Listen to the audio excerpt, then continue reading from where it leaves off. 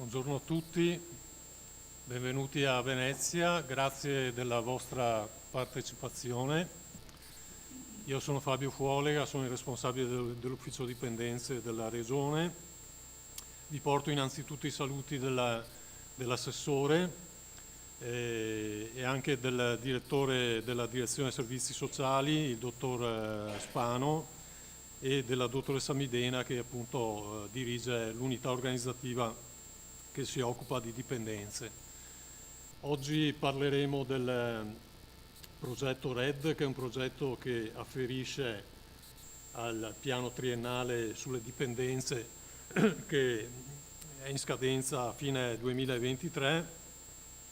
Forse saprete che è già stato approvato il nuovo piano, è stato approvato il 20 novembre scorso, fortunatamente, e come saprete anche non è stata un'operazione semplice, insomma non è mai semplice sviluppare questi atti che hanno una connotazione anche temporale triennale, quindi piuttosto lunga, ma è il tempo che generalmente le regioni si assegnano, diciamo, per una pianificazione, una programmazione fatta nel migliore dei modi, insomma. Il progetto RED è uno dei progetti di carattere trasversale all'interno del piano triennale sulle dipendenze. Abbiamo, come saprete, dei piani aziendali, dei piani operativi aziendali appunto, che si ricollegano all'atto programmatorio regionale, e abbiamo anche due progetti specifici che appunto interessano le aree di carattere trasversale. Una iniziativa riguarda la formazione ed è stata assegnata all'azienda ULSS 6 Euganea, e l'altra iniziativa di cui parleremo oggi è appunto il progetto RED, raccolta ed elaborazione dei dati del sistema dipendenze del Veneto, che è stato assegnato all'azienda ULSS 9 Scaligera con la collaborazione dell'ULSS 2 Marca Trevigiana, dell'ULSS 5 Polesana e del privato sociale accreditato, diciamo, che opera nella nostra regione. Il progetto è stato un progetto molto partecipato, un progetto che ha interessato tutte le aziende e che ha visto un grande protagonismo da parte dei colleghi che lavorano all'interno delle aziende, e questo è un grande motivo di soddisfazione e anche di plauso, diciamo, a chi ha coordinato il progetto. L'iniziativa nasce da una riflessione che riguarda l'importanza nella gestione, nella raccolta, elaborazione e gestione dei dati, che come sappiamo sono elementi fondamentali, diciamo, di alimentazione del sistema informativo, così come il sistema informativo è l'elemento fondamentale per costruire qualsiasi attività di programmazione e pianificazione, ma anche qualsiasi attività di tipo gestionale, insomma, e quindi anche il monitoraggio e la valutazione ex post riferita alle attività che noi seguiamo.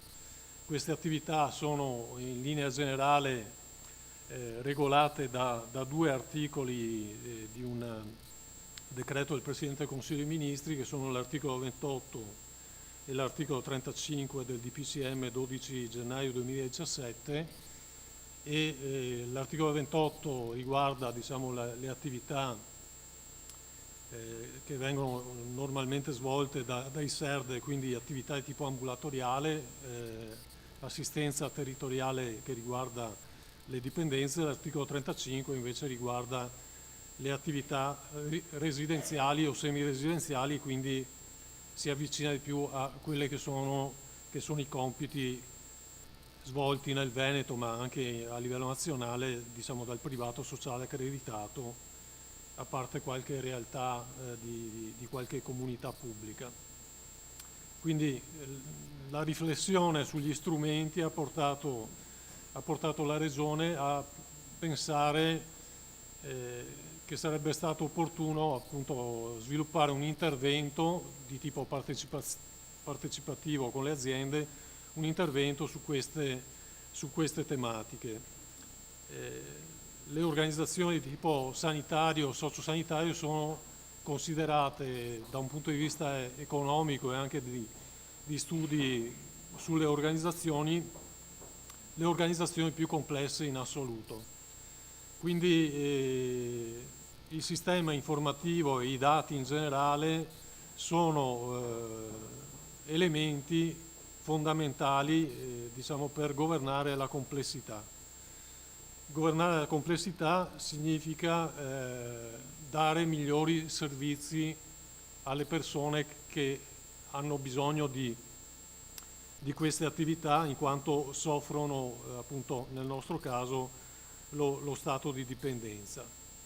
Le riflessioni in questo campo sono molteplici e non nascono sicuramente da oggi, ma alcune cose sono importanti da dire, sono importanti perché costruiscono le fondamenta diciamo, di quella che poi è stata l'iniziativa che riguarda il progetto RED.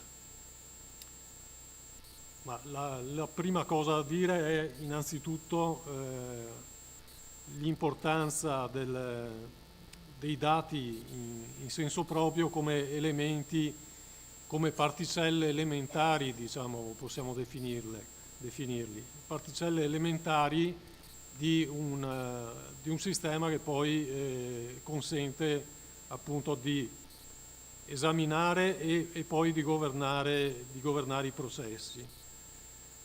I dati in sé non dicono nulla, i dati in sé non sono utilizzabili se non vengono contestualizzati, se non vengono collegati con degli strumenti che spieghino il significato di questi dati. Quindi si passa ad un altro livello e i dati diciamo, entrano nell'ambito delle informazioni. Le informazioni sono degli strumenti che ci consentono di incrementare, di ampliare le nostre conoscenze sia della tematica che andiamo a stressare, diciamo che è quella dell'ambito delle dipendenze, sia conoscenze in ambito generale, quindi il rapporto è di tipo incrementale e si autoalimenta diciamo, con l'attività dei diversi operatori. Tutto questo insieme serve ai processi decisionali prima di tutto e serve anche a un'analisi, come dicevo, retrospettiva che comunque diciamo, fa parte di quel ciclo organizzativo che è stato inventato negli anni 50 che va sotto il nome di ciclo di Deming, che appunto è un ciclo organizzativo che parte dalla pianificazione e arriva fino ad azioni per il miglioramento continuo. Queste intuizioni diciamo, partono nell'ambito delle informazioni e nell'ambito diciamo, delle analisi di questo tipo da uno studioso che si chiamava Shannon e questo studioso ha elaborato una vera e propria teoria sull'informazione nel 1948. È stato una mente eccelsa, un grande studioso e una persona molto, molto ironica, è famoso anche per aver costruito la mano che si vede nei filmati della famiglia Adams, per cui era uno studioso ma anche una persona di grande spirito. Il suo sistema è tuttora la base del governo delle informazioni e appunto lo vedete nella diapositiva. Shannon parlava della sorgente dell'informazione, di una prima codifica da parte del trasmettitore, di una trasmissione attraverso un segnale e un canale e poi una decodifica e infine l'arrivo al destinatario. Nel passaggio di queste informazioni c'è sempre un'attività, per così dire, di disturbo, che lui ha definito rumore. Questo disturbo crea, diciamo,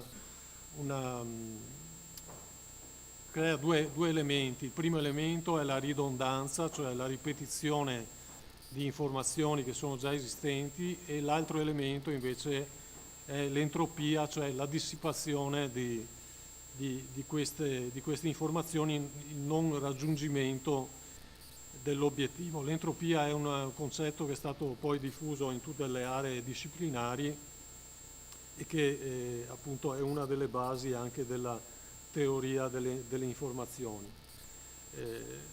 La teoria delle informazioni e il governo, soprattutto il governo della conoscenza, delle conoscenze, è stata l'attività principale di due studiosi, due docenti dell'Università americana di Harvard, anche se sono di origine giapponese, Nonaka e Takeuchi. E questi due studiosi hanno elaborato, diciamo, quella che va sotto il nome di knowledge management, cioè la gestione delle conoscenze, l'utilizzo manageriale della gestione delle conoscenze. Il loro modello parte da una spirale che vedete nella diapositiva, che interessa 4 quadranti. Il primo quadrante riguarda la socializzazione, il secondo l'esternalizzazione, la combinazione e l'internalizzazione. Infatti questo modello viene detto SUCI proprio dall'acronimo costruito con i 4 termini. Nei 4 quadranti ci sono diversi movimenti, diciamo, di conoscenza dall'individuo al gruppo e all'organizzazione. Questi sono concetti fondamentali che sono stati applicati anche all'interno del progetto RED, del progetto regionale RED, con la partecipazione di professionalità più diverse e con il raggiungimento di obiettivi significativi. Gli studi dei due professori di Harvard che vi ho citato prima sono stati poi sviluppati ulteriormente da questi due. Uno è un ingegnere informatico e l'altro è un docente di pianificazione manageriale. Questi due studiosi hanno elaborato la metodologia Scrum, si chiama, che parte appunto da un'affermazione dei due docenti giapponesi che avete visto prima. L'intuizione è quella di parlare del passaggio della palla nello sport del rugby e come funziona questo passaggio e come in realtà la squadra si muova come una sola mano all'interno del campo, no? Però con l'intervento di diversi soggetti. Su questa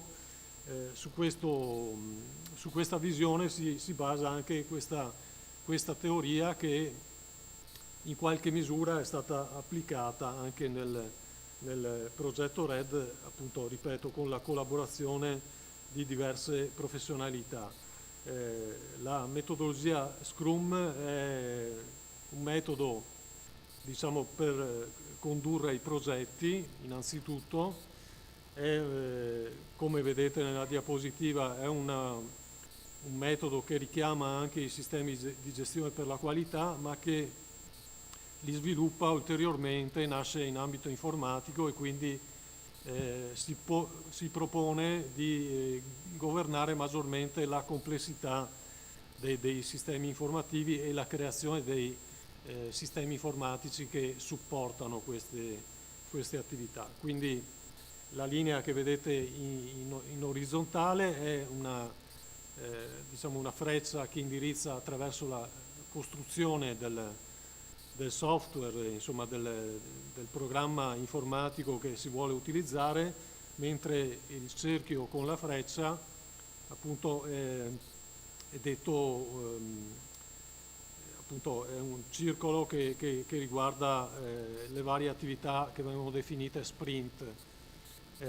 Si tratta di un quadro di lavoro che è composto da cicli, appunto, che cercano di orientare l'organizzazione in maniera positiva e soprattutto verso il miglioramento continuo.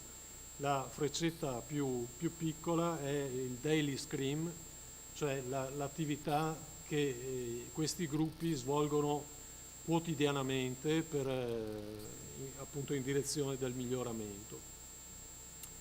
Appunto, come dicevo, il progetto RED in qualche misura ha queste caratteristiche, queste connotazioni. È un progetto che si è sviluppato attraverso dei processi di miglioramento incrementale ed è un progetto che ha coinvolto molte persone all'interno delle aziende e all'interno del privato sociale accreditato. Queste persone si sono occupate delle diverse modalità di inserimento dei dati, dei concetti che sottendono, diciamo, all'inserimento dei dati e anche al glossario, diciamo, di riferimento su questi temi. È un progetto, ripeto, estremamente importante e da considerare con attenzione. Takeuchi, che è uno dei teorici di cui parlavo inizialmente, appunto dice che le organizzazioni sagge, lui in generale parla di imprese perché si occupa di imprese, sono dunque quelle capaci di incidere sulle relazioni umane per infondere nuove conoscenze. Se pensate a come sono stati strutturati i gruppi, a come hanno collaborato insieme, a come hanno raggiunto determinati risultati anche seppur nelle diverse criticità, avete l'immagine di questo elemento. Il cambiamento anche nelle relazioni umane e nei rapporti tra diversi settori delle diverse aziende. Nelle pratiche organizzative, perché nella pratica organizzativa il progetto RED, coinvolgendo tutte queste persone con modalità, diciamo, non gerarchiche, non verticistiche, è riuscito a dare un diverso orientamento anche alle pratiche organizzative interne, convertendole in azione e innovazione continua. È quello che è il nostro obiettivo anche attuale con il nuovo piano triennale sulle dipendenze che tutti auspichiamo prosegua in questa direzione. Questo a qualsiasi livello, a livello aziendale, a livello individuale e a livello regionale nel nostro caso. Il progetto è partito con l'analisi di un programma che viene usato all'interno delle aziende che appunto è Point JD, Processi Integrati Territoriali di Gestione Dipendenze, e esiste anche un altro programma che viene usato soprattutto per il monitoraggio economico e finanziario che è stato denominato GECI, che è il Sistema Informativo Regionale sulle Dipendenze. Questi due applicativi vengono ugualmente usati all'interno delle aziende e l'ultimo viene usato anche in ambito regionale. Il progetto RED aveva l'obiettivo anche di costruire un'integrazione tra i due software. Questo obiettivo, con l'analisi che è stata fatta, probabilmente verrà attuato con il nuovo piano triennale. Oltre a questi applicativi abbiamo all'interno della regione, ne parlerà in maniera più approfondita il collega di Azienda Zero De Gobbi, abbiamo anche altri strumenti, il principale è il Data Warehouse regionale, ovvero il grande magazzino dei dati regionali di ambito sanitario e nel nostro caso sociosanitario, che una banca dati talmente grande, talmente enorme che è possibile sviluppare anche attività di data mining, cioè di ricerca come se fosse in miniera di dati, di informazioni che non si sa neanche di avere a disposizione. Oltre a diciamo, al profilo regionale, ovviamente esiste anche un profilo nazionale che ci interessa anche per attività, diciamo, che riguardano il tavolo degli adempimenti, ma anche per il governo complessivo del sistema, ed è riferito al Sistema Informativo Nazionale sulle Dipendenze, il SIND, che diciamo, viene istituito nel 2010 in collegamento con l'NSIS, che è il nuovo Sistema Informativo Sanitario Nazionale, a cui la Regione Veneto, diciamo, ha dato un importante contributo nella fase iniziale, quando sono iniziati diversi progetti mattoni su questo tema. Il SIND ha diversi obiettivi: il monitoraggio, il supporto, diciamo, alle attività gestionali, il supporto alla costruzione di indicatori, la redazione della relazione al Parlamento, sappiamo che è un documento fondamentale, e l'adeguamento della raccolta delle informazioni rispetto ai debiti informativi di carattere europeo. Quindi anche la dimensione europea è una dimensione collegata alle nostre attività ed è una dimensione che ci informa e ci avvisa che la situazione delle dipendenze è sempre più complessa e più difficile nei diversi paesi dell'Unione. Noi qui a Venezia abbiamo diciamo, una situazione simbolo, se vogliamo, nel territorio di Mestre, in cui la criminalità organizzata ha investito in maniera massiccia, diminuendo i prezzi delle sostanze. Si parla di un 30% in meno rispetto alle altre province del Veneto, con sostanze chimiche devastanti e problemi sempre più accentuati anche di pericolosità sociale delle persone che fanno uso di queste sostanze. Quindi quest'area, diciamo l'area veneziana, è un'area che sarà interessata dal nuovo piano triennale sulle dipendenze e che, diciamo, fa parte anche delle situazioni di monitoraggio che emergono anche a livello europeo. Leggendo i giornali avrete visto probabilmente che Mestre non è l'unica area nel nostro territorio nazionale ad essere colpita in maniera così accentuata, ma che esiste un problema similare alle Cascine a Firenze, che esistono problemi, come sappiamo, purtroppo nell'area milanese, nel parco di Rogoredo. Insomma, ci sono diverse realtà di questo tipo. Quindi, come dicevo, questi sono i due articoli che citavo inizialmente, che fanno da base normativa alle nostre attività e che ci danno la possibilità di erogare dei servizi che rispondono all'articolo 32 della nostra Costituzione, che appunto parla di tutela della salute come diritto individuale e anche bene collettivo. Quindi su questa base, cioè sulla base normativa dei due articoli che vi ho fatto vedere, l'articolo 28 e 35 del DPCM 12 gennaio 2017, la Regione, con la collaborazione di diversi professionisti delle aziende sanitarie del Veneto, ha elaborato il nuovo piano triennale sulle dipendenze. La prima caratteristica del nuovo piano sono le comunità di pratica e quindi il perseguimento di quei processi di partecipazione collettiva di cui parlavo inizialmente.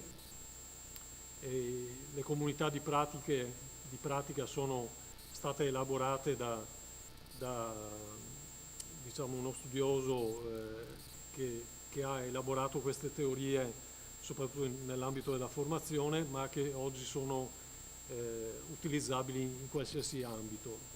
Abbiamo un dominio che riguarda le dipendenze, poi abbiamo appunto dei processi che ci aiutano a condividere lo sviluppo.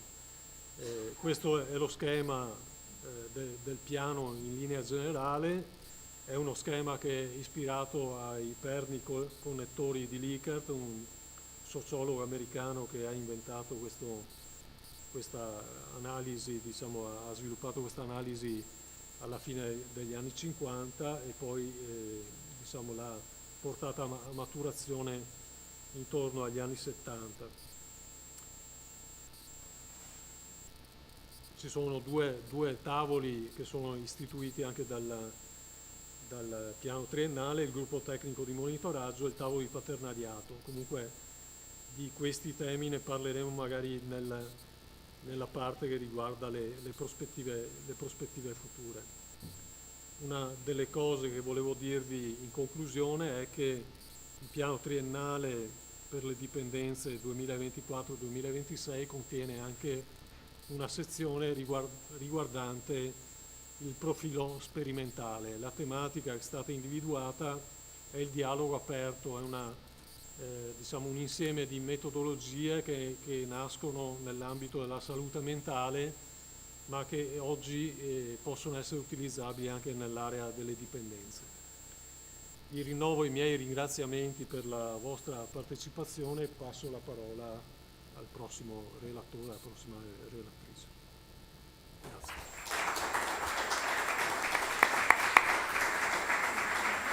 Grazie Fabio, grazie al dottor Follega, sempre molto preciso, che ha introdotto un po' il tema di questa giornata in modo eccellente.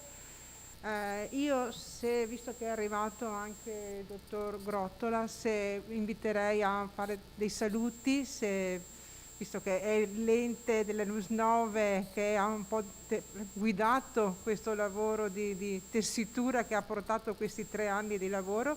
Quindi se vuole raggiungerci il dottor Grotto, è il direttore dei servizi sociosanitari della US 9 Scaligera, che è la US capofila del progetto RED.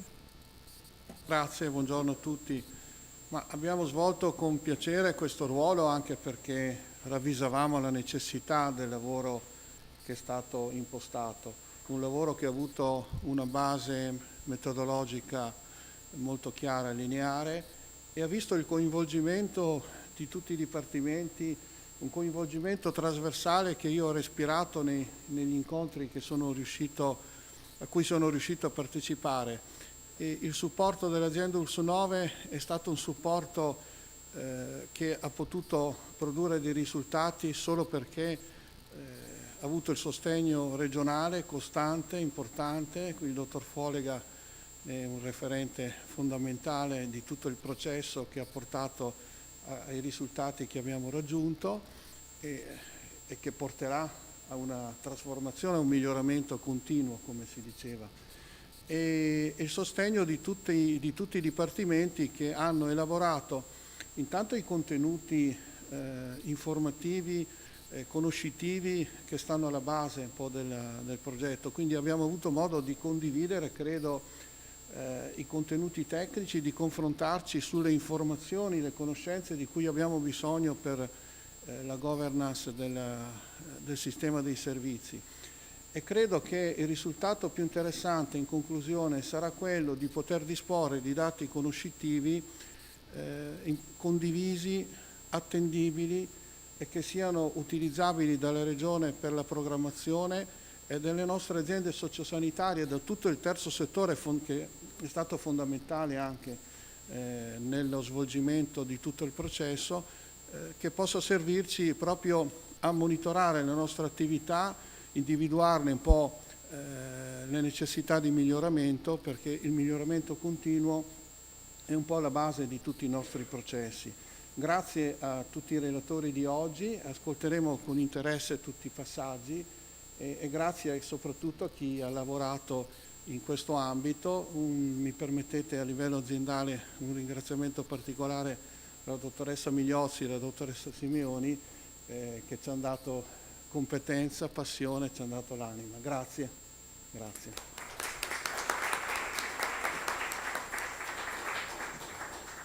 Grazie a lei di averle messe a disposizione, perché altrimenti non saremmo riusciti.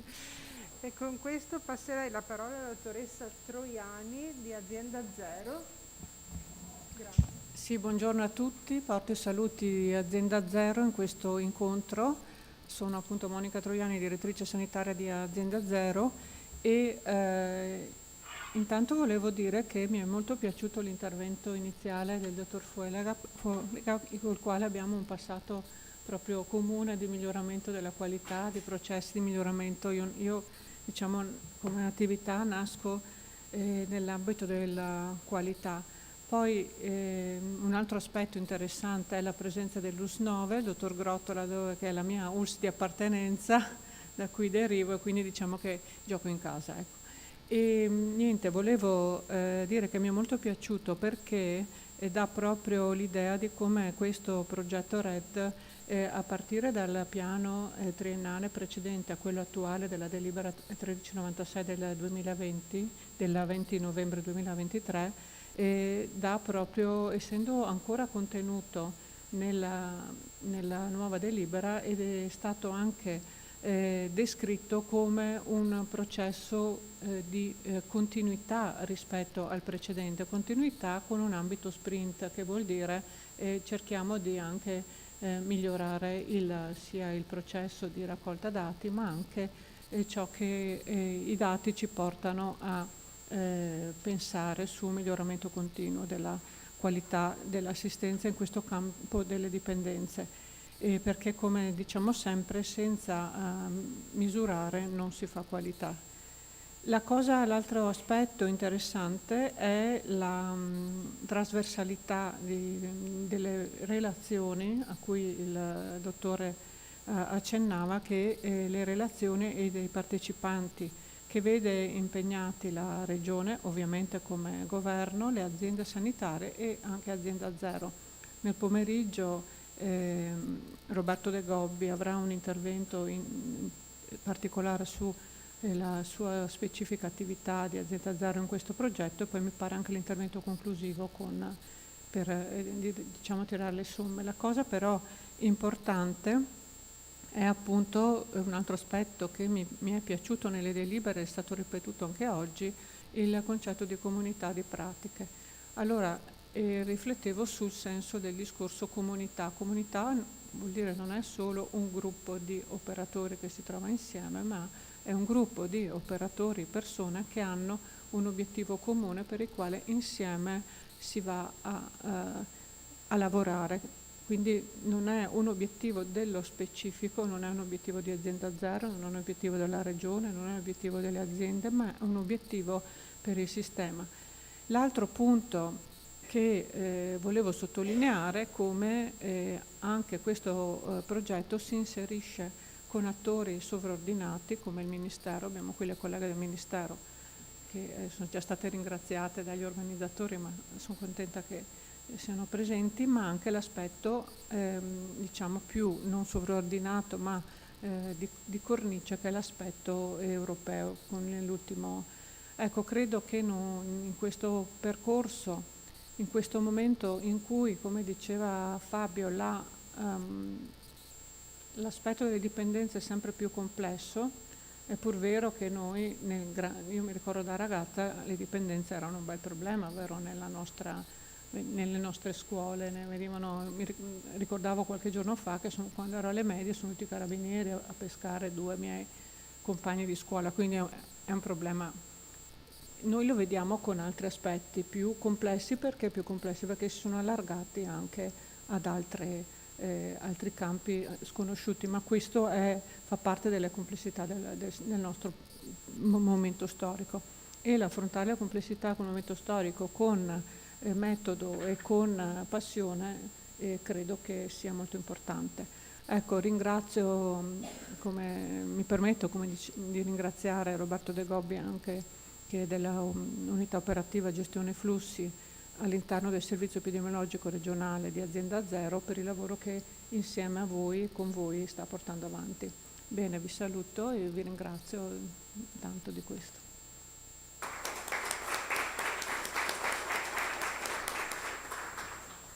Grazie a lei, dottoressa, anche per la disponibilità a mettere un funzionario che ci ha aiutato alla grande nel progetto. Senza Roberto non saremmo riusciti a capire come i nostri dati venivano elaborati. Grazie. Grazie. Passo la parola alla dottoressa Serena Battilomo dell'Ufficio 3 del Ministero della Salute sui flussi informativi. Sì, buongiorno, grazie a tutti.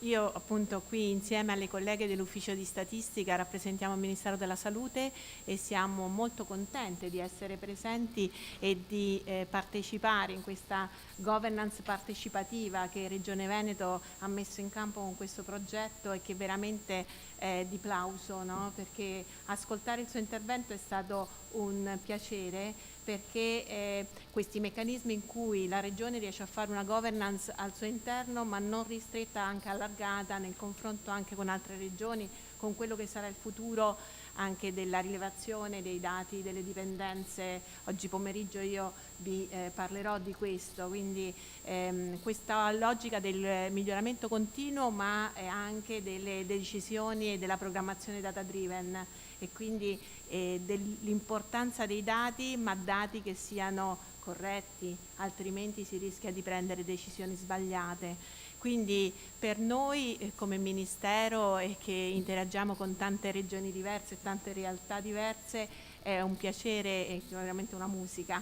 ascoltare questo grande lavoro che state portando avanti.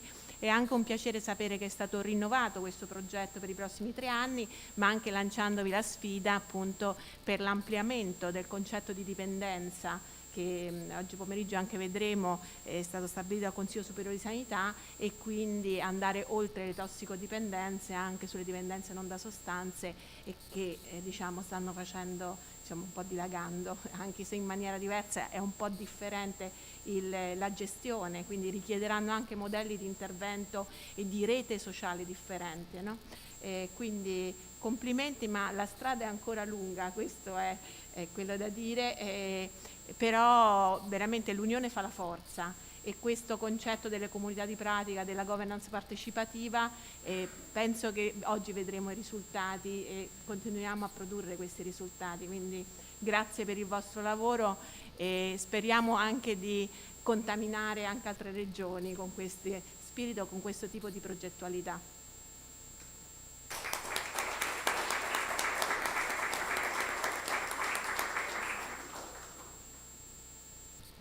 Grazie a lei della sua presenza, che è fondamentale.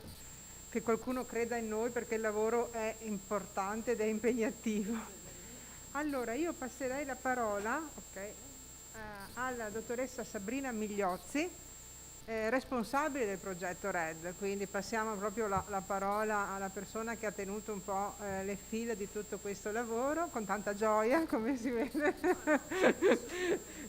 perché ci ha messo tanto entusiasmo, adesso in questo momento qui a tirare le fila. Okay. Prego Sabrina. Sì. Grazie a tutti. L'entusiasmo c'è stato e spero che sì, ma è stato, mi sono divertita e spero che insomma ci sarà ancora. Bene, io pensavo di iniziare dai ringraziamenti, perché i ringraziamenti arrivano alla fine. Io ho deciso di metterli all'inizio, altrimenti ci dimentichiamo e siamo tutti annoiati. Ringrazio la dottoressa Simeoni. Ecco, nulla sarebbe stato possibile senza di lei. Una frase che ho scoperto è il sottotitolo di un libro dedicato a una beata, per cui non so se ti posso bene.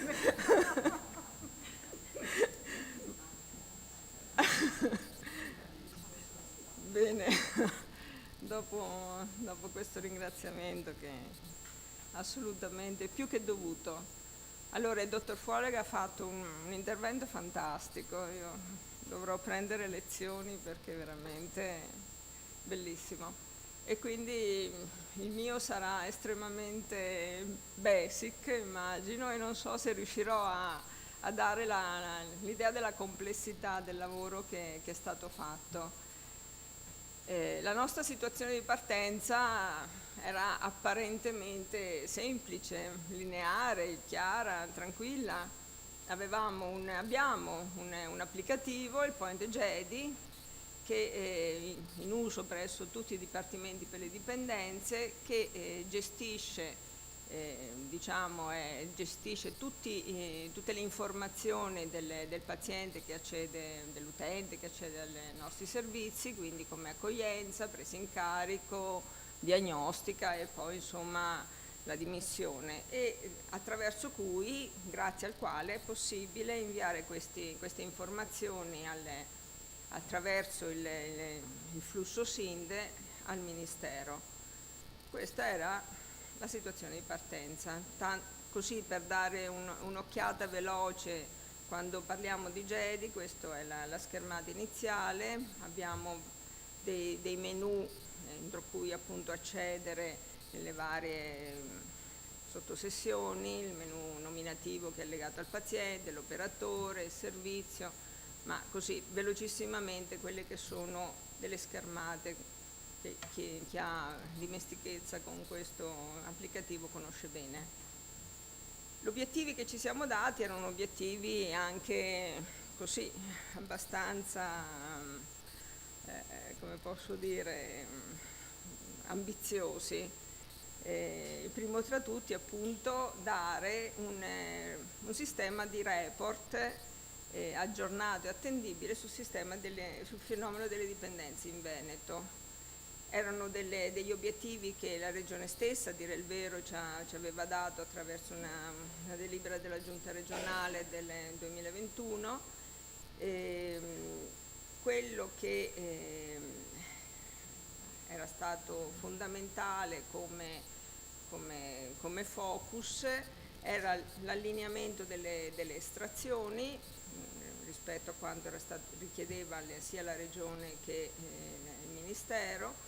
Fondamentale era instaurare e rafforzare le collaborazioni tra i dipartimenti per le dipendenze e soprattutto con gli uffici regionali che appunto ci sono sempre l'ufficio regionale, il dottor Fuolega nello specifico, che ha sempre creato ed è sempre stato disponibile al confronto continuo e costante su tutti i piccoli e grandi aspetti di questo progetto. Definire degli incontri informativi e formativi, e poi anche il dottor De Gobbi ci parlerà appunto di questi incontri che nel tempo insomma si sono sviluppati e sempre più approfonditi e sempre più pregnanti rispetto agli applicativi, al portale GEFIS che appunto a cui fa capo e sovrintende. E l'altro aspetto che appunto a cui il dottor Fuolega prima accennava era l'integrazione dei due applicativi GEDI e GECHI, che appunto anticipo, ma l'ha già anticipato il dottor Fuolega, sarà fatto come obiettivo per la prossima triennalità. Altri obiettivi, appunto alcuni che poi nel tempo si è dato poi tutto il gruppo di lavoro, integrare l'applicativo e il software con tutte le altre sostanze a cui il SERDE si fa riferimento, quindi le schede alcol, le schede legate alle dipendenze comportamentali, quindi le schede di disturbo del gioco d'azzardo. Vedremo che, vista l'eterogeneità, approfondiremo questo aspetto dell'utilizzo di questo software, era appunto un altro obiettivo che ci siamo dati, è quello di interfacciarsi così sempre, continuamente con i vari direttori di dipartimenti, proprio affinché tutte le richieste di eventuali modifiche che dovessero essere fatte su GEDI, che abbiamo visto sono state fatte nel tempo, tutte queste modifiche fossero insomma in un'ottica di armonizzazione nei vari dipartimenti, quindi all'interno della Regione Veneto. Altro obiettivo, anch'esso che il gruppo di lavoro ha individuato, il piano formativo affinché appunto dall'apice quindi a cascata, tutti gli operatori all'interno dei servizi avessero insomma dei protocolli operativi e delle conoscenze tali da poter utilizzare l'applicativo nel miglior modo possibile.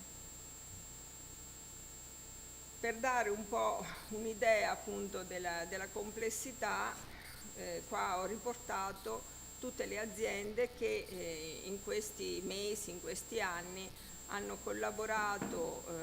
Le aziende sono tutte quelle della Regione Veneto, sono le associazioni privato sociale accreditato che tra l'altro faceva parte della cabina di regia insieme con l'USL 9 e con l'USL 5, dottoressa Pavani qua, e appunto gli uffici regionali, e ho riportato tutti i partecipanti, quelli costanti e poi vedremo anche nominati come referenti aziendali, divisi per tutte le varie aziende. L'altro punto fondamentale che ha caratterizzato questo progetto è stato il confronto, anche questo piuttosto vivace, costante, a volte quotidiano, devo dire, con i sistemi informativi e nello specifico con il DEC. Ecco, io ho voluto un po' rappresentare la complessità al dottor Folega in maniera... io l'ho voluta rappresentare qua con questo film che mi ha travolto e un progetto RED che un po' ci ha travolto, e quindi su questi vari piani in cui abbiamo lavorato mi è venuto in mente il discorso del multiverso, dei vari così universi in cui ci siamo trovati a confrontarci. La forza, devo dire, di questo progetto, quindi quando ho rappresentato questa diapositiva, appunto mi è venuto in mente il film, perché a un certo punto non riuscivo più a mettere freccette, non avevo più spazi, per dire appunto la grande complessità e gli interlocutori che in questi anni abbiamo attivato e che ci hanno sempre risposto. Questa è la cosa incredibile. Tutte le aziende del Veneto, la piccola comunità, la cabina di regia che abbiamo visto era fin dall'inizio all'interno del progetto, l'interfaccia con Ciditec, con il dottor Bettero, l'azienda zero che abbiamo visto era già stata appunto presentata, nello specifico il dottor De Gobbi, e la data warehouse con cui poi nel tempo si sono alternati e con cui anche lì siamo andati a mettere il naso, mi viene da dire, nel grande magazzino a cui faceva prima riferimento il dottor Folega. L'attività preliminare è quella che, appunto, partendo da una situazione di partenza apparentemente semplice, apparentemente tranquilla, ci ha fatto invece scoprire il mondo variegato e così veramente personalizzato all'interno non solo delle aziende, ma a volte anche all'interno dei singoli servizi.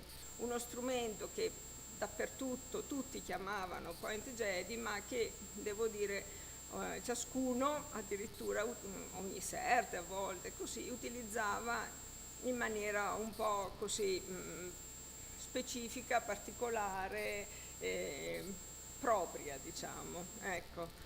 E non solo l'utilizzo dello strumento, ma anche l'interfaccia poi che permetteva in certe sedi piuttosto che in altre l'interfaccia, per esempio con i laboratori analisi, e quindi i flussi dati rispetto agli esami di laboratorio. Siamo andati a mettere il naso all'interno appunto del portale regionale, il data warehouse, e anche lì abbiamo fatto tutta una serie di indagini molto, molto specifiche, di cui a volte il linguaggio era assolutamente per noi incomprensibile, di tipo tecnico-informatico, E l'altro punto fondamentale di tutto questo lavoro è stato incaricare la società specializzata per guardo la dottoressa Bolsonello, la società Sinodè, che ci ha fatto poi un grande lavoro, un grande collaborazione, e sentirete oggi fine mattinata e oggi pomeriggio insomma i dati che è andata ad analizzare, che ci racconterà. La base, sappiamo tutti, è nelle specifiche del SIND, è il manualone che appunto governa il tutto. Le attività qua le ho riportate, sono 2 slide di attività, proprio perché, adesso devo ritornare a parte indietro, proprio perché appunto partendo da quello che dicevo della complessità del panorama che avevamo trovato, abbiamo dovuto lavorare intanto sui dati che erano stati raccolti nel data warehouse. Abbiamo fatto un report sulle dipendenze da sostanze illegali. Abbiamo fatto una formazione recentissimamente a tutti gli operatori di SERD affinché tutti venissero a conoscenza di tutte le migliorie che erano state appunto attuate nel sistema operativo, nelle software, nell'applicativo. La base di tutto il lavoro, la base, io l'ho chiamato i capisaldi per una terminologia comune, è stata la creazione di un gruppo un po' più ristretto, diciamo, di operatori che sono andati a definire il linguaggio comune, banalmente la definizione del paziente in carico, la definizione dei tempi di dimissione e delle varie fasi della presa in carico, e quello che all'interno dell'applicativo GEDI si chiamano unità operative, più tutte l'identificazione di altre categorie di utenti che vanno nel flusso SIND, diciamo, e che però non erano state ben caratterizzate e ben riconosciute, diciamo, a livello nei servizi.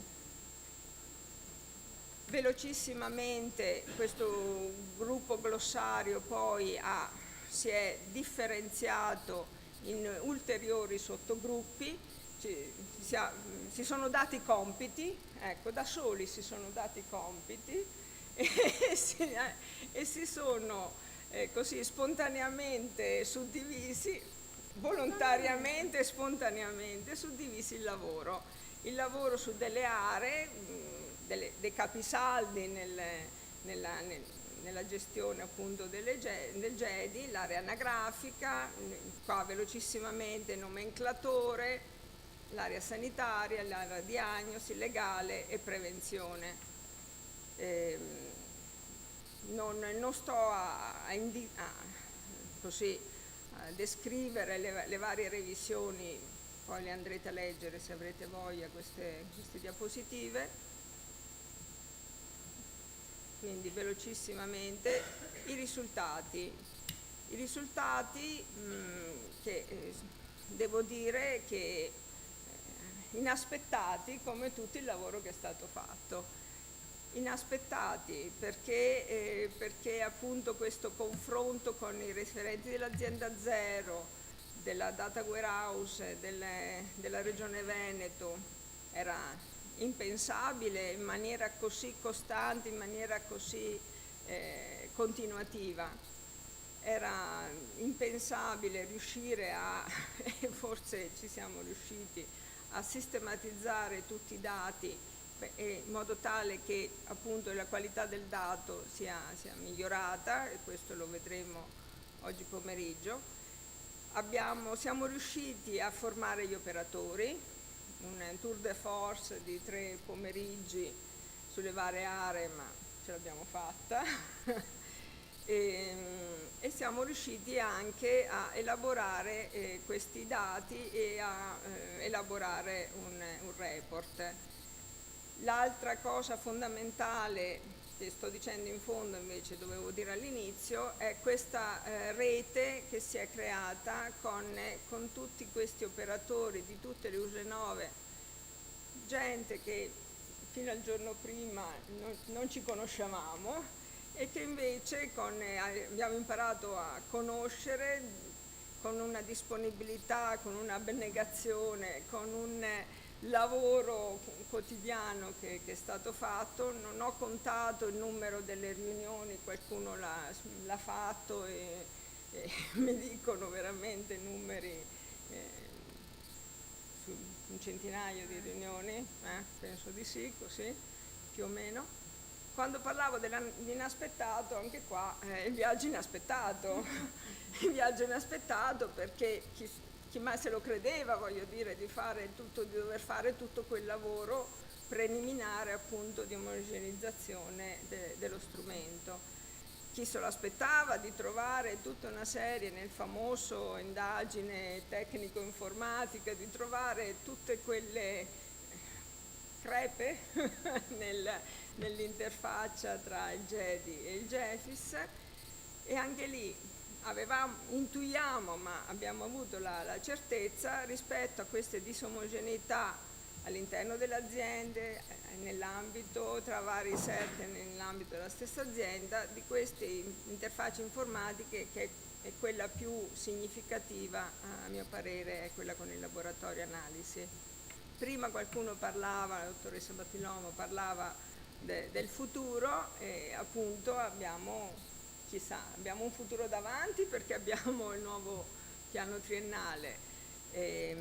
Abbiamo ulteriori obiettivi perché secondo noi abbiamo iniziato a camminare, ma sicuramente dobbiamo concludere entro gennaio-febbraio la revisione delle unità operative e il famoso nomenclatore, quindi tutte quante le prestazioni, in modo tale che tutti appunto inseriscano le stesse prestazioni, ci sia anche qua un linguaggio comune nell'inserimento delle prestazioni, sempre facendo riferimento chiaramente alle SIND.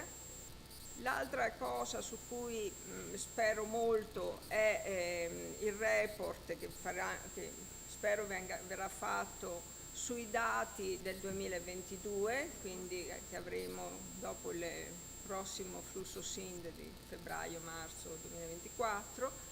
Anticipavo prima l'integrazione tra i due applicativi, e quando parlava il dottor Fuolega del continuo andare di quel cerchio, no, che si autoalimentava, no? Quindi migliorare sempre più questa qualità e soprattutto però presidiare il miglioramento, in modo tale che appunto la governance di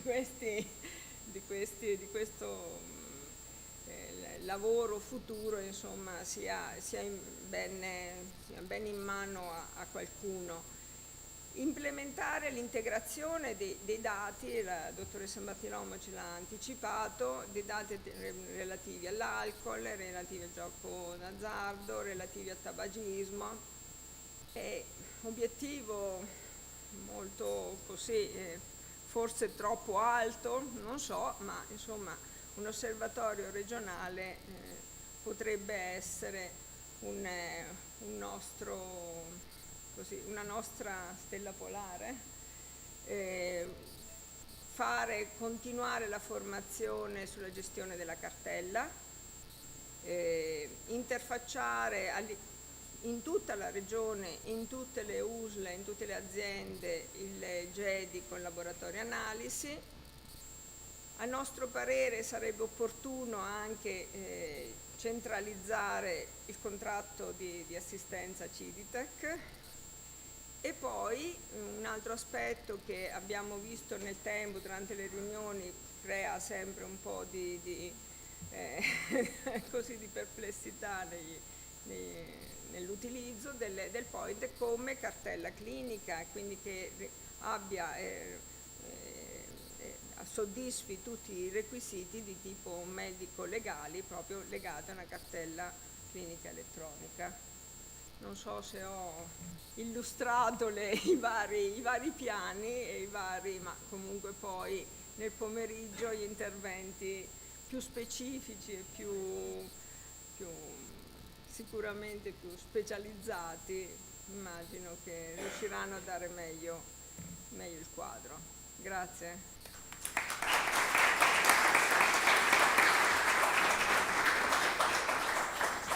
Grazie Sabrina per aver cercato di riassumere un lavoro così complesso come quello che ci siamo trovati ad affrontare, però con anche molte sfide e molto piacere che abbiamo affrontato nel tempo, perché sembrava un vaso che continuava a aprire e venire fuori cose nuove che scoprivamo e abbiamo affrontato e abbiamo anche risolto in molte situazioni. Mi sento di dire che è sicuramente importante quello che tu dicevi di come prospettive future. Io insisto e credo che sia importante anche lavorare e mettere un punto particolare sulla sensibilizzazione di tutti gli operatori poi che poi lavorano con GEDI, perché noi possiamo fare il lavoro più bello di integrazione, però non dimentichiamo che la maggior parte delle informazioni che alimentano i flussi la inseriscono poi gli operatori quotidianamente nella loro attività di tutti i giorni.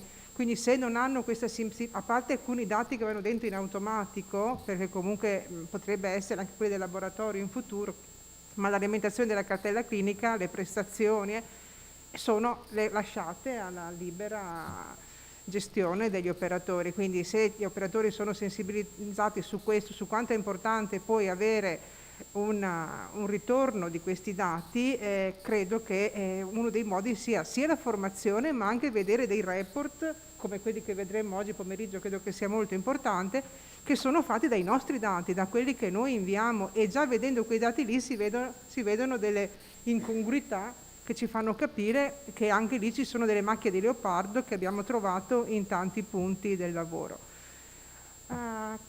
Passo la parola. No, ok. Questo non si fa? Professor Boldrini?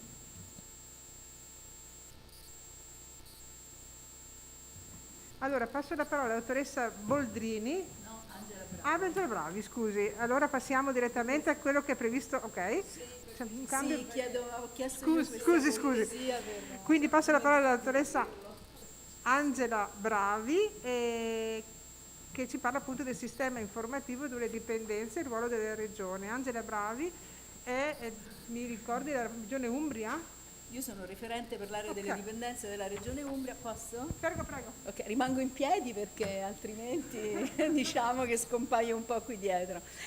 Sì, sono referente per l'area delle dipendenze della Regione Umbria, ma sono qui come coordinatrice del gruppo tecnico sulle dipendenze delle regioni e province autonome. Quindi adesso il mio intervento contemporaneamente allargherà un po', diciamo così, il panorama di riferimento, ma come hanno detto anche molti di coloro che mi hanno preceduto, abbasserà un po' il livello, planerò un po' più in basso rispetto a queste, diciamo, a tanti temi che ha toccato Fabio Fuolega e tutte le colleghe che mi hanno preceduto. Intanto ringrazio per questo invito in questa città unica al mondo, cioè per chi viene da lontano come me, diciamo Venezia non è neanche una città, è un'emozione, cioè da quando ci entri penso a quando partirò.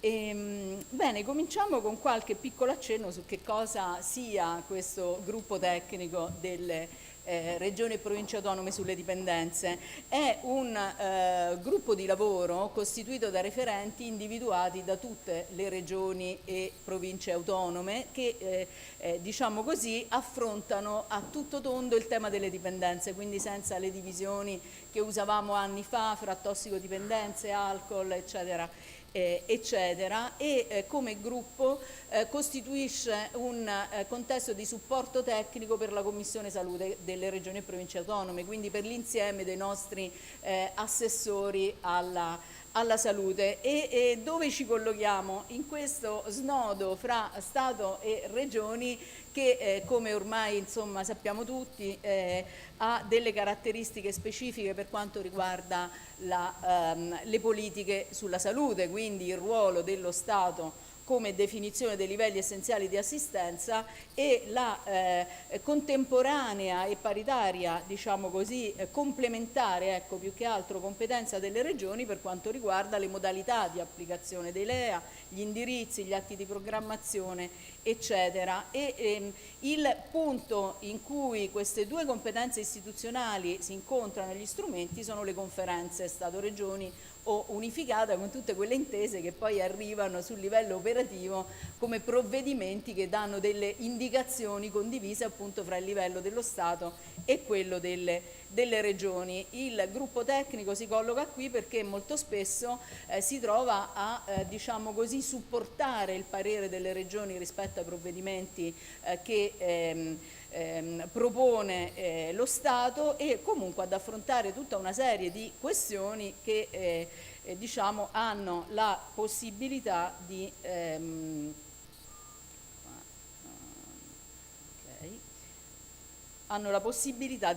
favorire uno sviluppo diciamo, di quest'area di intervento in tutto il territorio nazionale.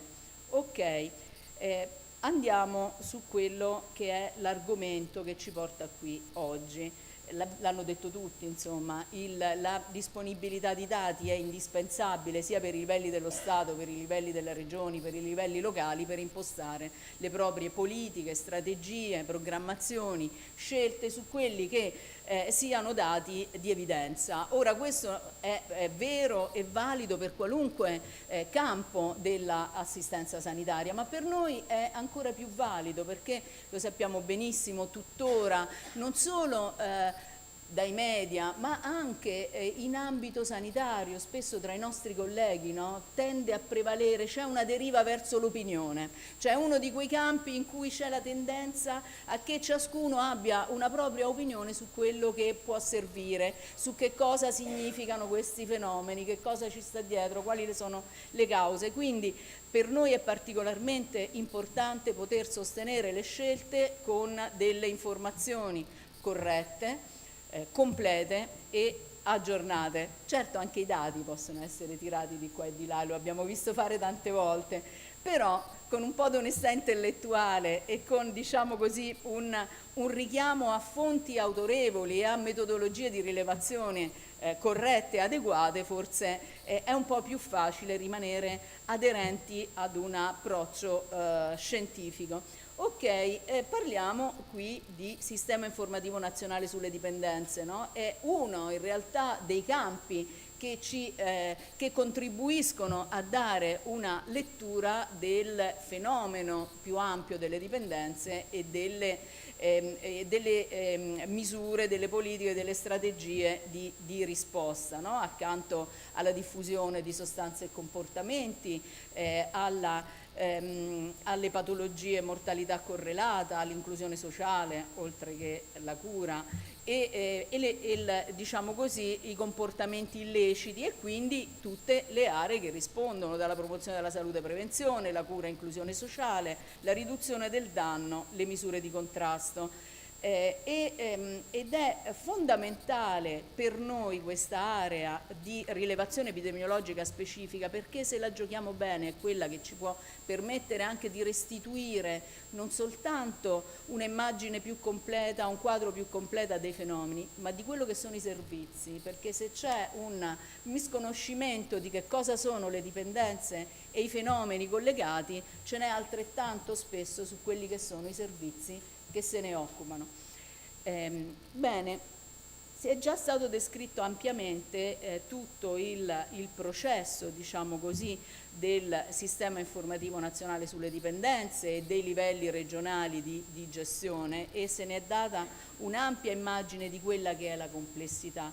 In realtà questa complessità la troviamo ad ogni passaggio di questa che non è tanto una filiera, ma che è, o meglio, dovrebbe essere un processo circolare, perché laddove finiamo con la diffusione dei dati, la reportistica, in realtà c'è anche una restituzione, o dovrebbe esserci una restituzione efficace a quelli che sono i punti iniziali di rilevazione dei dati, e quindi un lavoro comune, qui in Regione Veneto ampiamente descritto e solidamente anche sostenuto fin dalla programmazione regionale, per un miglioramento poi continuo della qualità delle attività e quindi dei dati che si restituiscono. E in ognuna di queste fasi c'è un livello regionale di competenza e c'è un livello nazionale di competenza. Se cominciamo con la rilevazione dei dati e quindi diciamo così, quelle che sono le criticità ma anche le potenzialità per gli operatori e per i servizi, intese come la possibilità di gestire al meglio le proprie informazioni, ma anche la fatica di fare questo lavoro. Cioè, forse il sistema informativo nazionale sulle dipendenze è uno di quelli nati anche precocemente. Il decreto del Ministero della Salute è stato adottato nel 2010, abbiamo avuto quel progetto SIN Support, in Veneto conoscete benissimo, che ha permesso un po' in tutta Italia però di cominciare a dotarsi di sistemi gestionali, di applicativi che fossero anche in linea con le esigenze poi informative. Quindi abbiamo parecchi anni di esperienza da cui trarre anche delle lezioni per il futuro. A me piacerebbe per esempio che esperienze specifiche della singola regione come quelle che sono state finora e che saranno ancora più approfonditamente descritte oggi fossero messe anche a disposizione delle altre regioni italiane. E questo ovviamente in questo caso la Regione Veneto, probabilmente altre regioni avrebbero da dire e da proporre in altri campi. Forse questo livello di confronto è uno di quelli che dovremmo potenziare sia ai fini di questi obiettivi specifici della giornata di oggi, ma anche più in generale, perché forse ci siamo un po' tutti rinchiusi un po' di più nel nostro ambito, sia a livello locale ma anche ancora di più a livello delle singole regioni. Quindi i gestionali, gli operatori, il controllo di qualità che sì si fa a livello di ASL e di regione ma che poi fa il Ministero, ognuno di questi passaggi è accompagnato da criticità e da nodi che ogni volta vanno sciolti. E poi l'elaborazione dei dati, si è parlato di osservatorio epidemiologico regionale come prospettiva, a livello nazionale lo fa il Ministero della Salute con la direzione dei sistemi informativi e di statistica. E poi le varie possibilità di analisi, di lettura, di reportistica. Allora, quello per me è un tema particolarmente importante. Che cosa ci siamo portati dietro da questa storia di diversi anni? Intanto all'inizio abbiamo dovuto superare anche una resistenza verso quella che chiamiamo la cultura del dato, cioè il valorizzare il livello anche, come posso dire, il profilo quantitativo di quello che facciamo, della lettura della nostra utenza, eccetera. All'inizio ha richiesto anche come posso dire, la creazione di linguaggi condivisi, il mettere insieme aree differenti, e questa è una scommessa, è una sfida che è tuttora sempre valida, cioè non riusciamo a lavorare bene se all'interno della regione ma anche poi a livello nazionale non riusciamo a mettere insieme chi ha maggiori competenze dal punto di vista dei servizi con chi ha invece la competenza e la visione di quelli che sono i flussi informativi, le competenze informatiche e i processi di qualità, e quindi tutta una serie di sistemi che diciamo così, abbiamo come ideale quello di portarli ad essere comunità di pratica, ma che in realtà sono processi sempre attivi, no? E mai raggiunti compiutamente. È proprio questo che li caratterizza. La formazione degli operatori quindi è stato un elemento fondamentale che ha consentito non soltanto di cambiare, uniformare maggiormente le modalità di approccio al dato e alle possibilità di rilevazione dei dati, ma ha anche consentito di associare questo a quella che è la pratica quotidiana degli operatori. Quali sono gli elementi critici inoltre che abbiamo diciamo riscontrato e su cui rischiamo costantemente di ricadere? Da una parte è ovvio che avere l'obbligo del sistema del SIND, no? Anche in termini di fondo sanitario indistinto e quindi di adempimento LEA ha una sua funzione di stimolo. Ma se ritorniamo, in alcuni casi siamo fermi al mero adempimento, sicuramente non sfruttiamo le potenzialità di questo strumento. La qualità dei sistemi gestionali, le tante differenze fra servizi, fra ASL, fra regioni, che diciamo rendono anche difficoltoso ogni volta poter costruire un quadro effettivamente adeguato e coerente di quelle che sono le informazioni che ne derivano. Una serie di vincoli anche posti dal Ministero, mi riferisco non solo ai vincoli temporali su cui le regioni sono sempre in affanno per gli adempimenti, ma anche per esempio alle valutazioni di coerenza fra i dati, cioè abbiamo forse oggi una perdita di informazioni a volte eccessiva proprio perché non riusciamo ancora a raggiungere una qualità adeguata su questi punti. Ed è secondo me poi il punto centrale quello della diffusione e restituzione delle informazioni, che è affidata al momento ad una serie di report, di reportistiche a disposizione degli operatori o di chiunque, dei cittadini, ma che forse andrebbe ancora di più valorizzata e diffusa e fatto, come posso dire, occasione di confronto e di approfondimento per addetti ai lavori, ma anche fuori dal campo degli addetti ai lavori. Quindi il Ministero fa un report annuale sui dati SIND e si ritrova all'interno del suo sito. Al momento ho visto che è aggiornato ai dati del 21, quindi la rilevazione del 22, è chiaro che occorre qualche mese, ecco. E poi ecco, quindi sarà pubblicato a breve l'aggiornamento.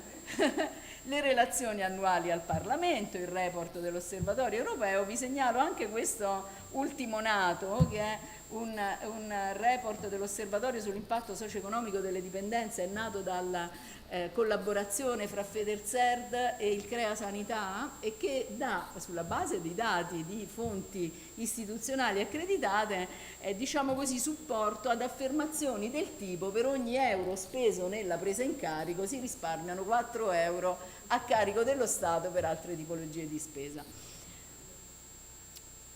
Il Ministero della Salute negli anni, devo dire che su questo del sistema informativo è uno di quei campi in cui c'è una minore frammentazione, differenziazione, eccetera, perché il Ministero della Salute, come dicevo, ha provveduto fin dall'inizio a definire con un decreto gli elementi unificanti a livello nazionale. Ha poi costituito un gruppo di lavoro che si è un po' perso per qualche anno e che è stato ricostituito negli ultimi mesi, che è fondamentale invece che lavori per un miglioramento progressivo, continuo della qualità dei dati, e come gruppo di lavoro ha anche posto le basi per un rinnovamento, un aggiornamento del SIND, concludendo i suoi lavori nel 2017. Ora, che cosa è successo? Che proprio in questi giorni invece è in discussione per l'approvazione il nuovo decreto per l'aggiornamento del SIND. È un decreto che ha trovato degli ostacoli essenzialmente di tipo normativo, legislativo, per cui appunto le basi tecniche erano pronte da anni, ma poi si è prolungato il processo per l'approvazione. Proprio in questi giorni sta andando in conferenza Stato-Regioni, per cui tutti noi, compresa la Regione Veneto, ci troviamo di fronte a una sfida di aggiornamento, di rinnovamento, che secondo me è un'occasione preziosa, sia perché amplia di per sé come decreto il campo di osservazione all'alcol e al disturbo da gioco d'azzardo. Ne rimangono per ora fuori le rilevazioni relative ai detenuti e alle misure alternative, perché il garante, ma poi ce lo diranno meglio, ve lo diranno meglio oggi pomeriggio le colleghe del Ministero, non ha ritenuto sufficientemente fondata a livello legislativo l'attivazione di una rilevazione di questo tipo, ma si stanno in qualche modo già pensando delle soluzioni. Comunque, dicevo, oltre all'ampliare all'alcol dipendenza e al disturbo da gioco d'azzardo le rilevazioni, ci dà l'occasione per rivedere, ripensare, aggiornare e valorizzare nuovamente quello che è tutto il campo di azione del SIND a livello nazionale, ma anche a livello delle singole regioni e dei singoli territori. Quindi le finalità del nuovo SIND in parte ricalcano quelle precedenti che già Fabio Folega aveva elencato, ma ci sono queste nuove, tra cui una messa a disposizione dei dati aggregati al Dipartimento Politica Antidroga, all'Osservatorio Nazionale sul gioco d'azzardo e ovviamente alle regioni per quello che riguarda i propri dati.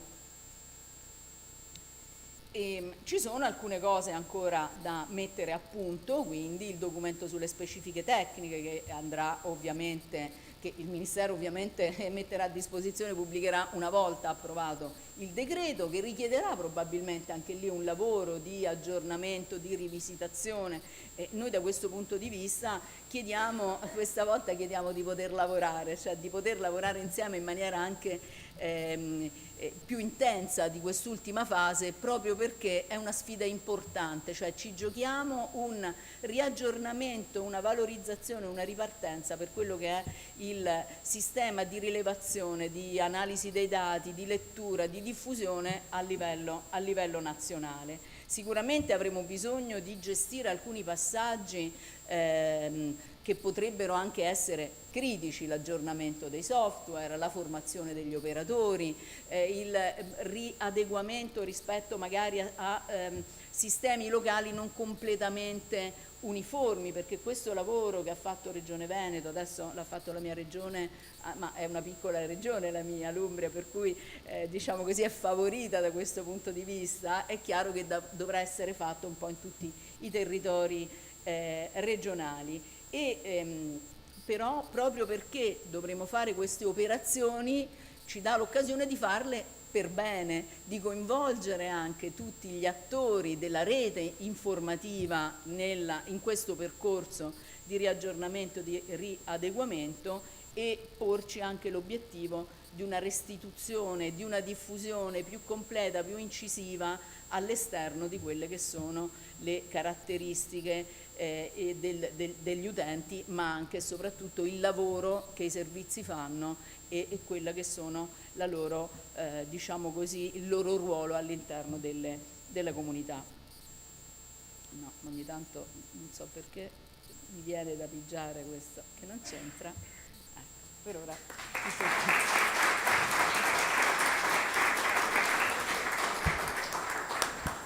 Grazie dottoressa. Passiamo a una piccola discussione, c'è prevista nel programma. Se qualcuno ha delle domande su quello che è stato detto fino adesso, se ci sono delle osservazioni, benvengano.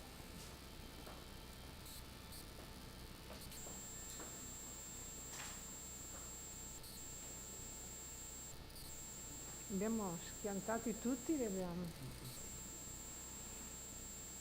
La notizia che dovremmo rifare tutto il lavoro credo che ci ha tolto la parola. Io già mi immaginavo le interminabili riunioni collegati a rivedere sul flusso SIND nuovo.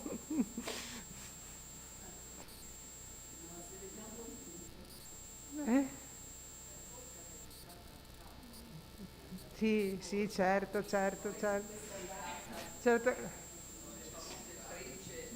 È che ci siamo arrivati un po' in ritardo a sistemare i nostri applicativi sul SIND. Adesso sì, perché comunque la bozza di decreto era circolata, il Veneto come certo. Il resto delle regioni ha partecipato ai lavori fino al 2017, in cui abbiamo licenziato, diciamo così, il bisogno informativo per monitorare la parte dell'alcol e soprattutto il gioco d'azzardo patologico, che era nato proprio come esigenza pregnante dell'osservatorio, anche per l'erogazione del fondo e la ripartizione certo. del fondo, che ha visto la Corte dei Conti richiamarci più volte all'ordine, nel senso che eravamo in ritardo e quindi il riparto veniva insomma effettuato un po' con criteri insomma poco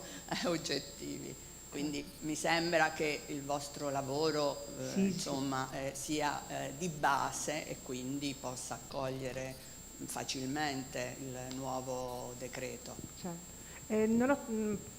sentito parlare di tabagismo. I dati del tabagismo vengono inclusi o rimangono fuori? Al momento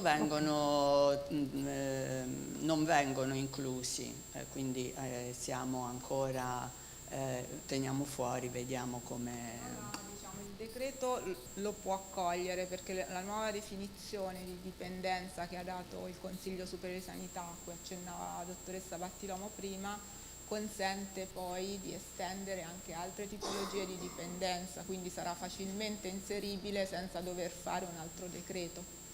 Cioè tutto ciò che sarà definito dipendenza, e non solo da sostanza, si pensava anche ai giochi non d'azzardo, ma insomma la ludopatia cosiddetta. Certo. Dottoressa Battilomo? Non ho un linguaggio specifico. Anticipo, lo dirò poi oggi pomeriggio, visto che la dottoressa Bravi ha fatto una presentazione che riguardava 3 interventi diversi, quindi ha anticipato tante cose che diremo anche noi, a differenza dell'attuale SIND, il nuovo decreto non pubblica nel disciplinare i valori di dominio delle varie variabili, questi andranno declinati nelle specifiche tecniche. Questo ci lascia flessibilità e come oggi c'è comunque la dipendenza da fumo anche nell'attuale SIND, poi dopo diciamo, il tema è che fissata la dipendenza poi non ci sono le informazioni per raccoglierle, vedremo oggi pomeriggio che i campi aggiuntivi possono facilmente essere declinati anche per altri tipi di dipendenze. Perfetto, grazie. Ci sono altre osservazioni? Se non ci sono facciamo una pausa direi e poi riprendiamo con le dottoresse Boldrini e Di Cesare che sono state posticipate ma abbiamo ben presente. Ci troviamo fra 15 minuti. Buona pausa.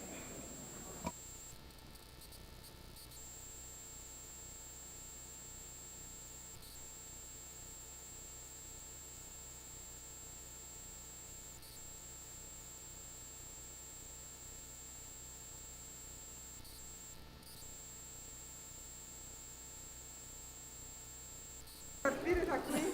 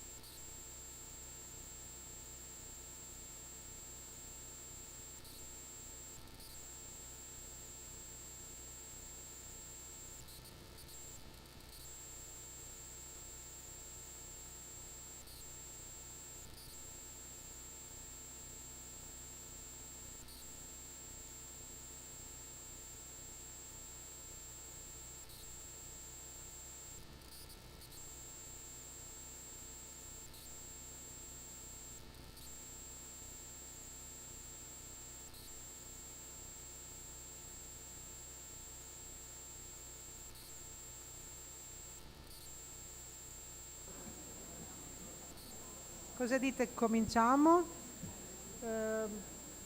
Più o meno sono rientrati tutti?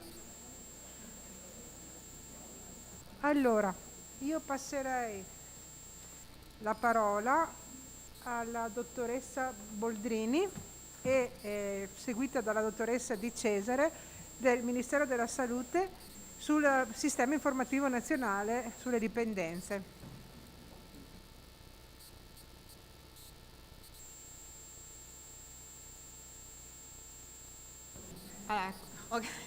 Grazie a tutti, buongiorno, grazie dell'ospitalità a Venezia, che anche per noi è sempre una meta molto piacevole.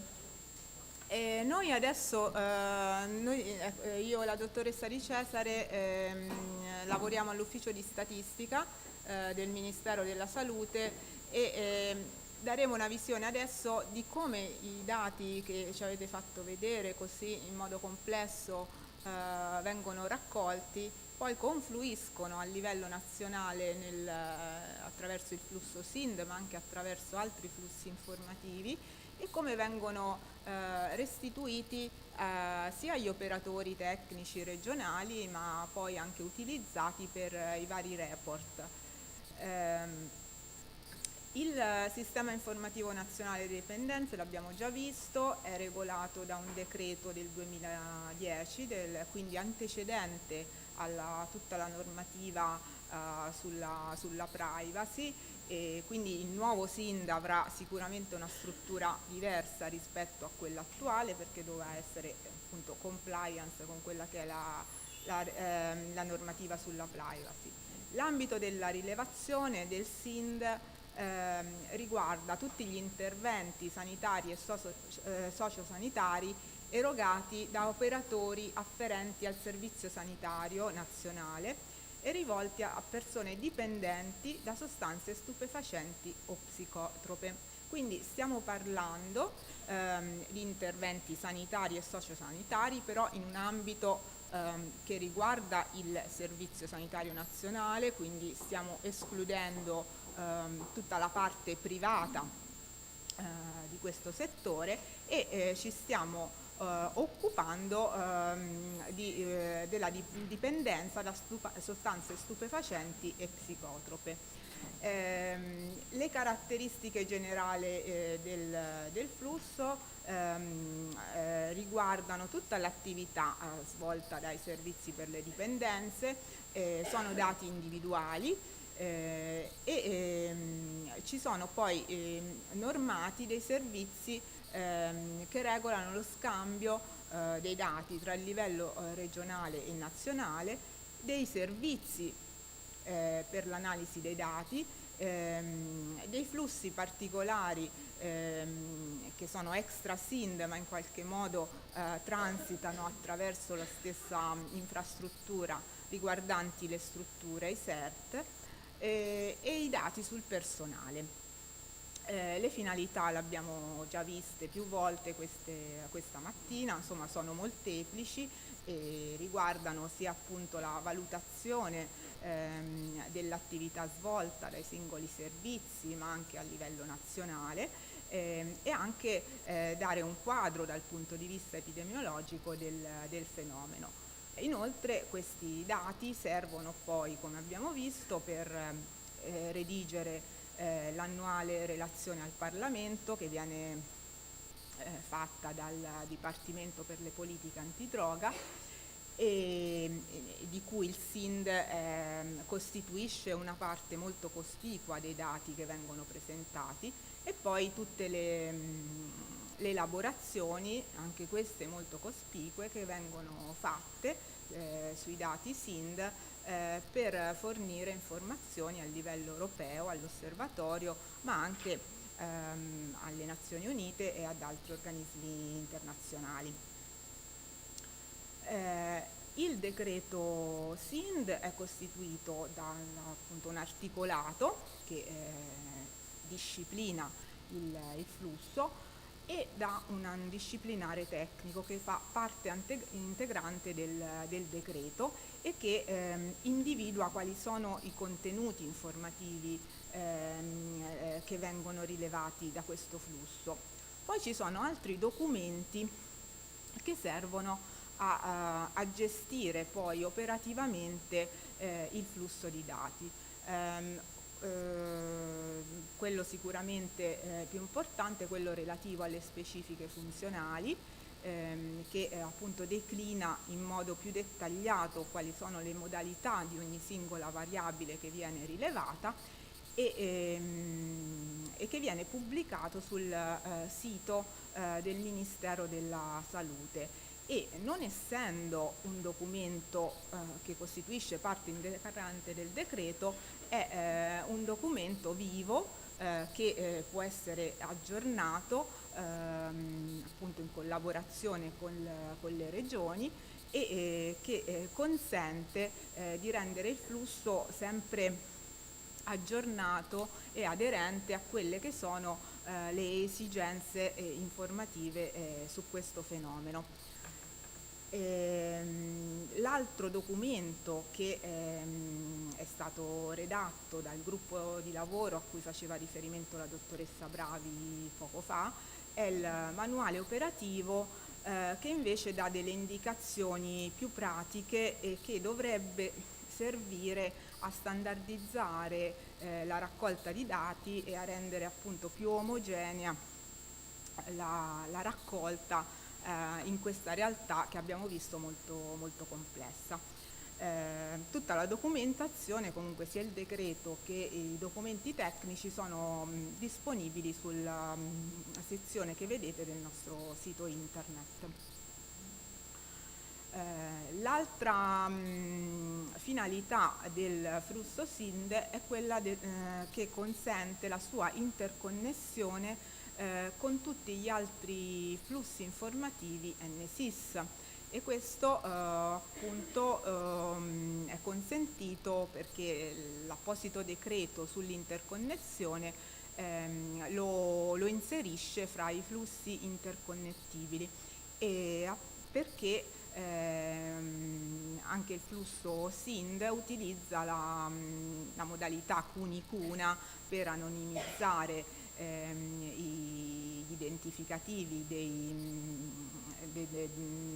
utilizzatori dei servizi SERD in modo tale da poi poter essere rintracciati in tutti i flussi NSIS e questo è un aspetto molto importante perché consente di ampliare notevolmente la potenzialità dell'utilizzo di questo flusso, appunto andando a ripercorrere tutto il processo assistenziale anche in altri flussi informativi.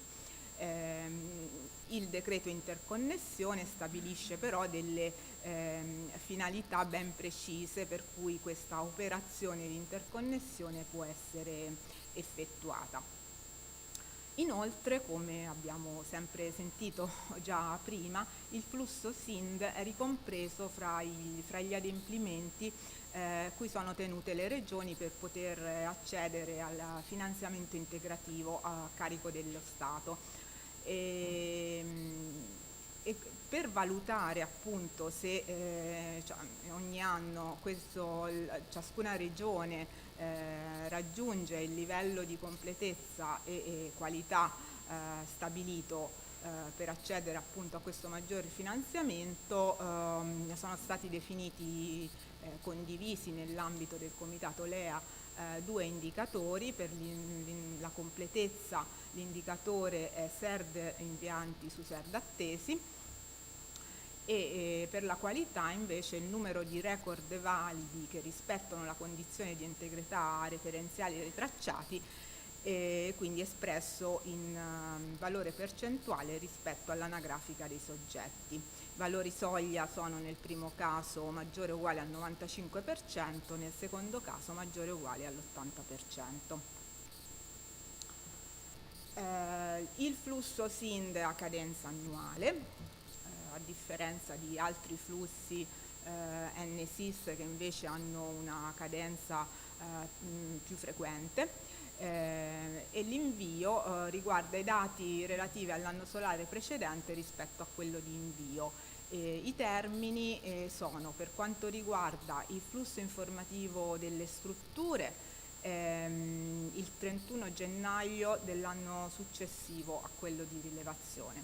Questo è importantissimo come termine da dover rispettare, perché avendo a disposizione prima anche da parte nostra l'anagrafica delle strutture, possiamo effettuare quei controlli che servono di qualità per capire appunto le strutture che sono ancora attive da quelle non attive e poter poi utilizzare un'anagrafica consolidata nell'acquisizione del dato di attività, che invece ha un termine del 15 aprile dell'anno successivo a quello di rilevazione. Il flusso, diciamo, delle strutture e del personale che opera nei SERD sono all'atere rispetto al flusso SIND vero e proprio. Le strutture vengono rilevate appunto sempre nello stesso applicativo, nel GAF che si utilizza per inviare i dati di attività, perché le attuali anagrafiche dei modelli, in particolare il modello STS11 che rileva i SERD, non consentono di distinguere tra sede principale e sede secondaria, cosa che invece viene fatta appunto nel flusso che accompagna il SIND. Il personale invece viene rilevato con un'apposita tabella del conto annuale, la tabella 1 SD, che appunto, essendo una tabella che transita attraverso la piattaforma del conto annuale del MEF, segue i tempi della rilevazione del conto annuale, che sono, diciamo, cadenzati attraverso l'uscita della circolare.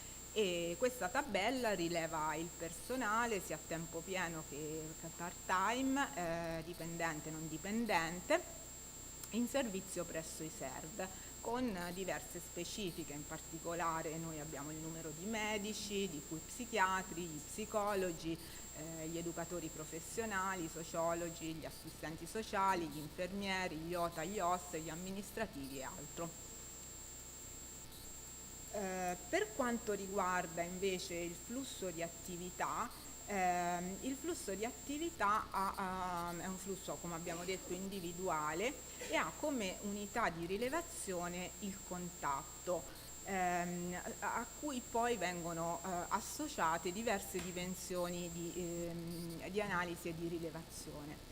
Per contatto noi dobbiamo rispettare determinati requisiti per farlo entrare appunto nel flusso SIND, requisiti definiti appunto nell'ambito di quel gruppo di lavoro a cui abbiamo accennato prima. Innanzitutto deve esserci un accesso al SERD o al carcere. E poi devono essere rispettate questi due requisiti, cioè che ci sia un accertamento documentato dell'uso di sostanze psicotrope, escluso appunto alcol o tabacco come uso primario, con un esame di laboratorio o una diagnosi medica eseguiti nel periodo di riferimento, se è un nuovo utente, oppure precedente al periodo di riferimento per un utente che è già noto. Inoltre, oltre a questo requisito, deve esserci stato nel periodo di riferimento l'erogazione di almeno una prestazione.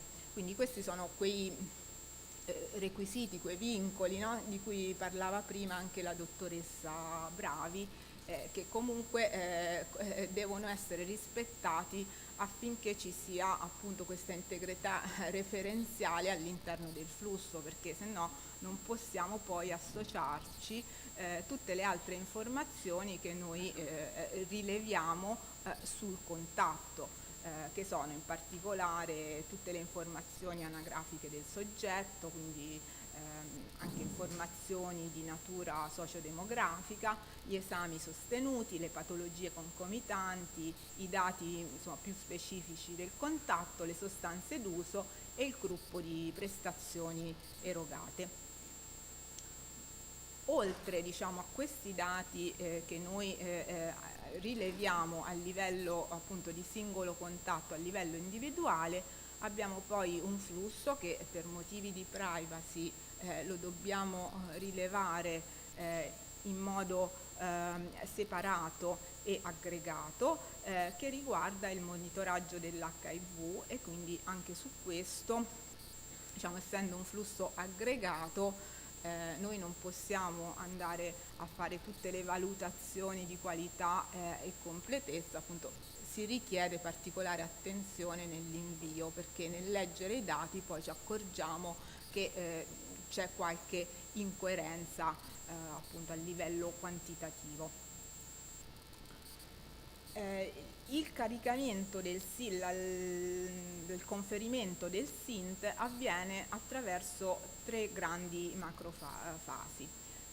La prima, che riguarda il caricamento del flusso attraverso appunto questo sistema che noi chiamiamo GAF, la gestione accoglienza flussi, su cui vengono fatti subito dei controlli formali e sintattici. Quindi se il flusso supera questi controlli viene inserito fra i validi, quindi i casi sono inseriti fra i casi validi, e i casi altrimenti vengono prodotti degli scarti, e questi scarti sono restituiti all'utente che ha inserito che ha proceduto a fare l'upload del file in un apposito file, appunto, che può essere analizzato per capire quali sono i problemi di natura tecnica che hanno prodotto quello scarto.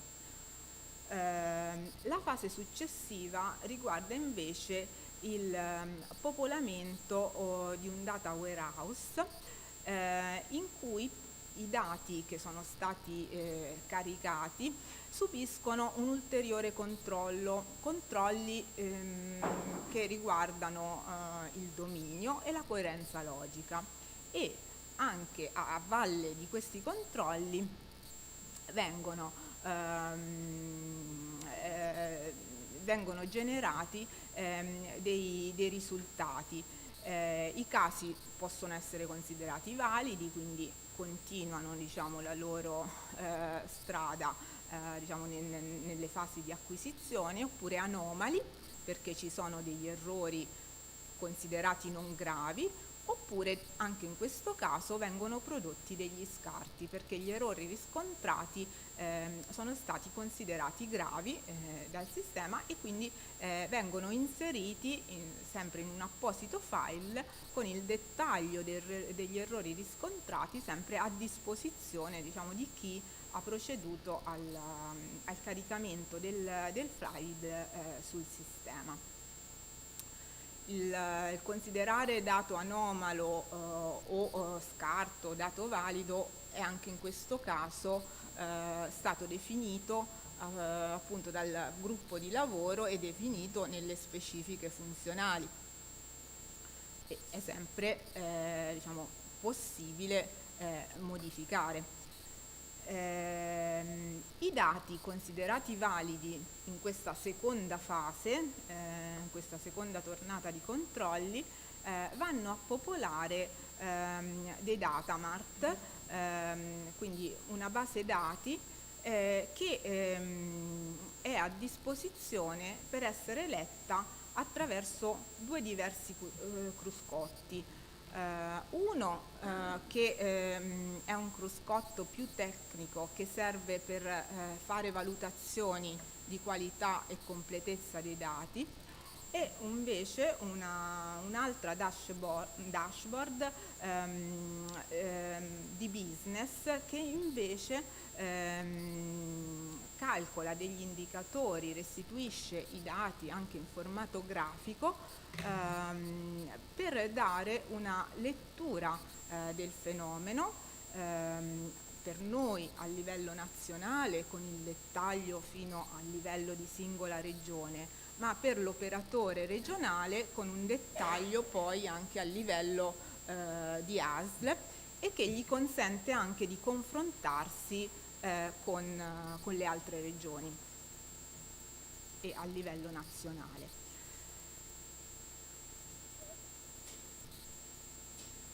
Qui, diciamo, è un po' schematizzato tutto questo processo, che è un processo, diciamo, anche in questo caso abbastanza articolato, e che ha come appunto risultato finale la produzione di questi due ambienti, che descriverà un po' più nel dettaglio la dottoressa Di Cesare, così come poi l'utilizzo dei dati che ne viene fatto a livello nazionale.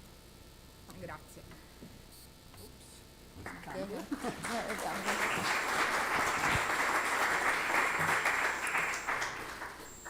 Allora, fammi prendere confidenza con questo. Allora, il cruscotto tecnico permette dal punto di vista grafico già di avere una panoramica sulla copertura, la completezza della rilevazione. Naturalmente qui è lo scenario ottimale, tutte le regioni in verde, cioè hanno conferito i dati, conferimento dei dati da parte di tutte le ASL. Viene usato, diciamo, il tono giallo per alert, cioè almeno una ASL presente in regione, e il rosso tutte le ASL sono assenti, e questo è un dettaglio che viene fornito per ciascun tracciato contemplato nel SIND. Nella parte per ciascun tracciato di attività in questo grafico, ma naturalmente al grafico si accompagna una tabella in cui appunto viene evidenziata la numerosità dei record validi e utili ai fini dell'analisi del fenomeno, che qui abbiamo indicato con il verde, e d'altra parte anche quella parte dei record che, seppure validi, non possono essere utilizzati ai fini dell'analisi sul fenomeno. Questo perché per ciascun tracciato sono stati stabiliti dei criteri per valutare l'utilizzabilità dei dati. Ad esempio, naturalmente nel tracciato anagrafica si tratta i soggetti devono essere non anonimi e devono essere contati una sola volta. Nel tracciato contatti ci si riferisce ai soggetti non anonimi presenti in anagrafica, e così per il tracciato prestazioni e per il tracciato sostanza d'uso, che deve essere la sostanza primaria nota. Nel cruscotto poi è possibile, muovendo il cursore sulla colonna di interesse, visualizzare il dettaglio numerico, oppure selezionando la regione sulla mappa leggere i dati riferiti alla regione di interesse. In questo secondo, diciamo, questa seconda sezione del cruscotto tecnico c'è vengono messi a confronto i soggetti dell'anagrafica rappresentati con la linea rossa e il numero di record inviati negli altri tracciati. Questo e d'altra parte viene riportata anche la situazione dell'anno precedente, per dare anche un punto di confronto alla regione, insomma, che esamina i dati caricati. Il cruscotto tecnico si completa con una rappresentazione dell'analisi che ha l'obiettivo di evidenziare il numero dei record validi e che rispettano la condizione di integrità referenziale, cioè quel collegamento logico che ci deve essere tra i tracciati di attività. E qui riportiamo sempre l'anno in corso e contemporaneamente l'anno precedente, proprio per dare la possibilità di confronto anche nel tempo. Il totale dei record che rispetta per intero l'integrità referenziale è rappresentato nell'ultimo pallino blu, e le percentuali ad ogni livello sono riferite ai soggetti presenti nell'anagrafica.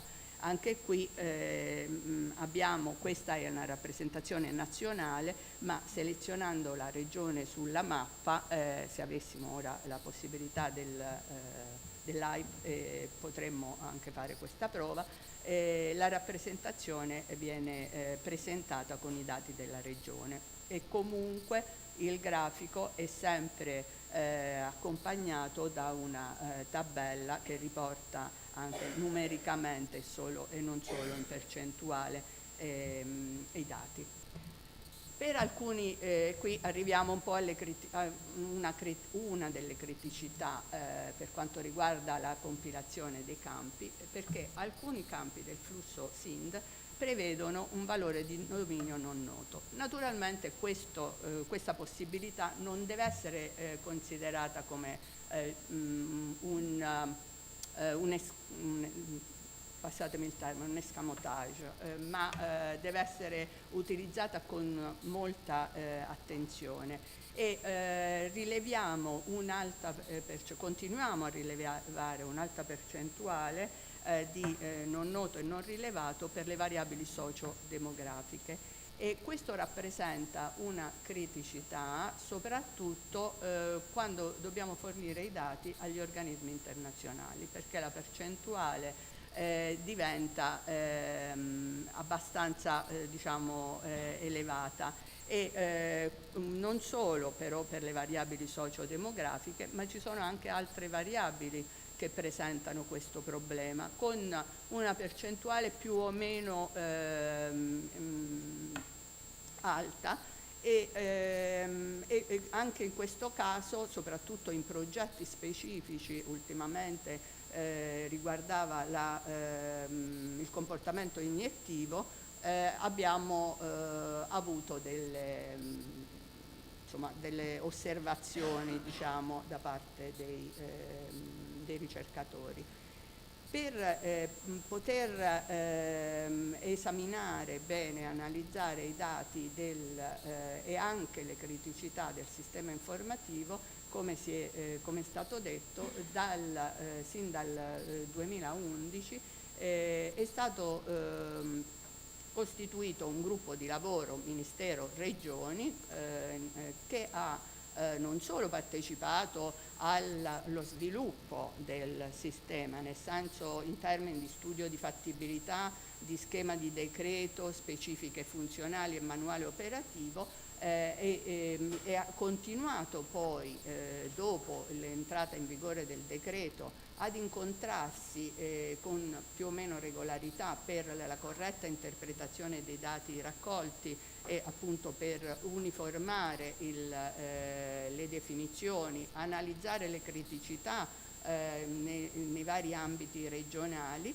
e per avere appunto sempre di più un flusso che potesse essere aggiornato. Infatti le specifiche tecniche sono state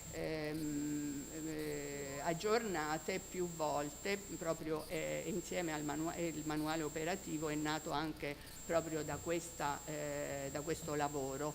Nel 2012 il tavolo di lavoro ha demandato a un sottogruppo tecnico, sempre costituito da un gruppo di regioni, l'individuazione di un set di indicatori che potesse rappresentare il fenomeno delle tossicodipendenze. Un set di indicatori che è andato aumentando nel tempo in termini numerici e in termini di profondità di analisi man mano che i dati venivano ritenuti trattabili e elaborabili. È stato definito un documento per descrivere le finalità dei vari indicatori e delle specifiche di calcolo. Questo lavoro è alla base della dashboard di business, dove appunto c'è una rappresentazione grafica di alcuni indicatori che sono stati considerati rappresentativi dei vari ambiti e soprattutto per una serie di report messi a disposizione dei vari utenti individuati, naturalmente tutte le regioni, e c'è il Dipartimento delle Politiche Antidroga che può accedere a questa. Qui ve ne do una carrellata. Si parte dalla rappresentazione grafica della distribuzione regionale degli utenti totali per genere e per tipo di trattamento, quindi utenti già in carico, nuovi utenti. Ogni grafico è accompagnato da una info consultabile che quindi descrive cosa il grafico vuole rappresentare, quali sono i criteri utilizzati, dati esclusi ed altro. Naturalmente suddividendo, distinguendo utenti già in carico e nuovi utenti, la distribuzione per età delle varie dell'utenza considerata. Vado abbastanza veloce, insomma, indicatori che descrivono invece, che fanno riferimento alle sostanze, quindi una distribuzione degli utenti per genere e per sostanza, la distribuzione degli utenti in funzione della sostanza primaria, ma anche stratificata per età di primo utilizzo. Anche qui è sempre possibile avere la rappresentazione nazionale, ma con la selezione della regione. Nella mappa i dati si riferiscono alla regione. Anche qui abbiamo un riferimento alle categorie, alle 3 categorie principali per via di assunzione. Un'altra grafico è riferito alla poliassunzione, quindi alla distribuzione dei soggetti in funzione della sostanza primaria e della presenza di utilizzo di altre sostanze e i tempi di latenza, nonché un riferimento naturalmente ai gruppi di prestazioni omogenee, e qui selezionando muovendo il cursore sulla colonna di interesse viene, appunto, come dicevo prima, vengono mostrati i numeri assoluti e quindi la percentuale rispetto ai soggetti in carico e in anagrafica, e poi la parte relativa alle malattie infettive. Ora, come si è detto questa mattina, i dati SIND vengono così elaborati non solo con questi indicatori, ma anche con analisi più dettagliate per restituire i dati al DPA, per fornire i dati al Dipartimento di Politica Antidroga per la relazione annuale al Parlamento, e per gli organismi internazionali, in particolare annualmente il Ministero adempie agli obblighi informativi nei confronti dell'MCDDA per i dati relativi ai soggetti in trattamento. È qui che le informazioni che vengono fornite si riferiscono in particolare alle caratteristiche demografiche, alla tipologia di sostanza di uso primario e secondario, alla modalità di assunzione e alle patologie infettive dei soggetti in trattamento presso i servizi. Quindi diciamo che questi sono i punti, l'interesse saliente dell'Agenzia di Lisbona. Altri dati poi vengono forniti per l'ARC, che è una raccolta di competenza dell'ONU, che appunto poi dati che vengono utilizzati poi per l'annuale World Drug Report, e anche qui i dati utilizzati sono il SIND. Ma diciamo che il trionfo dei dati SIND lo ha, secondo me, non perché lo redigiamo al Ministero, ma è il rapporto nazionale sulle tossicodipendenze, che naturalmente ha una struttura condivisa con il gruppo di lavoro, una struttura che poi, quindi le varie sezioni, diciamo, le analisi da rappresentare sono state condivise con il gruppo di lavoro, però già all'origine il progetto era l'arricchimento continuo di anno in anno di nuovi report, di nuovi approfondimenti. E quindi possiamo dire che questo rapporto, che viene pubblicato annualmente, subisce devo dire anche che subisce dei ritardi nella pubblicazione, perché c'è anche un iter all'interno del Ministero che dobbiamo seguire, quindi ufficio di gabinetto, ufficio stampa, quindi insomma questo non ci scusa, ma rispondo alla Bravi che si riferiva all'anno 2021. In effetti il 2022 è già pronto da tempo.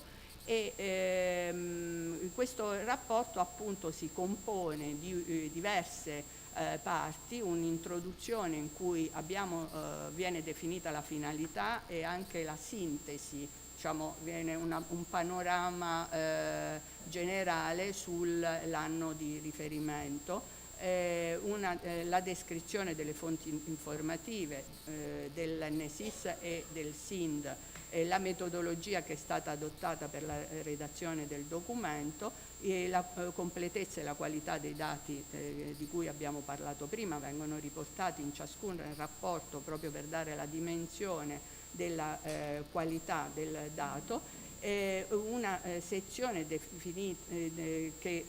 insomma analizza le strutture e il personale in capo in servizio nelle strutture pubbliche, proprio per dare mettere insieme quelle che sono le risorse, e poi tutta la parte dedicata all'analisi dell'attività. Ma non solo.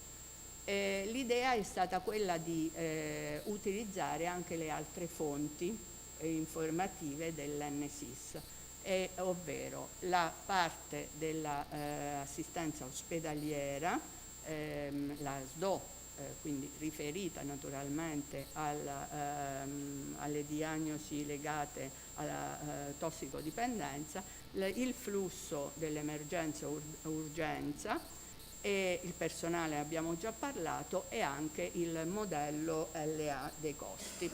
Per cui abbiamo una parte, un paragrafo dedicato all'analisi dei ricoveri ospedalieri attraverso la selezione delle diagnosi correlate all'uso di droga e quindi per la dipendenza a sostanze stupefacenti. E anche questa è una tabella, diciamo una delle tabelle, la prima tabella, riporta una distribuzione regionale in regime ordinario con dimissioni, giornate di degenza e degenza media, e altrettante informazioni sul regime diurno. Anche qui seguono altre analisi più dettagliate che riguardano anche le fasce di età. Lo stesso lo si fa attraverso il flusso EMOR-PS, che è una degli altri flussi dell'NSIS, individuali dell'NSIS, e anche qui i raggruppamenti per raggruppamenti diagnosi, per classi di età, sesso, e sono anche riportate poi avete la possibilità di consultare il rapporto sul sito a livello regionale, quindi anche quelle che sono gli accessi al pronto soccorso, che poi confluiscono in un ricovero, esitano in un ricovero oppure in una dimissione, e altre, anche gli accessi ripetuti, il numero degli accessi ripetuti nel corso dell'anno, sempre. Questa è una delle tabelle relative al personale, e poi i costi, e purtroppo la rilevazione è ferma, l'aggiornamento è fermo al 2021, però comunque abbiamo utilizzato i dati riferiti al 2021 riportando poi dei trend, proprio per dare la dimensione di quali sono i costi relativi alle prestazioni erogate in regime di residenzialità, semiresidenzialità, quindi nei vari livelli contemplati ambulatoriale e domiciliare a favore delle persone con dipendenze patologiche e le famiglie, e questi costi comunque sono correlati con i dati del SIND proprio definito da decreto del 16 febbraio 2001 e successive modifiche. La parte core del rapporto è realizzata attraverso i dati SIND e si passa alla domanda di trattamento analizzando le caratteristiche sociodemografiche degli utenti, quindi una distribuzione degli utenti per genere e nazionalità, per classi di età e età media. Ho messo alcune tabelle di riferimento, questa per classi di età, nuovi utenti e utenti in carico, condizioni, insomma le altre caratteristiche sociodemografiche per le varie sostanze d'abuso, che diventano delle tabelle anche più complesse, perché per ciascuna sostanza diamo il dettaglio per nuovi utenti in carico, per genere, quindi una tabella molto complessa e che viene comunque poi definita anche nelle varie altre distribuzioni per regionali.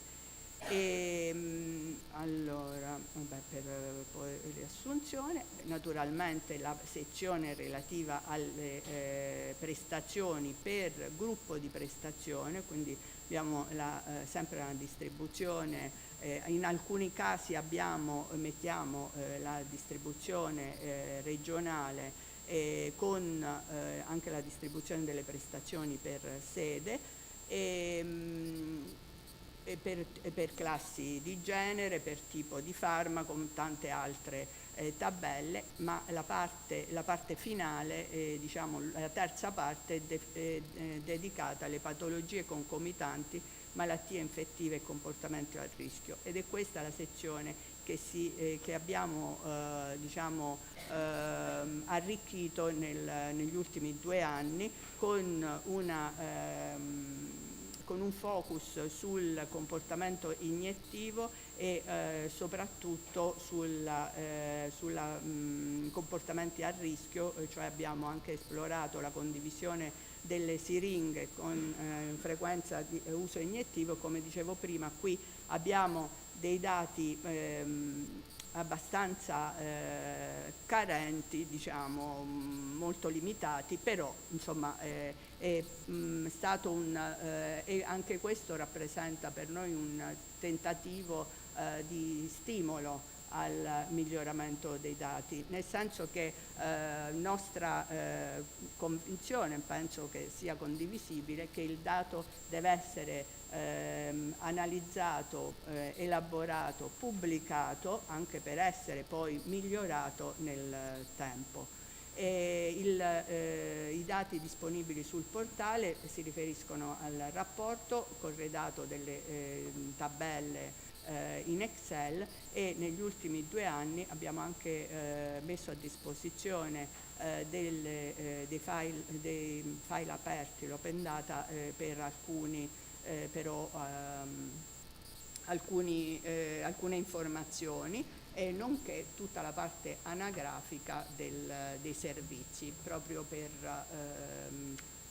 anche per soddisfare le esigenze diversificate che noi riceviamo quotidianamente.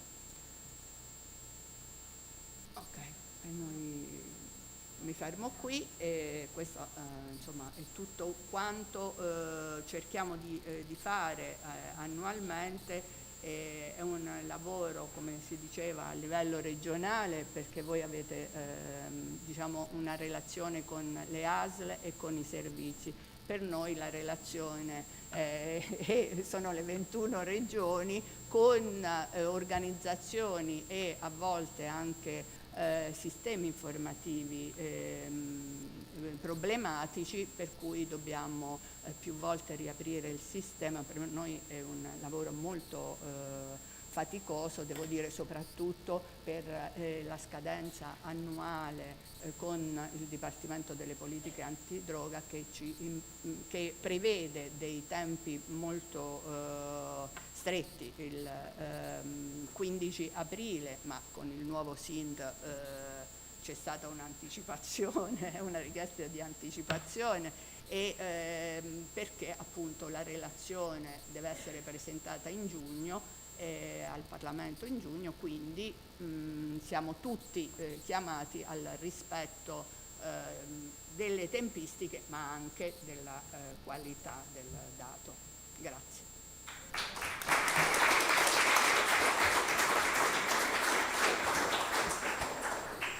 Grazie dottoresse Boldrini e Di Cesare, perché credo che in poco tempo a disposizione avete dato un'idea della complessità di dati che richiederebbero sicuramente un approfondimento, ma siete riusciti comunque a darci un'idea del lavoro che c'è sotto, come diceva, a uniformare delle regioni. Se abbiamo avuto difficoltà noi a livello regionale con le 9 aziende, non riesco neanche a immaginare a livello superiore. Comunque un lavoro sicuramente. È arrivata la nota del non noto, è arrivata a tutti. Credo che abbiamo fatto già dei passi in avanti con i dati di quest'anno, perché abbiamo chiesto esplicitamente alla ditta che ci fornisce l'applicativo di evidenziare quei dati necessari per il flusso SIN, quindi che siano valorizzati in modo da ridurre il più possibile quei benedetti non noto che ci tormentano da anni, ma ci sono delle situazioni in cui obiettivamente è difficile avere il dato, e quindi mi rimetto nelle panne anche degli operatori. Certo. E poi dopo c'è quello sì. Negli anni abbiamo anche notato un miglioramento, quindi lo sforzo c'è, però insomma dobbiamo mirare a un obiettivo di qualità più elevato. Credo che questa occasione sia anche un modo per farci rendere conto di quanto è importante, perché magari a volte uno sottovaluta anche l'utilità di questi dati, quindi non tutti hanno la sensibilità di capire che invece hanno un ruolo poi anche nella scelta delle politiche, delle economie, e quindi che è importante che i dati siano più completi possibili. Sì, grazie. Grazie a voi. La discussione la riserverei dopo la seconda relazione, che è della dottoressa Elisa Bolzonello di Sinodè. Vedremo altri dati. La dottoressa ha preso in osservazione 3 annualità di dati per evidenziare le criticità a livello del Veneto che possono essere connaturati, diciamo, ai nostri dati. Nel pomeriggio ci presenterà anche poi quella del 2022, quindi più recente, ma intanto passo la parola alla dottoressa Bolzonello. Grazie.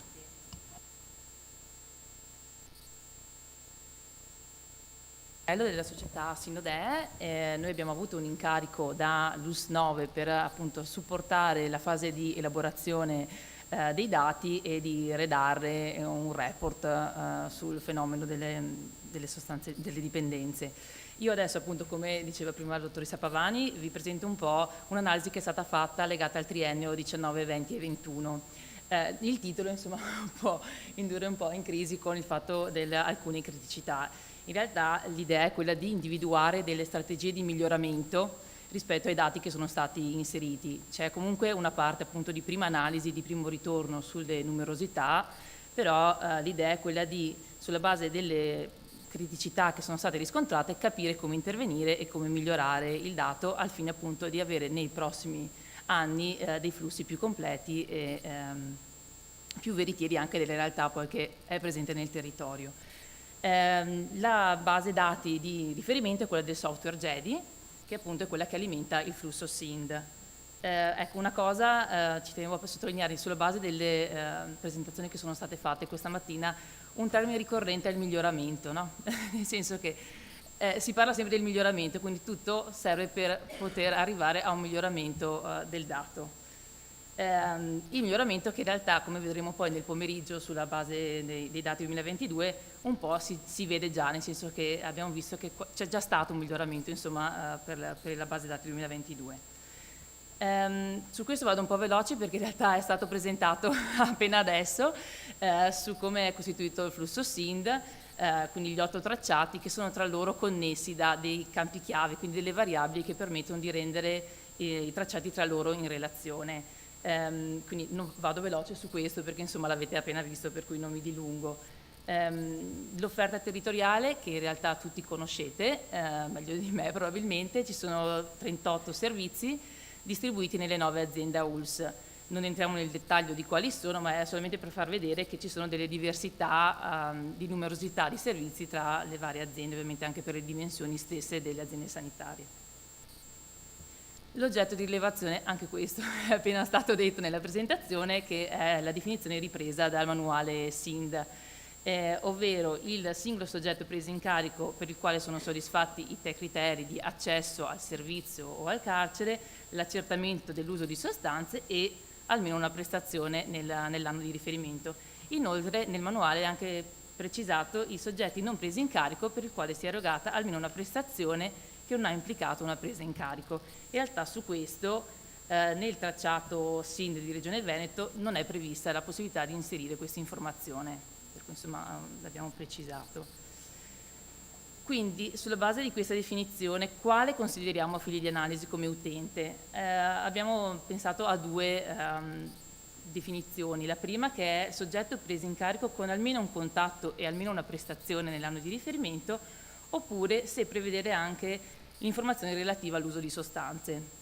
Guardando il rapporto tossicodipendenze dell'anno 2021, anche io farò sempre riferimento all'anno 2021 in quanto era l'unico disponibile sul sito, è proprio specificato che ai fini delle analisi sono stati inclusi soltanto gli assistiti per i quali la Regione abbia inviato i dati di anagrafica, contatto e prestazioni, per cui ovviamente è stata scelta la prima definizione di utenza, anche perché se consideravamo le informazioni sull'uso di sostanze si poteva vedere un calo dell'utenza considerabile in questi 3 anni almeno di osservazione, per cui abbiamo optato per la prima numerosità.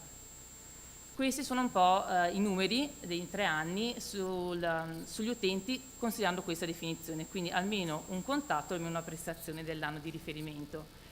Vediamo che allora, c'è anche un'attenzione da considerare che questi valori sono lievemente sovrastimati perché non sono stati depurati di alcuni criteri di validità che vedremo poi più avanti.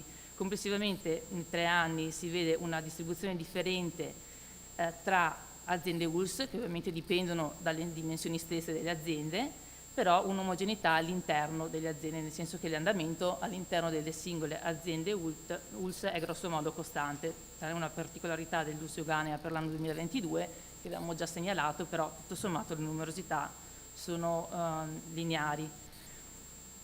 Abbiamo rapportato il dato alla popolazione residente in modo da consentire una confrontabilità tra le aziende. Totalmente in regione c'è uno 0,25% di utenti in carico sulla popolazione residente e qui si può vedere ovviamente com'è l'andamento nei 3 anni delle singole aziende. È da tenere presente il fatto che abbiamo rapportato alla popolazione residente, ma non è detto che l'utente si rechi nel servizio della propria azienda, per cui insomma ovviamente è un dato stimato, appunto non tiene conto della mobilità tra servizi, per cui insomma questo è giusto per dare un'idea di confronti tra territori.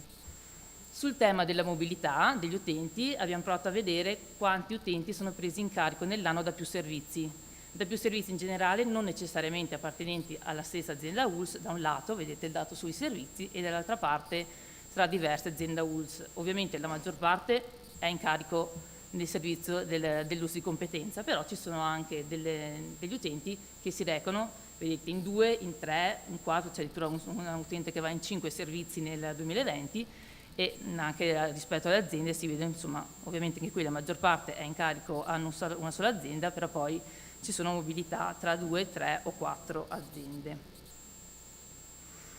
Detto questo, siamo andati a guardare i dati nel dettaglio e abbiamo cercato di individuare 3 aree di miglioramento dei dati. La prima legata al miglioramento della condivisione delle definizioni per selezionare correttamente l'utenza. Un altro è assicurare la completezza dei dati, che anche questo è un tema insomma, che è venuto fuori più volte questa mattina, e il terzo è migliorare alcune situazioni puntuali o casi specifici o criticità legate insomma, ad alcune variabili puntuali. tutte le indicazioni che troverete, insomma, servono per cercare di modificare sia in fase di inserimento che in fase di esportazione i dati per avere un miglioramento dei database futuri. Adesso vedremo per ciascuna di queste un po' un dettaglio di quali sono le categorie di osservazione che abbiamo analizzato. Per quanto riguarda la condivisione delle definizioni, allora abbiamo visto che ci sono anagrafiche di soggetti che non hanno avuto alcuna prestazione e alcun contatto nell'anno di riferimento, per cui ci sono solo nel tracciato anagrafica, ma non ci sono negli altri tracciati. Anagrafiche, contatti e prestazioni di soggetti non presi in carico, anche se abbiamo visto prima, insomma, che il tracciato non prevede, insomma, il flusso regionale non prevede questa opzione. Il tema dell'anonimato, che è previsto, come individuare i nuovi utenti, e poi un tema legato all'associazione tra l'età e l'assunzione di sostanze, in quanto abbiamo visto che ci sono anche dei soggetti in età prescolare inseriti nel tracciato, per cui, insomma, è forse un elemento da attenzionare. Per quanto riguarda il primo tema, quello delle anagrafiche aggiuntive, diciamo, rispetto all'utenza, di fatto vedete qua una tabella che permette di porre a confronto nei 3 anni quanti sono i soggetti presenti nel tracciato anagrafico, quanti sono i soggetti che hanno almeno un contatto, almeno una prestazione, e la differenza, lo scarto, quindi quanti sono quegli utenti che di fatto non hanno informazioni sui contatti e prestazioni, che siamo tra il 4 e il 7% nei 3 anni, per cui sono soggetti di cui non si hanno ulteriori informazioni se non l'anagrafica. Si è deciso per le elaborazioni che vedremo nel pomeriggio del 2022 di non considerarli nel computo dell'utenza. Per quanto riguarda i soggetti non presi in carico, allora, dicevamo prima che nell'interfaccia GEDI non è possibile inserire questa modalità, per cui in realtà si tratta di soggetti probabilmente familiari o parenti di pazienti per i quali non sono erogate prestazioni non legate all'assunzione personale di sostanze illegali. Qui vedete le numerosità, non figuravano, insomma, persone nel 2021, mentre c'erano 307 persone nel 2019 e 221 nel 2020. Queste informazioni le abbiamo reperite da di fatto 4 variabili che sono presenti, 2 nel tracciato contatti e 2 nel tracciato sostanze, che prevedevano proprio la modalità prestazione senza presa in carico o non presente per prestazione senza presa in carico. Abbiamo saputo che in realtà questi dati sono dovuti a un'impostazione automatica da parte insomma, informatica, diciamo, per chi non ha indicato una sostanza primaria, per cui comunque sono soggetti che andranno anche questi esclusi dal computo dell'utenza.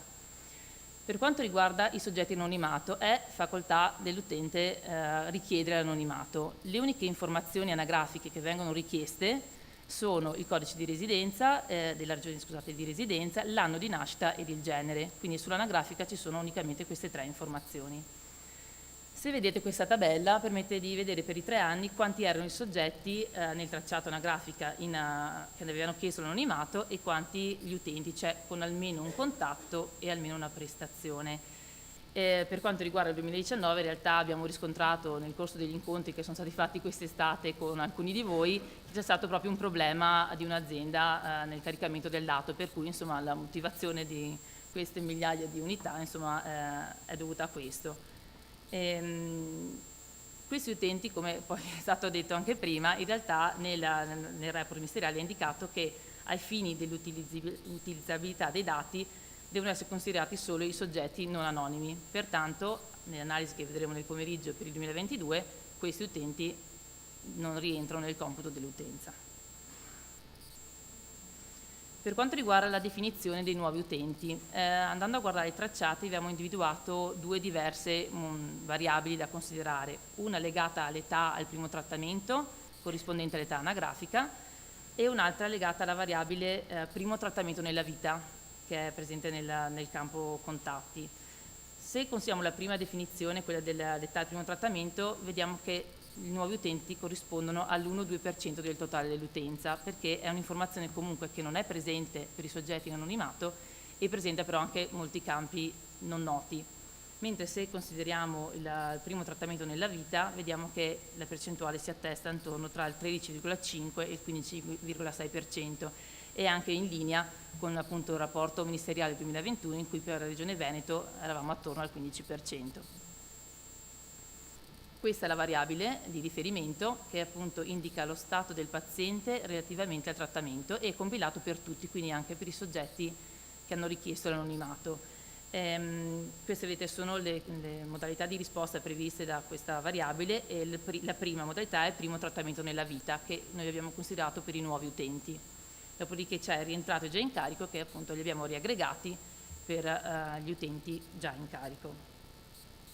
Qui è solamente per darvi un'idea delle numerosità e per farvi vedere che comunque ci sono anche delle situazioni, abbiamo riscontrato delle situazioni in cui sono presenti più modalità associate allo stesso soggetto, ma questo è motivato dal fatto che, come abbiamo visto prima, c'è mobilità dei soggetti tra le aziende, per cui potrebbero avere uno stato in un'azienda e differente in un'altra azienda sanitaria. La seconda macro area di miglioramento era quella legata alla completezza dei dati. Allora, noi per i 3 anni di riferimento non abbiamo avuto disponibilità del tracciato esami sostenuti, per cui non abbiamo potuto entrare nel merito di queste informazioni. C'era la mancanza di dati per un servizio per l'anno 2019, che anche qui c'è stata motivata perché c'è stato un cambiamento dal 2019 al 2020 nell'aggregazione del servizio, per cui insomma era normale, ecco, che non ci fosse quel dato nel 2019. C'è la mancanza di informazioni di tracciato sostanze per alcuni utenti in carico, e quindi motivo per cui, come vi dicevo prima, insomma, abbiamo anche optato per la definizione che non prevedesse anche il tema delle sostanze. Per alcuni casi, nei casi in cui c'è la prestazione di somministrazione di farmaci e vaccini, per alcuni casi non c'è il farmaco associato e conseguentemente neanche il dosaggio, per cui c'è una mancanza di informazioni su questo aspetto.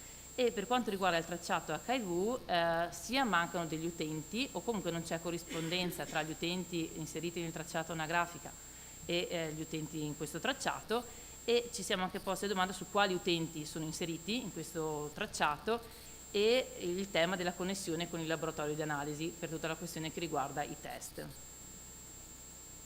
Qui vi faccio un po' vedere com'è il tema della completezza dei tracciati, ponendo a confronto il tracciato anagrafica, il tracciato contatti, il tracciato prestazioni e il tracciato sostanze d'uso, che sono quelli più completi, diciamo, legati all'utenza, per i 3 anni, quindi ogni anno ha un colore diverso, l'anno 2019 è il blu, il verde, il 2020 e il 21 l'arancione.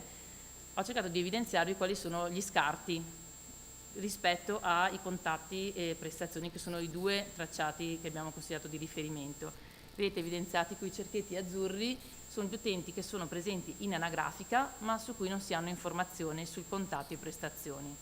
Quindi nel 2019 sono 662, calano nel 2020 a 586 per calare ulteriormente a 586 e 566 nel 2021. Vedremo nel pomeriggio che sono ulteriormente calati e di molto per l'anno 2022. Mentre in rosso vedete cerchiati gli utenti con almeno un contatto, almeno una prestazione, ma senza un'informazione sulle sostanze d'uso. Vedete che qui lo scarto è più elevato, siamo all'ordine dei 1400 soggetti nel 2019, 1500 nel 2020 e 870 nel 2021. Questo scarto è quasi azzerato per il 2022, ma lo vedremo nel pomeriggio, ma è solo per anticiparvi, insomma, che poi c'è stato un miglioramento nella completezza dei tracciati. Per quanto riguarda il monitoraggio HIV, da manuale sempre SIND sono attesi tanti record quanti sono i soggetti tossicodipendenti presi in carico presenti nel tracciato anagrafica soggetto. Se vedete da questa tabella i conti non tornano, nel senso che abbiamo che per i 3 anni il numero di soggetti nel tracciato anagrafica abbiamo visto prima che è difforme dal numero di utenti con presa in carico sulla base della definizione che abbiamo dato noi, quindi con almeno un contatto, almeno una prestazione, ma se andiamo a vedere le righe che sono presenti nel tracciato monitoraggio HIV ci sono delle diversità. Nel 2019-2020 siamo sotto di parecchie unità, centinaia anzi di unità, mentre se guardiamo l'anno 2021 abbiamo addirittura più utenti rispetto a quelli con almeno un contatto, almeno una prestazione. Per cui è da capire chi ci sta dentro a queste righe del tracciato. Ovviamente noi abbiamo il dato anonimizzato, per cui non possiamo risalire a quali informazioni, se non l'unico dato che abbiamo è l'azienda ULSS di riferimento, per cui infatti qua possiamo vedere un dettaglio dei dati, delle righe, ecco, diciamo, per azienda sanitaria e anche quali hanno fatto un test. Il problema qui dei test è che ci sono test realizzati molti anni fa, nel senso che ci sono anche dei test datati 1981, per cui andiamo veramente a 40 anni fa come data di test. Però si può vedere comunque che ci sono anche, generalmente complessivamente a Regione Veneto siamo all'ordine del 33-36% di soggetti testati in questo tracciato, con delle diversità. Ci sono delle aziende che hanno un 12% di soggetti testati contro altre che siamo al 55%, per cui ci sono notevoli diversità e è da capire se dipendono da una mancanza di connessione con il laboratorio di analisi che può fornire direttamente l'informazione senza il caricamento manuale dell'operatore. L'ultima macro area è quella legata a, appunto, è l'altro, diciamo, tutto quello che non sta nelle due precedenti, che è il tema della replicazione delle anagrafiche, dei soggetti che presentano più sostanze primarie, la valorizzazione del campo poliassunzione, che è un campo non previsto nel tracciato di Regione Veneto, che però abbiamo visto che ha comunque delle valorizzazioni. Poi abbiamo un tema legato alle date di apertura di alcune cartelle che risalgono ai primi anni del 1900. Abbiamo visto che quelle del 1900 sono state assegnate manualmente, perché erano cartelle cartacee su cui non c'era scritta la data, è stata fatta questa scelta, però ci sono anche altre cartelle 1926, così che forse sono dovute a un errore di digitazione. E la mancanza di corrispondenza tra dei codici identificativi. Avete visto prima, sono andata veloce, ma i tracciati sono connessi tra loro, tra varie informazioni. Una tra queste, per connettere i contatti, le prestazioni e le sostanze, è un codice identificativo del contatto della persona con il servizio.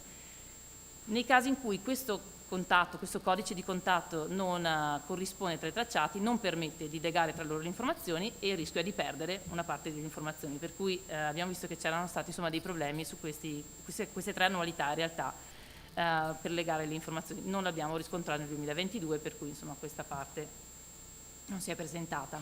Faccio solo un focus sulle prime due perché non so con i tempi, sto cercando di andare veloce, ma sono andata troppo veloce? Ok. Per quanto riguarda la replicazione delle informazioni anagrafiche, se noi guardiamo il tracciato anagrafiche abbiamo che per alcuni soggetti sono presenti più righe con informazioni tra loro difformi.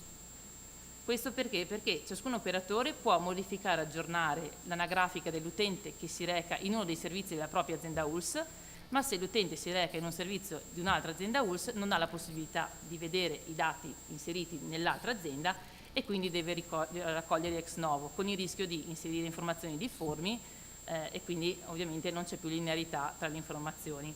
Questo riportato è un esempio di un utente che è preso in carico da 4 diversi servizi e ogni riga di fatto corrisponde alle informazioni inserite in un servizio e potete vedere qui si vedono solo i numerini senza le ricodifiche, ma insomma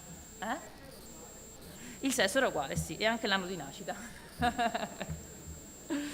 Però ecco, tutte le altre informazioni vedete che sono differenti. Il 9 in realtà corrisponde al non noto generalmente, per cui insomma, come si diceva prima, ci sono spesso in alcuni casi c'è il non noto, però vedete che le righe presentano informazioni diverse.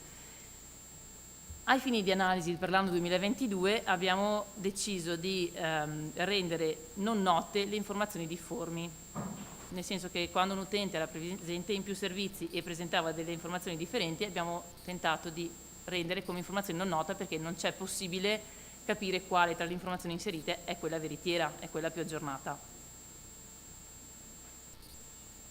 Sul tema dei più sostanze primarie ci sono degli utenti, insomma, dall'1,8% al 2,5% di utenti che presentano più di una sostanza primaria, nonostante in realtà la piattaforma preveda la possibilità di inserire una sola sostanza primaria. Adesso è stato integrato un alert che pone l'avviso sul fatto ce n'è già una, però non bloccante al momento, per cui ci sono più sostanze primarie. E un altro tema legato alle sostanze è che per l'anno 2021 e poi in realtà anche per il 2022 nessun utente prevede una sostanza secondaria, sono presenti solo sostanze primarie. Questa era in estrema sintesi l'analisi fatta appunto nel 2019, 20 e 21. È stato realizzato un report che è stato diffuso insomma, nei mesi estivi, adesso non ricordo se insomma, il mese esatto, però è stato diffuso a tutti per il dettaglio sia di quello insomma, che vi ho raccontato, con anche qualche esempio in più per chiarire un po' meglio quello che abbiamo riscontrato. Ecco. Sono andata forse troppo veloce, ma pensavo di non starci nei tempi. Per questo Perfetta.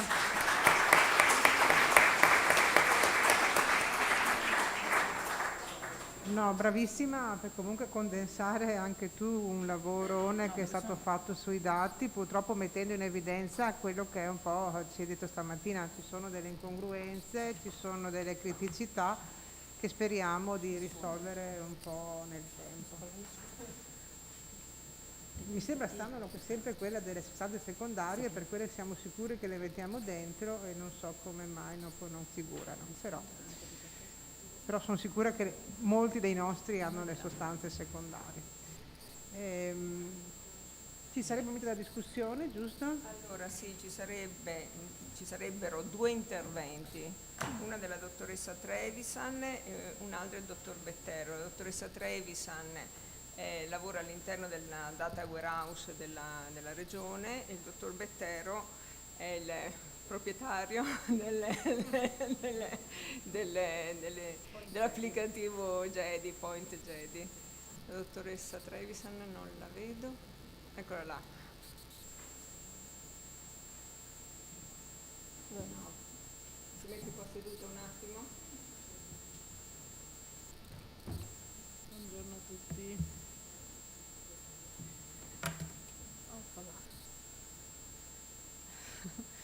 Buongiorno a tutti, io sono Federica Trevisan e lavoro per Reply.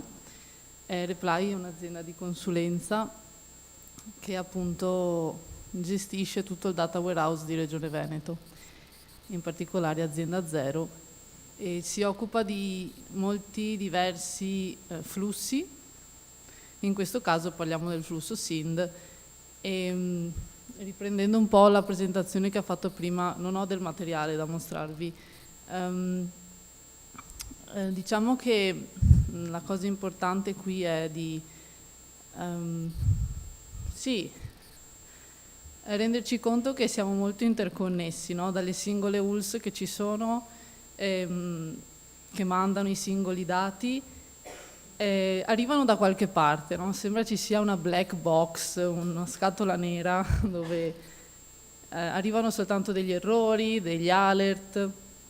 Ci sono delle persone dietro che lavorano e mi piace molto questa attività specifica nel flusso SIND perché sì, nel data warehouse ci sono moltissimi dati di tutta la sanità della Regione Veneto, quindi di giorno in giorno io e tutti i miei colleghi cerchiamo di risolvere problemi da ogni punto di vista. Mi piace il fatto che qui ci sia molta dell'attenzione al dato stesso, alle definizioni. Sembra una cosa banale, ma abbiamo le ULS, definiscono una riga, no, definiscono un utente, poi però ci sono tutto quel processo di extract, transform and load, che è quello di cui mi occupo, di tutti quei flussi che vanno a gestire semplicemente il dato. Poi alla fine si vogliono fare delle fantastiche visualizzazioni, dashboard, quello che abbiamo appena visto da parte di Elisa Bolzonello, molto, molto denso, ma è stato molto bello vedere appunto i risultati di tutto questo lavoro. Quindi sì, dal mio punto specifico, in questo caso noi collaboriamo con Ciditec che ci fornisce i dati di anno in anno di tutti i vostri dati, li proteggiamo, li anonimizziamo e poi cerchiamo anche di capire bene tutti i flussi che ci sono sotto, come una volta abbiamo provato a capire un po' il formato JSON, com'è diverso. Sì, questa è semplicemente, è anche bello vedere appunto chi è il fruitore finale di questi dati, no? Chi ne capisce magari di più di noi e che cosa capiamo un po', lato tecnico, lato umano e ovviamente prendere delle decisioni finali che vadano per il bene della comunità. È molto bello anche l'idea di poter collaborare tra regioni, di poter dare il nostro know-how e niente, se avete domande sono qui. Grazie. la dottoressa Trevisan per noi è stata una degli elementi del viaggio inaspettato. Sì, assolutamente. Non avevamo mai avuto modo, e forse non sapevamo neanche che esistesse esatto. un data warehouse. Rientriamo appunto in quelle parole strane che abbiamo dovuto tutti un po' imparare. Ed è stata preziosissima. Sì, ricordo. Sì, abbiamo fatto 2 o 3 riunioni. La prima riunione ci siamo tutti guardati, ci siamo detti ma di che cosa stiamo parlando? Sembravamo 3 linguaggi diversi. Sì, è stato bello quando all'inizio hai detto che avete messo il naso nel data warehouse, come se fosse una cosa misteriosa. Sì, misteriosissima. In realtà è stata un'occasione anche per noi, perché noi, come cercavo di spiegarvi prima, abbiamo a che fare con tutti i flussi a cui potete immaginare riguardo la sanità. Quindi fare questo context switching, cambiare da un flusso all'altro, e ricordandosi che però ci sono delle persone dietro che hanno veramente bisogno di questi dati, e avete messo il naso, potete sempre metterlo, insomma, per migliorare. C'è molto da migliorare, ne siamo assolutamente al corrente, e ci sono anche delle belle opportunità, però volendo, penso soltanto al cercare di spostare tutto nel cloud per cercare di rendere il processo più automatizzato, e qui guardo Roberto De Gobbi, modelli di trend per cercare di predire quello che avverrà, per cercare di... Noi abbiamo una base dati enorme. Possiamo sfruttarla cercando di vedere quello che c'è stato, ovviamente sapendo che i dati possono non essere accurati al 100%, ma quando si lavora con un data warehouse si sa benissimo che non c'è l'accuratezza al 100% e nemmeno la precisione, ma si possono fare delle bellissime previsioni per prendere decisioni predittive.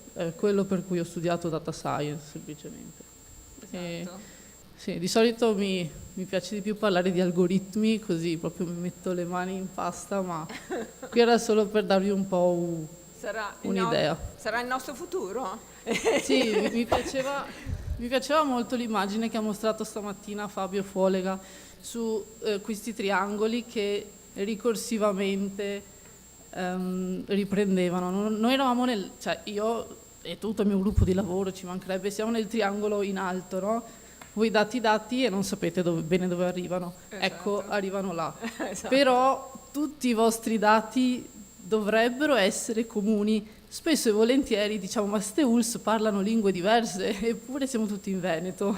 E quindi così è un lavoro difficile per tutti. E immagino anche qui poi quando parliamo a livello nazionale ancora di più. Ma abbiamo iniziato il dialogo. Andiamo avanti. Cioè, siamo un po' su una torre di Babele forse, ma eppure siamo sempre qua. Abbiamo fatto il lavoro del glossario proprio per usare il vocabolario, il Treccani delle dipendenze. Bene, grazie mille. Dottor Bettero, prego.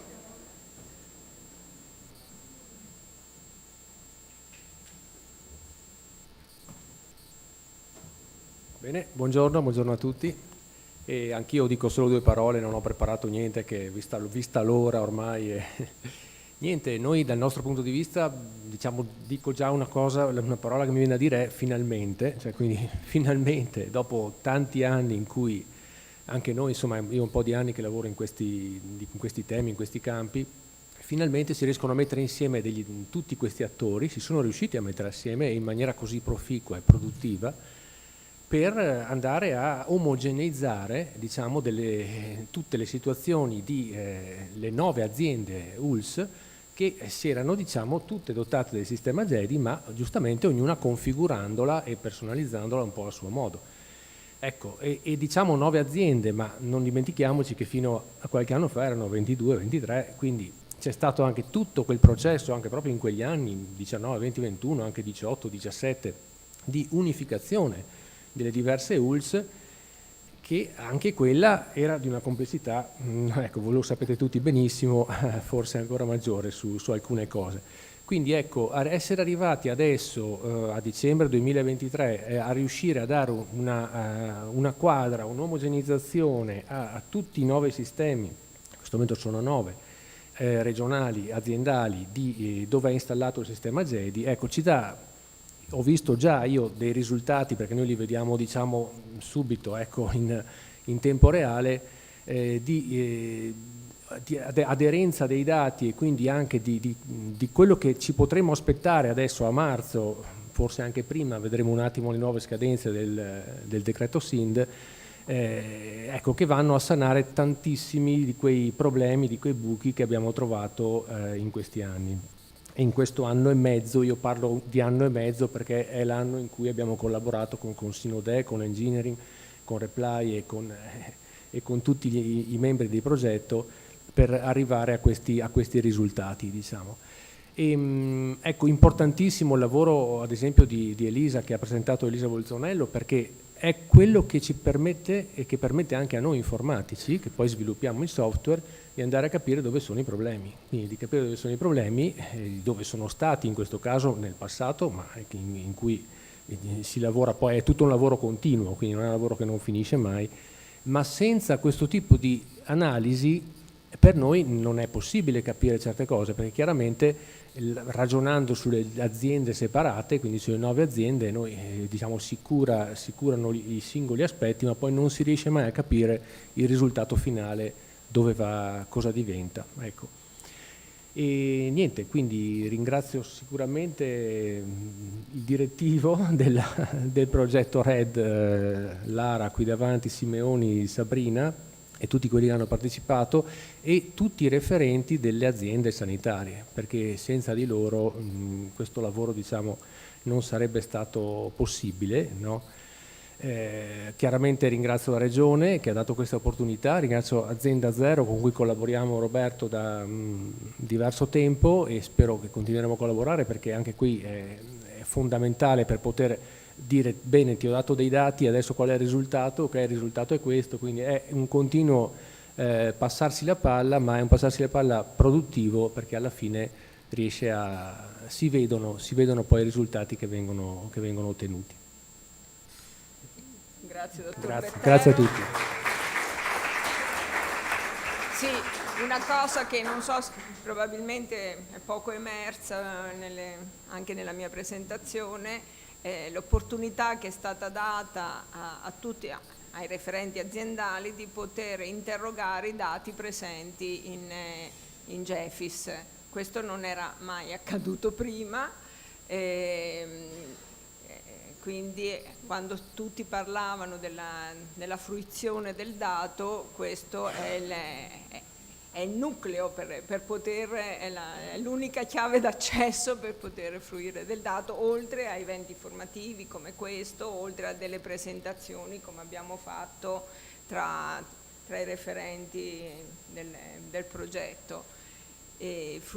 Poter fruire il dato significa anche vedere dove sono anche gli errori, ipotizzare che possono esserci degli errori non solo di imputazione ma anche di tipo banalmente informatico, che abbiamo scoperto esserci stati, e speriamo, ed è stato possibile anche questo grazie all'interfaccia che c'è stata tra Ciditec, la Data Warehouse, l'azienda Zero. Nella diapositiva delle frecce appunto non sapevo più dove metterle, perché tutto quanti i vari momenti hanno permesso di dialogare appunto, e quindi di vedere cosa non stava funzionando, che poi l'abbiamo visto anche molto bene con Sinode, e quindi ha permesso agli informatici di intervenire tecnicamente proprio sul dato.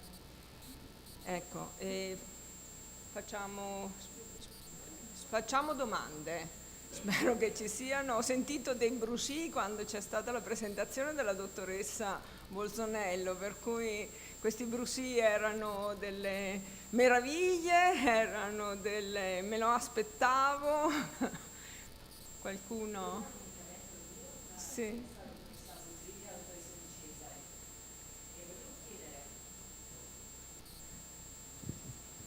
un dubbio che mi è rimasto della vostra presentazione e del lavoro di questi anni.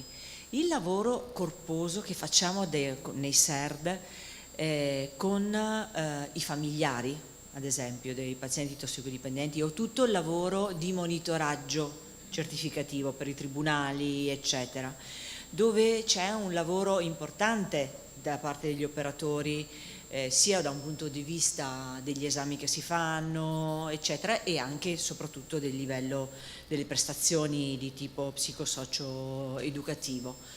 E chiaramente, per quanto riguarda i familiari, non sono pazienti tossicodipendenti, o a volte lo sono, ma allora in quel caso diventano pazienti in carico, e per quanto riguarda il lavoro certificativo potrebbero risultare tossicodipendenti, ma anche no.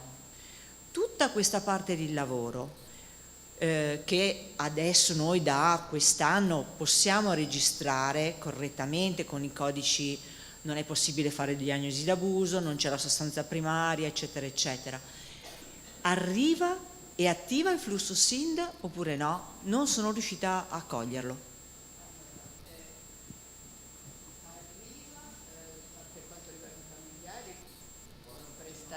Sono le prestazioni comunque erogate per il tossicodipendente, quindi dovremmo rivedere bene perché tutte le prestazioni, e quindi con il nuovo SIND l'intenzione è rivedere tutti i passaggi, quindi tutte le specifiche, tutte le regole per diciamo soddisfare anche le nuove esigenze, perché in un primo momento tutto ciò che non rientrava nel contatto, cioè quelle prestazioni senza contatto che comunque sono un carico di lavoro per i SERT, poi alla fine non vengono considerati riferiti agli utenti, però possiamo pensare con diciamo, incontri e stabilendo delle regole precise, analizzare anche il carico a parte, il carico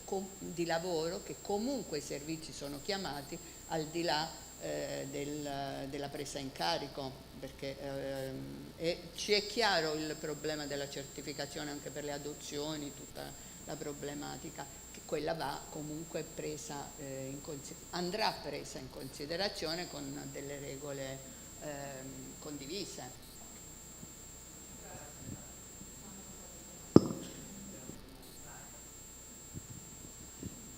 Sì, mi collego all'intervento della dottoressa Simeoni per portare l'attenzione anche sotto quanto il concetto della prevenzione, anche perché voglio dire nel nuovo portale riusciamo ad inserire una serie di prestazioni, una serie di attività ovviamente collegate non con la persona fisica ma mi hanno tolto la parola, con gli enti, per cui in realtà voglio dire anche questo è da capire che peso specifico ha sul carico di lavoro che c'è all'interno dei diversi servizi.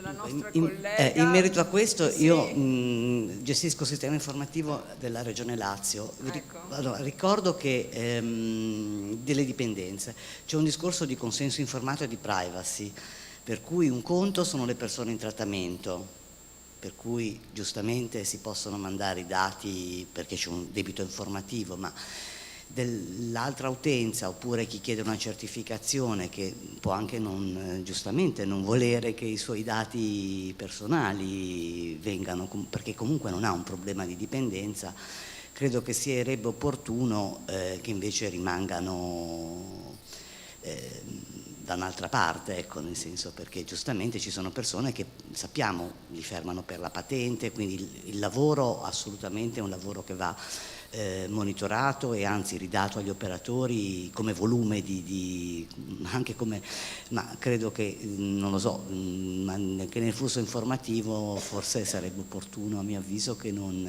entrassero questi dati. Grazie.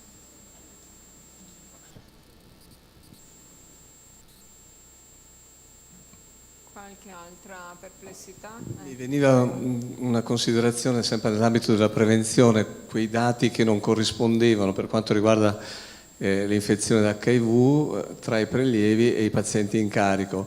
Credo che sia anche da imputare al fatto che molti servizi così, lavorano come osservatorio e danno la disponibilità per le persone che pensano di aver avuto un rischio di fare un prelievo per HIV senza poi la successiva presa in carico, perché non appartengono al mondo della tossicodipendenza. No, il tracciato HIV è riferito all'interno del flusso SIND ed è riferito ai pazienti, non ai pazienti in anonimato. Ah, non vengono registrati No, quelli di pazienti? No, il problema è, immaginiamo che sia appunto il mancato collegamento con i laboratori analisi. Alternativamente l'operatore deve inserire manualmente tutti i risultati all'interno del GEDI nello specifico. Questo infatti è un problema comune segnalato da diverse regioni, proprio infatti nel rapporto noi abbiamo messo una nota che i dati potrebbero avere insomma delle problematiche legate appunto a questo mancato collegamento. Sì, sì, è assolutamente un dato non vero il nostro, addirittura del 12%. Impossibile perché tutti i nostri pazienti vengono sottoposti almeno annualmente a un prelievo appunto per le patologie, epatite C, e lo stesso vale per l'epatite C, per l'epatite B, per tutti. Adesso poi che abbiamo questo compito di terapia, di prevenzione e di monitoraggio, sono tutti dati assolutamente non raccolti. Se andassimo a vedere quelle dell'epatite C troveremmo la stessa cosa, insomma, cioè dentro ci sono pochi dati. Quando facciamo l'estrazione per i dati HCV lo facciamo con i mezzi di fortuna che abbiamo, che non necessariamente è GED, insomma, quindi perché ognuno di noi tiene un elenco a parte con le informazioni, il file il Excel vecchio a parte. file Excel, perché così hai tutte le informazioni che ti richiede la scheda dello screening HCV, quindi purtroppo insomma sono tanti flussi e se riuscissimo a organizzare tutto sarebbe però un po' alla volta, ecco, sì. Sì, noi speriamo che anche questo convegno serva anche a questo, cioè, voglio dire che sia una voce per gli amministratori che appunto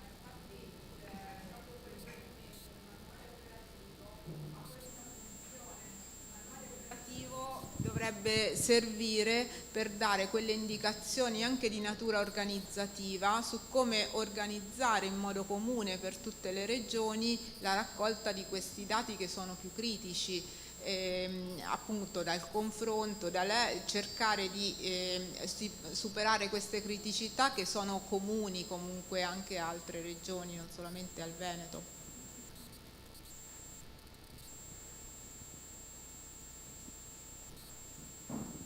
Grazie. Ho una domanda per la dottoressa Di Cesare, che avere qui dal vivo è un onore, nel senso che l'abbiamo sempre vista e sentita solo via mail. Una curiosità sul flusso. Per un paziente segnato come poliassuntore, okay, è accettabile l'invio di più di una sostanza primaria o rimane ancora il blocco di una? È sempre di una, no? Glielo chiedo perché ce lo chiedono milioni di volte, quindi è meglio averlo come dato fisso. Grazie molto. C'è qualcuno che mi sta facendo dalla platea un gesto assolutamente inequivocabile rispetto alla pausa pranzo, per cui se non avete altre osservazioni possiamo, sì, ci troviamo intorno 13:45. Verso le 2. Ecco. Grazie.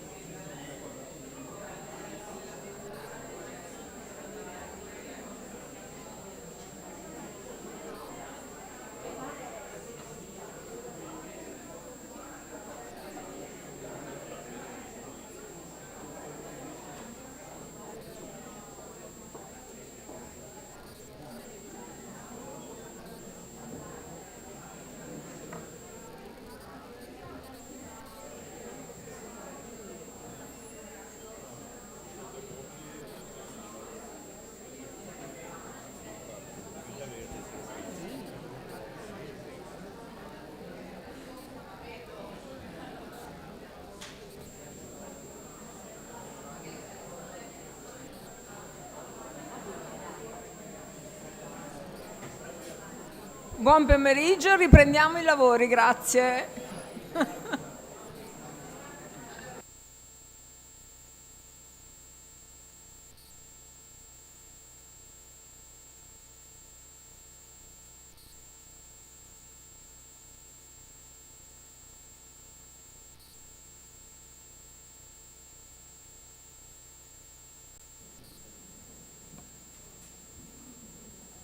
Ecco, ci siamo, riprendiamo la nutrita seconda parte del nostro incontro di oggi e lasciamo subito la parola al dottor De Gobbi, che abbiamo già citato diverse volte questa mattina, Azienda Zero, e ci scagliamo i motori per i prossimi interventi del pomeriggio che saranno particolarmente densi.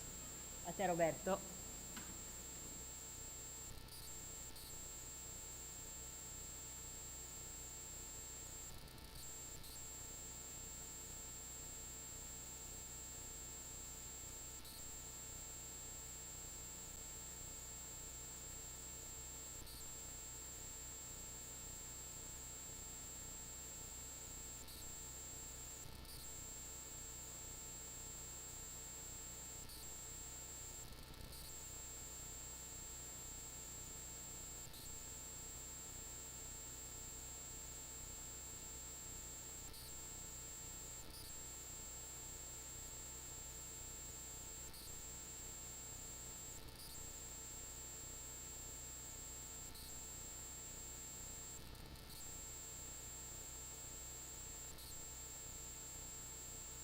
Allora, finché attendiamo che la regia ci dica qual è la password di Simone Segalini, che non sappiamo chi sia, non sei tu Simone Segalini, e allora vi anticipiamo un po' il programma di oggi pomeriggio. Allora, Roberto farà la presentazione del ruolo di Azienda Zero in questi anni di progetto, ma soprattutto per il futuro, quindi ci concentriamo molto su le attese che si sono create con questo progetto e quindi le decisioni che la Regione prenderà. Poi avremo la relazione che secondo me è la più importante della giornata, senza nulla togliere agli altri, perché avremo Sinodec che presenterà in anteprima per la maggior parte di voi i dati del 2022, che non sono i dati ottimali che immaginiamo ci saranno invece relativi al 2023, quindi speriamo che qualcuno li potrà presentare in futuro, perché è fondamentalmente nel 2023 che tutti i nodi sono venuti al pettine e si sono risolti via via. Però vedrete già un importante cambiamento del trend rispetto al 19, 20, 21 che vi ha mostrato stamattina. Poi seguirà una nutrita tavola rotonda di tutti i partecipanti del gruppo che si chiama Red Glossario, iniziato 2 anni e mezzo fa, Umberto, e quindi il gruppo formato dai referenti aziendali e dal rappresentante del privato sociale, ha nominato dei relatori, quindi parleranno 2, ma però proprio a nome del gruppo di questi 3 anni di lavoro. E poi ci lanceremo sul futuro e quindi avremo gli ultimi 2-3 interventi che saranno: uno, l'esperienza dell'Osservatorio regionale Piemonte, che è uno dei primi osservatori regionali delle dipendenze istituito in Italia, e quindi avremo il dottor Diecidue, che è uno dei fondatori, e infine avremo l'intervento di Serena Battilomo, di cui abbiamo sentito in battuta stamattina, il funzionario ministeriale, che ci presenterà le nuove prospettive, ormai direi piuttosto concrete, di ampliamento del flusso SIND, che per gli addetti ai lavori, qui in aula siamo tutti addetti ai lavori, sono anni che aspettiamo, e quindi ci darà delle nuove novità. E poi ci sarà la chiusura dei lavori a 3 voci di Roberto, Fabio Fuolega e la responsabile del progetto. Nel frattempo è arrivata la password. Sì, ma non è arrivato lo schermo, puoi continuare Lara. Ok, allora continui tu Alberto. Che dati presento, che sono i suoi. Cosa manca? La connessione con lo schermo? Proseguono i problemi tecnici per quello che riguarda la presentazione dei dati.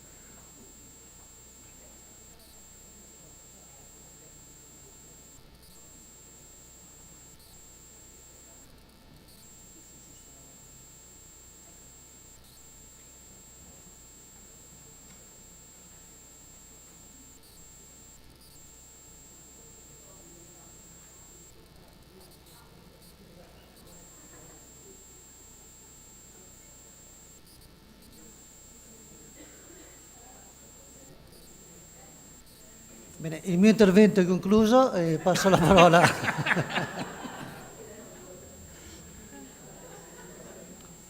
È un po' una metafora È un del progetto segno, è un RED. segno, secondo me. All'inizio c'erano le criticità, un po' alla volta le abbiamo affrontate e Esatto, ma risolte. si ripropongono. Esatto, esatto, poi cambia l'ambito, ma siamo ottimisti per natura.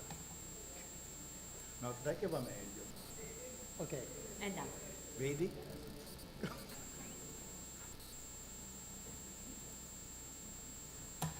Bene, peraltro buona parte del materiale che vedremo in questo mio intervento è già stato proposto da chi mi ha preceduto, per cui il mio primo compito sarà quello di tenervi svegli. Mi raccomando, aiutatevi perché... Allora, io sono Roberto Regobbi, lavoro in Azienda Zero che nasce nel 2016 come ente di governance di quella che è la sanità regionale per il Veneto. Ha una serie di funzioni attribuite, tra le quali una di quelle di cui mi occupo appunto è la gestione dei flussi informativi regionali. E l'idea è quella appunto di condividere uno strumento, un vocabolario, un linguaggio unico che permetta a tutti gli attori del sistema sanitario regionale di applicare metriche condivise e replicabili, adottare tracciati unici da tutti i punti di vista, sia come dal lato fornitori che dal lato implementatori del dato, per cui gli operatori, e poi mettere a disposizione di tutti coloro che sono interessati i dati di quali è stata fatta la raccolta. La piramide informativa l'abbiamo già vista prima ed è praticamente stratificata su due set primari. Uno che riguarda appunto la raccolta dei dati, per cui basi dati aziendali regionali, base dati che poi diventano informazioni per tutti quelli che sono interessati ad analizzarli e a sfruttarli per le più diverse esperienze o comunque necessità. E da quello che è il singolo operatore appunto si arriva fino a quella che è l'area, la direzione strategica piuttosto che area sanità sociale, per cui la direzione generale della sanità del Veneto, per tutte quelle che sono le finalità di programmazione. Il processo di acquisizione, elaborazione e invio dati, che è quello a cui accennava prima Federica Trevisan, per cui il famoso ETL, nasce per quello che riguarda appunto il flusso che stiamo considerando con GEDI. L'applicativo sul quale è stato fatto un lavoro immenso negli ultimi 2 anni per riuscire ad avere un unico applicativo appunto che parlasse per tutti lo stesso linguaggio e fornisse a tutti gli stessi risultati e soprattutto fosse implementato nel modo adeguato con tutte quelle che sono le informazioni richieste dal SIND. Le aziende URSS appunto tramite GEDI caricano in quello che è il portale regionale GEFIS i dati e attività. Il portale regionale restituisce una serie di criticità e errori alle aziende che possono essere classificati in errori bloccanti qualora siano particolarmente gravi o in semplici segnalazioni qualora di entità inferiore, e una volta che è completato il processo di restituzione alle aziende ed eventuale rinvio da parte delle stesse, si arriva al consolidamento dell'informazione e dunque alla trasmissione successiva a NSIS, che è stata ampiamente illustrata prima, e all'esposizione in DVH. E la necessità di consolidare i dati e poi appunto esporli sia a livello NSIS, o meglio trasmetterli a NSIS ed esporli in DVH, permette poi di costruire tutta una serie di indicatori che possono essere o indicatori ministeriali per la verifica della qualità del dato, piuttosto che indicatori che possono nascere o da indicatori posti ai direttori generali delle aziende, piuttosto che necessità specifiche degli operatori di settore. Il processo di acquisizione del SIND dunque avviene tramite il portale GEFIS. È un portale strutturato in diverse portlet che permettono nella prima portlet di fare quella che è appunto l'upload, il caricamento del dato, scaricare i controlli, gestire eventuali ticketing, per cui nel caso di malfunzionamento si può aprire direttamente tramite il portale una segnalazione a chi si occupa della manutenzione per segnalare la criticità, piuttosto che consultare il calendario o chiedere eventuali aperture straordinarie. Le aperture straordinarie sono quelle che si rendono necessarie una volta conclusa la finestra ordinaria di trasmissione del dato, per cui io azienda X mi accorgo che mi sono perso 150 utenti per qualche motivo, è finito il periodo di trasmissione del dato, per cui faccio la richiesta di apertura straordinaria appunto per reinviare il flusso. E nell'altre portlet possono essere disponibili, e in questo caso lo sono, della reportistica per quello che sono gli indicatori LEA, la verifica dei tracciati caricati, piuttosto che eliminare o effettuare un riepilogo degli invii che sono stati caricati. Il tracciato, o meglio il flusso, è costruito secondo 3 tracciati che sono appunto strutture, attività e HIV. I controlli che vengono esercitati a livello di GEFIS sono molteplici e hanno diverse profondità. Ci possono essere dei controlli per la singola riga che è stata caricata, ci possono essere controlli a livello di archivio, di file o cross flusso, ovvero la verifica che le informazioni inserite in un determinato tracciato siano coerenti con quelle contenute in altri tracciati riguardanti la stessa fase, e fanno poi una verifica della qualità e completezza. Se io mi aspetto che l'azienda Y mi mandi i dati di 4 sedi, di 5 sedi, devo verificare, o meglio il portale verifica che effettivamente tutti quelli che sono interessati alla trasmissione del dato abbiano effettivamente caricato dati. E fanno poi ovviamente un rispetto della tempistica di trasmissione delle informazioni. Concluso tutto questo percorso, la fase successiva è quella dell'aggregazione del dato ed esposizione nel famoso DVH. Il DVH letteralmente è un magazzino, per cui un luogo nel quale deposito notevoli informazioni o materiale che sia, nel nostro caso sono dati. È orientato ai soggetti di interesse, nel senso che tutti quelli che sono interessati a quel determinato flusso dovrebbero averne accesso, è integrato, rappresenta tutto quello che è lo storico nell'evoluzione appunto delle informazioni trasmesse e soprattutto dovrebbe essere intuitivo e facile da usare. Nello specifico per quello che riguarda il flusso SIND, o meglio, la Regione Veneto ha un DVH nel quale sono raggruppati e esposti tutti i flussi e attività che ci coinvolgono. E per quello che riguarda lo specifico flusso SIND, fino a poco tempo fa, più precisamente fino al maggio del 2022, non era accessibile agli operatori, nel senso che la profilazione che era stata impostata da chi lo ha fatto le scelte prima di noi non permetteva alle singole aziende di andare a consultare quello che avevano caricato. In termini di cultura del dato, di cui tanto abbiamo discusso stamattina, è una gravissima perdita, nel senso che l'operatore che, poveretto, si deve vedere costretto a caricare moli di dati infinite tutti i giorni per rendicontare, o meglio lui ipotizza per rendicontare quella che è la sua attività, non vede qual è l'impiego finale del dato. Ed è ovviamente una costruzione demotivante, cioè io faccio un lavoro ma senza sapere a cosa serve. L'accesso al DVH permette di rendersi conto concretamente di quello che è stato effettivamente fatto, per cui lavorare tanto e rendicontare male o non rendicontare affatto, dal punto di vista di chi non è sul campo, equivale a non lavorare proprio. Per cui la disponibilità lato utente e la fruibilità e comunque la garanzia del dato in conseguenza del fatto che chi inserisce il dato vede anche poi a cosa serve, è il primo passo appunto per la cultura del dato di cui tanto stiamo parlando. Tornando al DVH soggetto SIND, appunto per ogni soggetto e in particolare per il soggetto SIND sono poi disponibili 7 cubi, dove i 7 cubi riflettono i vari tracciati in cui si suddivide il tracciato attività principalmente del flusso SIND. All'interno di ogni singolo cubo sono poi disponibili tutte le variabili che costituiscono quel singolo tracciato a livello di flusso. Non sono esposte tutte quante per ovvi motivi di visibilità, però ad interesse del singolo consultatore si possono selezionare tutte quelle che sono appunto le caratteristiche componenti il flusso, decidere di esporle all'interno del DVH ed eventualmente poi esportarle in un formato di dati elaborabile e consultabile. Qui ho esposto solamente 2 cubi per esempio, ma comunque tutti i tracciati appunto consistenti il flusso sono consultabili. Il passo successivo è quello dell'invio ad NSIS, ma di questo direi che già hanno fatto ottima esposizione, per cui non mi dilungo oltre. Nel portale dell'NSIS Sanità sono disponibili, oltre alle funzionalità del GAF, per cui monitoraggio, elaborazioni e di flussi, anche delle altre sezioni che mi conferiscono appunto il DSS o la consultazione di una serie di indicatori che possono essere di particolare interesse.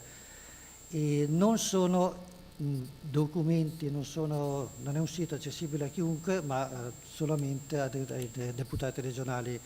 Potrebbe essere comunque interessante in un prossimo futuro organizzare, nell'ambito degli incontri di formazione che già sono stati fatti, sia per quello che riguarda l'utilizzo del DVH, sia più recentemente per quello che riguarda l'utilizzo del GEDI, anche una presentazione a tutti quanti di quelle che sono le infinite possibilità disponibili in NSIS. E una volta che siano state verificate appunto le necessità di consultazione o la fruizione, prevedere anche degli scarichi periodici a disposizione delle aziende, in modo tale che ci sia anche un riflesso più ampio rispetto a quello caratterizzato solo, si fa per dire, da quelle che sono le visite regionali. Io ho finito, sono stato breve e conciso, tutti quanti svegli direi, per cui va bene.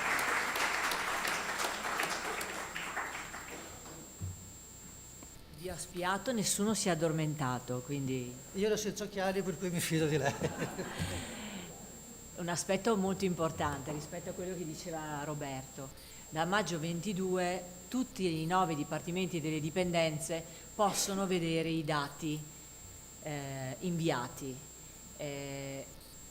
Chiaramente è una piattaforma diversa dal nostro computer, è una piattaforma diversa dall'Excel che magari tanti di noi sono capaci di utilizzare, quindi l'Azienda Zero nella persona di Roberto De Gobbi è sempre pronto a o creare dei momenti formativi, come è stato fatto recentemente col GEDI, o a rispondere a esigenze particolari per sia l'estrazione dei dati specifica, sia per verificare la bontà dei dati inviati. Ovviamente le credenziali che ha rilasciato Azienda Zero permette di vedere i propri dati, quelli della propria azienda, non i dati delle altre aziende. Solo in occasioni come quella che adesso sta per arrivare con la dottoressa Bolzonello o in altre occasioni che la Regione organizzerà in futuro, si possono vedere i dati aggregati o di confronto tra le singole aziende. Lascerei adesso la parola.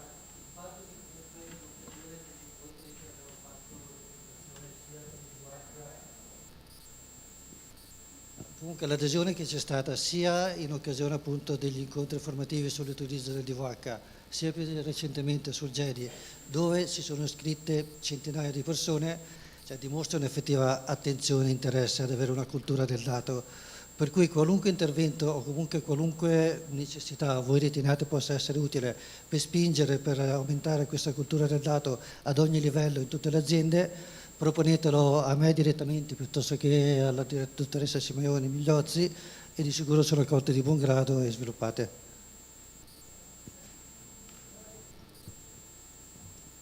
Vado. Bene, vado. Allora, come è stato detto più volte, adesso insomma entriamo un po' nel vivo dei dati del 2022. Questi sono dei primi ritorni, ovviamente non è un'elaborazione complessiva, ma insomma intanto per dare già qualche dato sull'anno 2022. La prima cosa da dire, che insomma è emersa anche questa mattina, è che è migliorata la qualità dei dati rispetto al triennio precedente 19-21 che abbiamo visto. C'è una maggiore completezza dei tracciati, quanto vi ricordate che avevamo visto i grafici a barre, con le barre colorate per anno in cui si vedevano gli scarti, si sono notevolmente ridotti nell'anno 2022, adesso andiamo a vedere, e anche abbiamo posto a confronto l'informazione non nota, la percentuale di utenti con informazione non nota, che era emersa anche nella presentazione di questa mattina, in questo database 2022, ponendolo a confronto con il report ministeriale del 2021, e abbiamo visto che c'è una riduzione, cioè è più bassa, ecco, la percentuale di informazione non nota in questo database. Allora, questa è una tabella che permette un po' di vedere la differenza tra i vari tracciati, che vi dicevo prima, appunto abbiamo visto il grafico a barre che poi vi faccio vedere, ma è per farvi vedere quanto si è ridotto numericamente, cioè passiamo da una differenza di utenti che erano in anagrafica rispetto agli utenti nel tracciato contato e prestazioni, che erano nell'ordine dei 500-600 utenti di scarto, quindi utenti per i quali non abbiamo informazioni sui contatti e le prestazioni, arrivano a essere 63 nel 2022, per cui vedete insomma che è notevolmente ridotto la numerosità, e anche la differenza tra gli utenti che erano presenti in contatti e prestazioni con quelli che sono presenti nel tracciato sostanze d'uso. Vedete che praticamente siamo quasi alla completezza del dato per l'anno 2022. Qui è sempre il grafichetto di questa mattina, però integrato dell'anno 2022, che è quello in giallo, e vedete che appunto si appiattisce, le 4 barre del tracciato anagrafica, contatti, prestazioni e sostanze d'uso sono praticamente in linea, per cui abbiamo raggiunto insomma quasi in linea, ecco, c'è ancora qualche scarto, ma minimo, ecco. Sì, no, sì, in realtà sul totale dei 12.000 insomma ci possono stare, ecco. Per quanto riguarda il confronto sulle percentuali di utenti con informazione non nota, abbiamo provato insomma, per queste 3 informazioni sociodemografiche, quindi il titolo di studio, condizione occupazionale, stato civile, siamo andati a vedere quanto è la percentuale di non noti nel database nostro 2022 con il dato riportato nel rapporto ministeriale 2021. Vedete che siamo nell'ordine dell'11% contro il 19% o 16% nello stato civile contro il 21% nel rapporto ministeriale.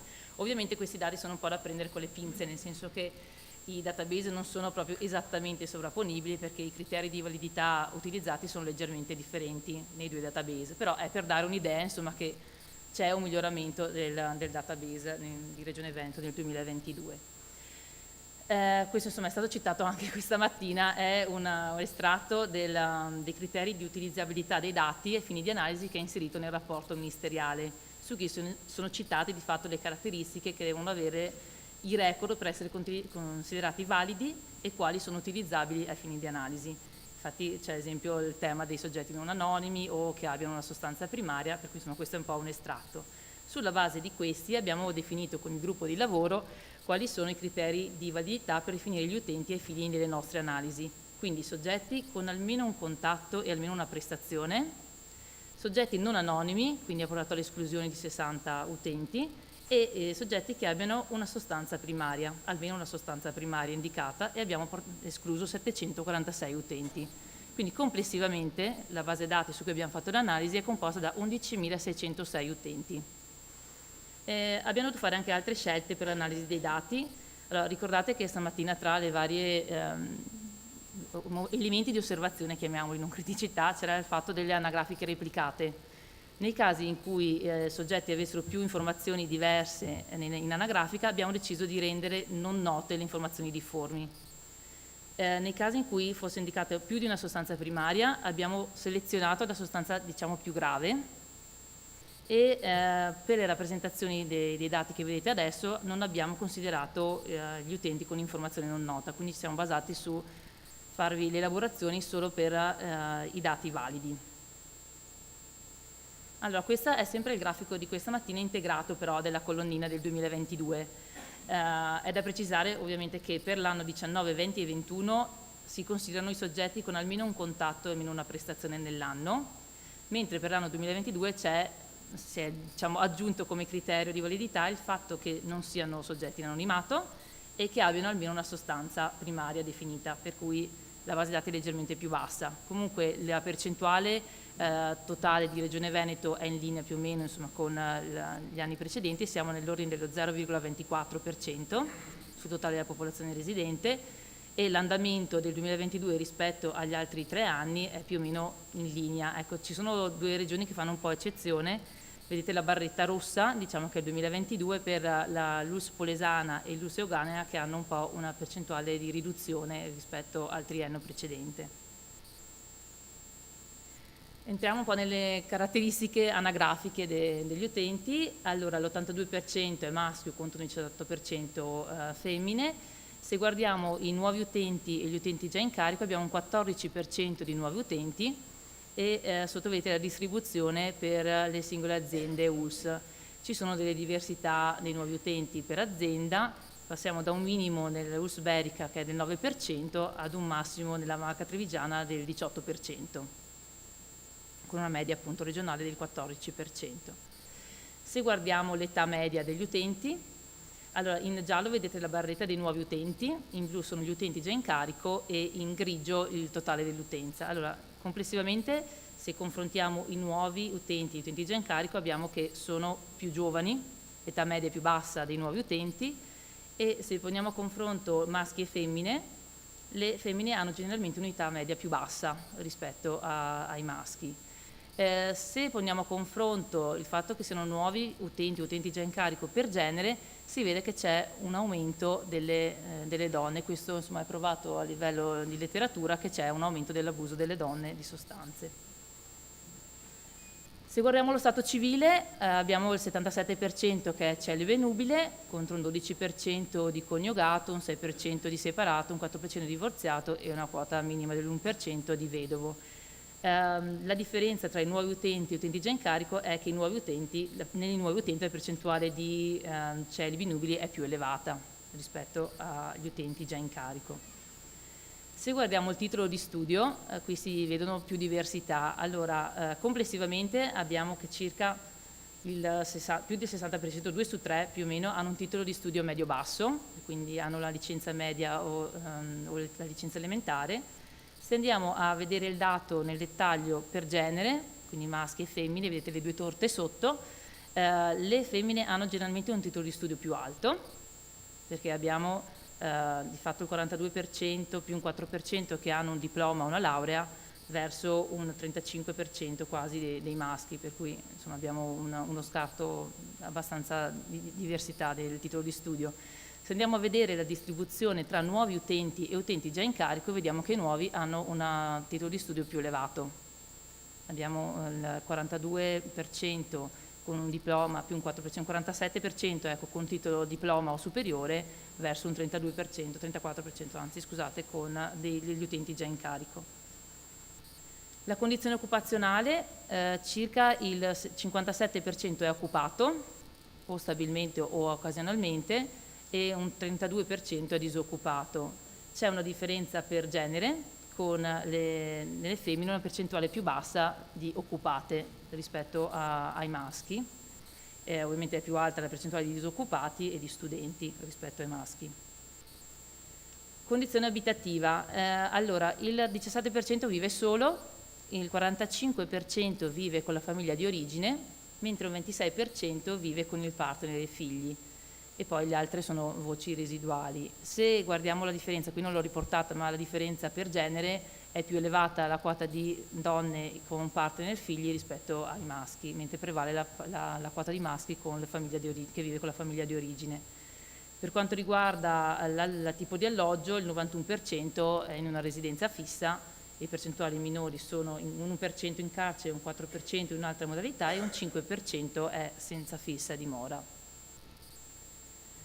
Se guardiamo la presenza di figli minori, abbiamo che un 79% è senza figli, un 12% vive con i figli e un 9% non vive con i figli. La differenza per genere è che è più alta nelle femmine la percentuale che vive con figli, un 19% contro un 10% dei maschi. Io vado avanti, insomma, se in caso qualcuno ha qualche nota lo dica.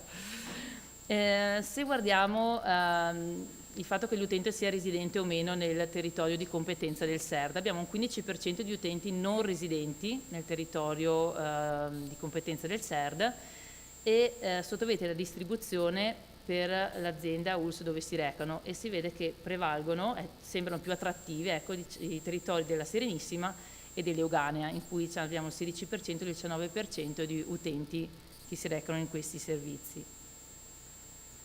Guardando il tracciato esami sostenuti, questo tracciato presenta le informazioni solo per il 48% degli utenti, quindi sul totale degli 11.000 utenti abbiamo 5.500 utenti che hanno informazioni sugli esami su questo tracciato, con delle diversità tra aziende e ULS. Ci sono dei territori tipo la Pedemontana che ha un 10% di utenti con questa informazione, contro la Veneto Orientale che ha un 66% di utenti con questa informazione. È da capire se la motivazione è legata alla connessione con il laboratorio di analisi e il servizio, per cui la mancanza di dato è motivata da questo passaggio, ecco, di informazioni. Sempre sul tema degli esami sostenuti, qui potete vedere tra i 9 diversi tipi di test qual è la distribuzione, cioè quanti utenti sono stati sottoposti al singolo test sul totale degli utenti in carico.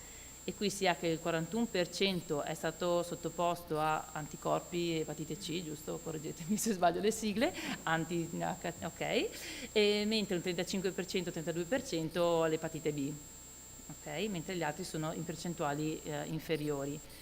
Sotto c'è il grafico che permette di vedere quanti utenti hanno un esito noto, perché ci sono anche informazioni senza esito del test, e quanti utenti con esito positivo sul totale degli utenti per ciascuna tipologia di test.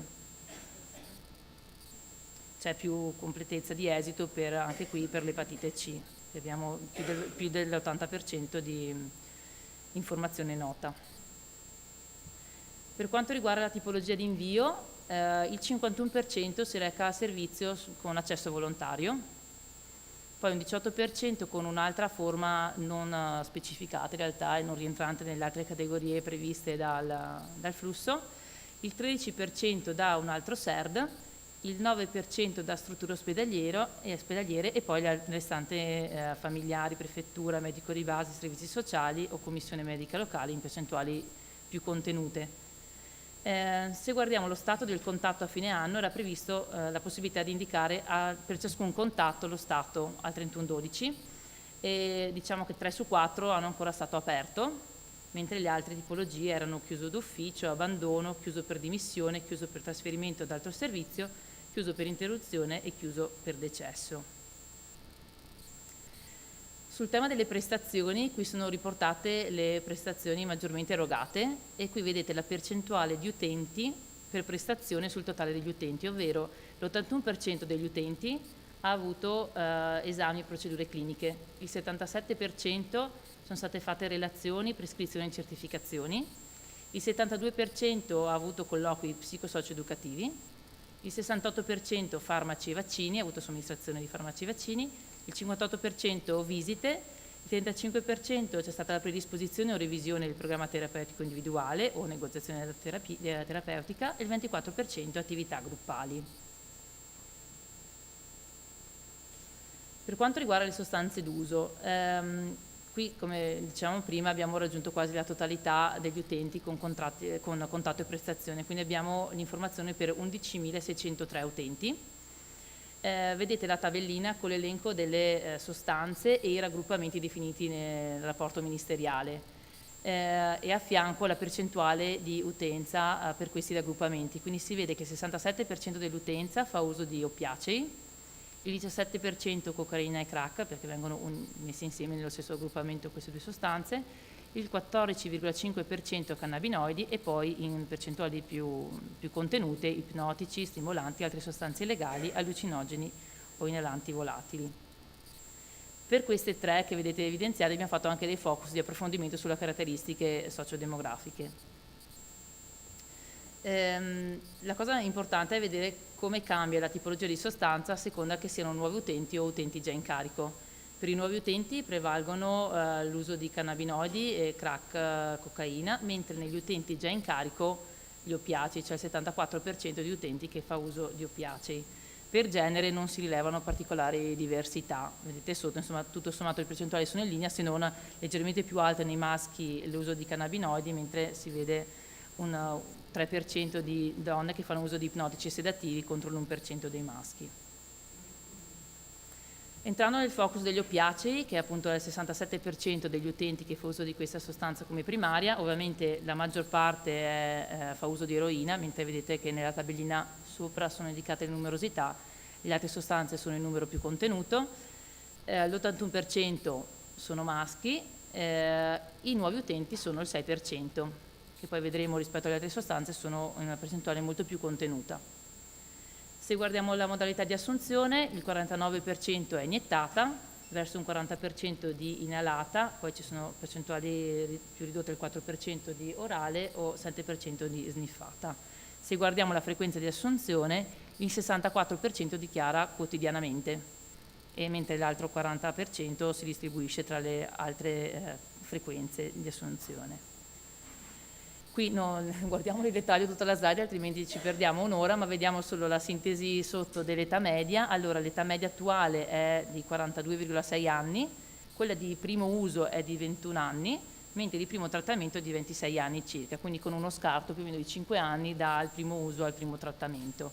E se guardiamo la differenza per genere, come abbiamo visto anche prima, insomma, le donne hanno un'età un po' più bassa, media, rispetto ai maschi.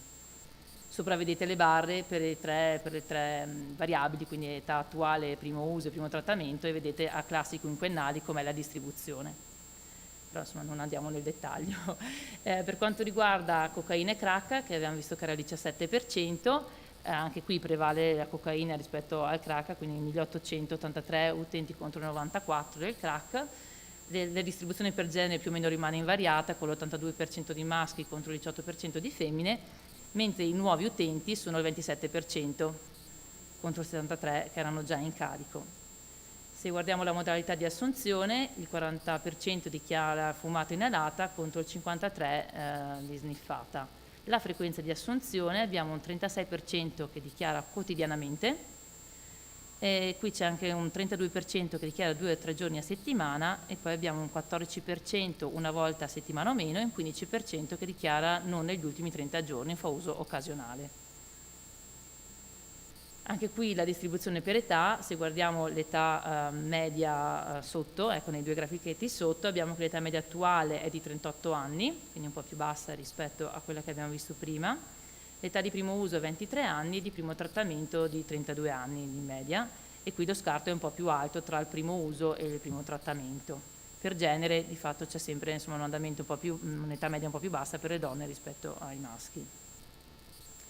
Se guardiamo i cannabinoidi, che è la terza sostanza insomma, più diffusa, abbiamo un 14,5% del totale utenti che fa uso di questa sostanza. Anche qui abbiamo in realtà un po' più maschi, perché siamo all'86% di maschi contro il 14% di femmine, e i nuovi utenti sono generalmente di più rispetto alle altre sostanze, con un 38% di nuovi utenti rispetto a un 62% di utenti già in carico, 62% di utenti già in carico.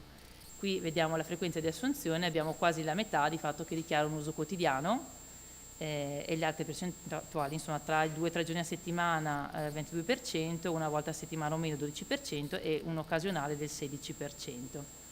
Se guardiamo anche qui l'età, abbiamo delle età medie più basse, sia di età media attuale che di 27 anni, l'età di primo uso è di 16 anni in media e l'età di primo trattamento è di 22 anni. Anche qui con delle diversità per genere, generalmente più bassa nelle femmine rispetto ai maschi.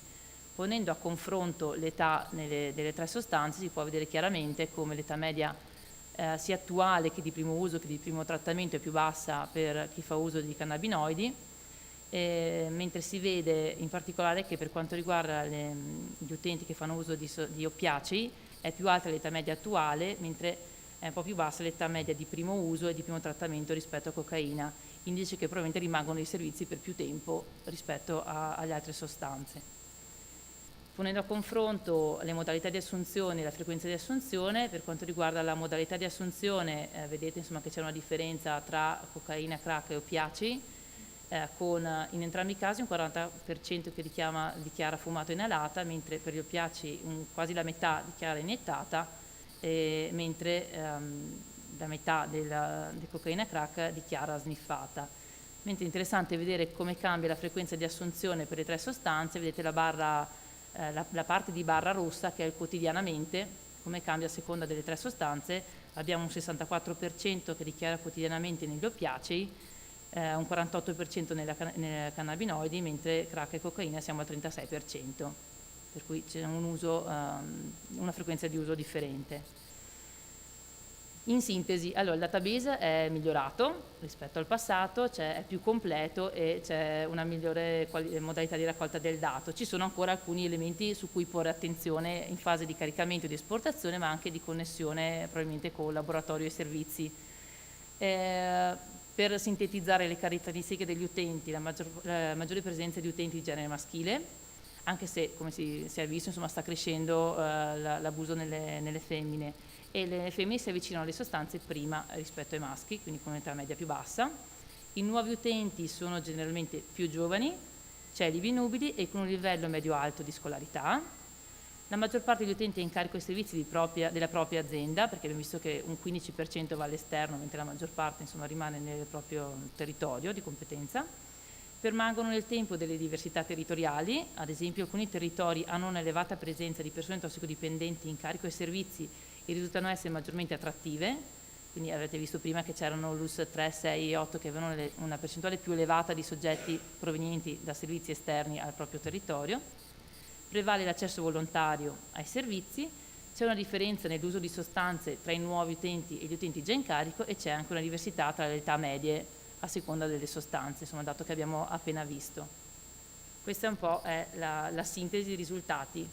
Ovviamente sono solo alcuni dei risultati, il database è molto ricco, ci sono molte informazioni su cui sicuramente è necessario fare gli approfondimenti, andare un po', insomma, a vedere nel dettaglio i dati inseriti e anche, insomma, penso ai fini programmatori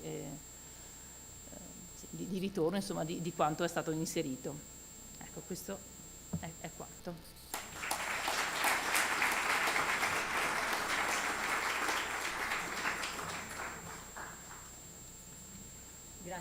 Grazie tante Elise.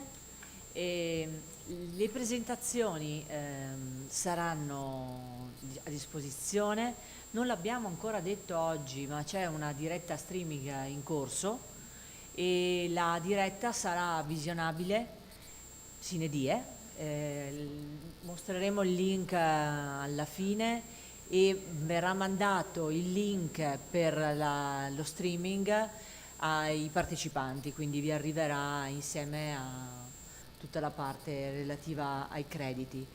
Sinodei, entro la fine del progetto, oltre a mettere a disposizione già la presentazione, curerà un report che sarà ovviamente restribuito a tutte le 9 aziende e quindi ci rimarrà un file a disposizione con i dati di oggi sicuramente, ma probabilmente anche con qualche altra elaborazione. Come potete immaginare c'è tantissimo qua dietro e c'è tantissimo altro da dire. Manovrarlo, utilizzarlo all'interno delle nostre sedi, all'interno dei nostri dipartimenti a livello regionale permette di fare una programmazione delle risorse e delle attività e del nostro lavoro quotidiano in modo probabilmente più ragionato di come abbiamo fatto in passato e all'interno delle ASL ma anche all'interno delle comunità e del privato sociale. Ciò detto, inviteremmo noi due tutti i colleghi rappresentanti delle singole ULS per partecipare alla tavola rotonda, così ci vediamo in faccia per la prima volta, al di là di tutti i quadratini delle 100.000 riunioni a cui abbiamo partecipato. Allora, Scusate, chiediamo gentilmente di liberare 3 sedie dalla platea per poterle mettere sul palco, grazie. allora, la dottoressa Darolt per l'ULS 1, il dottor Ressigno per l'ULS 2, il dottor Ruggero per la 4, la dottoressa Pavani per la 5, la dottoressa Bricca per la 6, la dottoressa Minuzzo per la 7, il dottor Parise per la 8 e la dottoressa Dussin in rappresentanza del privato sociale.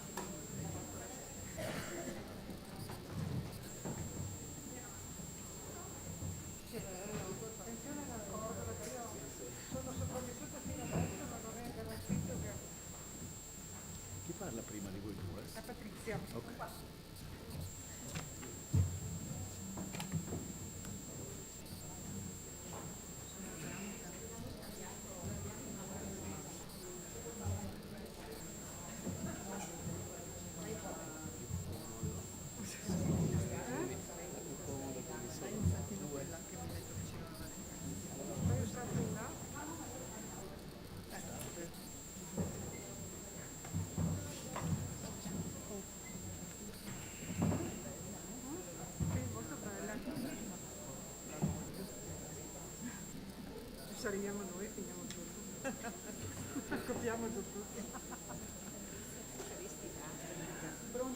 Allora, l'idea iniziale del gruppo di lavoro era quella di fare una piccola presentazione per ogni ULSS per relazionare sui lavori svolti. In realtà ci siamo accorti che, vista l'ora, sarebbe stato un forte incentivo al torpore. Quindi abbiamo ritenuto più credibile in termini di prevenzione dell'abbiocco condensare le presentazioni in modo da avere 2 rappresentanti per tutto il gruppo di lavoro che riassumeranno il punto di vista delle varie ULSS rispetto ad alcuni argomenti specifici. Il primo intervento è a cura della dottoressa Bricca, che ci illustrerà alcuni degli aspetti emersi dal gruppo di lavoro RED a nome di tutte le 9 aziende. Proprio così, buonasera. Purtroppo insomma non porteremo, con queste nostre osservazioni, non porteremo novità, ripeteremo forse qualcosa che avete già sentito nel corso della giornata. Però ci pareva importante comunque comunicare anche il nostro punto di vista, ecco, di un gruppo di persone che per 3 anni si sono incontrate con una discreta regolarità e con un'elevata frequenza e hanno messo insieme un po' quello che sapevano e soprattutto hanno imparato cose nuove che non conoscevano. Quindi, come ha già detto il collega, la mia voce risponde al punto di vista di tutto questo nutrito gruppo, che è composto appunto da... Forse se mandiamo se la mandi ci sono i nostri nomi. Eccoli qua. Manca, ci perdonerà la collega che appartiene al privato sociale, non abbiamo aggiunto il suo nome, ma questo gruppo di operatori che appartengono alle USL si è unito anche una collega del privato sociale che ha portato il suo punto di vista e poi vedremo i suoi desideri che sono importanti. Allora, abbiamo pensato intanto di parlare delle ricadute positive locali e regionali che a nostro parere sono derivate da questo processo nel quale ci siamo inseriti. Innegabilmente la crescita di interesse e di attenzione sulla tematica del dato. Siamo tutti operatori, sappiamo quanta fatica si fa a persuadere anche i colleghi, diciamo, a collaborare sulla compilazione corretta e sulla valorizzazione della raccolta dati. Innegabilmente questo progetto ha portato a una crescita da parte di tutti gli operatori di tutto il sistema dipendenze della Regione Veneto, che sono cresciuti nel senso di interesse, attenzione e maggiore responsabilità nella compilazione dei dati, maggiore consapevolezza del significato dei dati e della ricaduta che può avere nel nostro lavoro clinico ed organizzativo dare attenzione alla raccolta dati. Quindi innegabilmente questo è stato il primo e più importante risultato positivo. Abbiamo anche osservato che le direzioni hanno aumentato il grado di consapevolezza. I direttori di unità operativa complessa, i direttori di dipartimento, via via si sono anch'essi coinvolti e hanno dato peso, valore, importanza e stimolo ai colleghi perché la loro partecipazione crescesse. Poi abbiamo conosciuto tante cose che non sapevamo. Per esempio, soprattutto noi della SEI, ma credo anche altri colleghi, abbiamo fatto la conoscenza con altri operatori della nostra stessa azienda che si occupavano della trasmissione del dato, si occupavano attivamente del processo SIND e lavoravamo sullo stesso argomento in maniera separata. Questo, devo dire, non ci fa onore, ma era così. Lavoravamo in maniera separata e ora siamo più consapevoli dei diversi ruoli e della necessità di intrecciare il nostro lavoro. Ecco, quindi abbiamo conosciuto colleghi importanti. Sono stati nominati dei referenti. Allora, anche questo dato ha portato vantaggio, perché per gli operatori delle nostre numerosissime sedi CERT avere dei referenti che raccolgono le esigenze, che raccolgono i disagi, le difficoltà, anche le incomprensioni del processo, li raccolgono, cercano di capirli, qualche volta anche di dare risposte, ma insomma di canalizzare le esigenze di tutti in termini di gestione del dato, è un progresso, i colleghi sono contenti di avere dei referenti ai quali rivolgersi. Disponiamo, l'ultima relazione è stata illuminante da questo punto di vista, bellissima, e veramente desidero proprio poterla avere in mano per consultarla spesso. Possiamo disporre finalmente di dati reali, omogenei, attendibili e confrontabili. È un progresso al quale aspiravamo, chiedevamo proprio di arrivare qui. L'ultima relazione ce l'ha dimostrato e siamo molto grati. Era questo l'obiettivo e la motivazione che ci ha spinto a unirci al gruppo di lavoro. Poi nel tempo sono cresciute maggiori consapevolezze, ma prima di tutto avevamo fortemente il desiderio di disporre di dati leggibili che potessero farci capire di più qualcosa sulla nostra utenza, sull'evoluzione della nostra utenza, su come cambia negli anni, se aumenta, se diminuisce, se cambiano le età, se cambiano le esigenze, se ci sono delle carenze da parte nostra, no? Se ci sono dei buchi nelle prestazioni che noi forniamo. Solo una lettura omogenea e confrontabile dei dati ce lo poteva dire. Mi sembra che questo progetto ci sta portando in questa direzione. Quindi siamo contenti di avere un applicativo più snello, più efficiente e unitario e condiviso.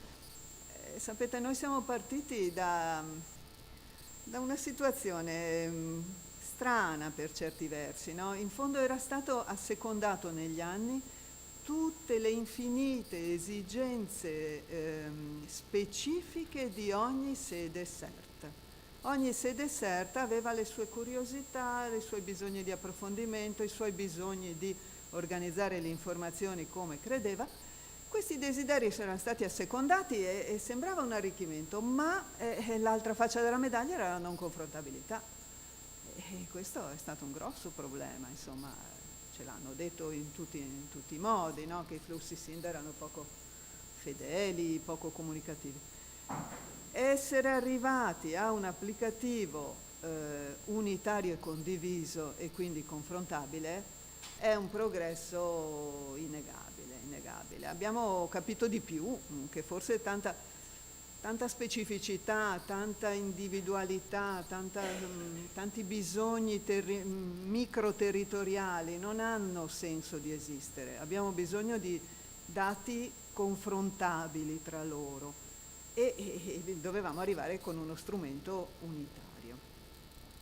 Quindi il nostro GEDI attuale è più efficiente, ci consente un'estrazione dei flussi SIND più ricca, più fedele, e quindi questo non può che essere considerato un progresso. Abbiamo imparato tante cose nuove, c'erano parole che data warehouse, Synode, erano argomenti inizialmente misteriosi, adesso li conosciamo, li padroneggiamo, ne capiamo i vantaggi nella collaborazione con queste diverse punti della rete della comunicazione dei dati. E anche il ruolo di Azienda Zero adesso ci è chiaro quanto sia di promozione, insomma, allo sviluppo dei dati. Poi siamo contenti che sia nato questo gruppo di lavoro multiprofessionale, stabile, operoso e motivato. È vero, insomma, è stato un gruppo di lavoro che è durato per 3 anni di seguito, e non capita tutti i giorni, a volte i molteplici impegni o la stanchezza, insomma, fa sì che i gruppi di lavoro si sfilaccino un po'. Questo è un gruppo che ha lavorato in maniera stabile, costante, motivata, individuando degli obiettivi e collaborando tutti insieme. È chiaro, la motivazione c'era, come dire, il desiderio, no, del progresso c'era. Sarebbe un peccato lasciar cadere il tutto, ecco, sarebbe effettivamente un peccato che questo gruppo di lavoro si sfaldasse. A parere di tutti, ecco, è importante che questo gruppo di lavoro continui a rappresentare uno dei nodi fondamentali della rete di lavoro su questa tematica della gestione del dato. Innegabili anche le difficoltà, non siamo, come dire, non vorremmo solo celebrare tutto ciò che ha funzionato, ma vogliamo anche parlare invece delle difficoltà e delle cose non ancora risolte, per le quali auspichiamo l'arrivo di soluzioni. Ma questo compito più spinoso tocca alla mia collega. Arrivo io.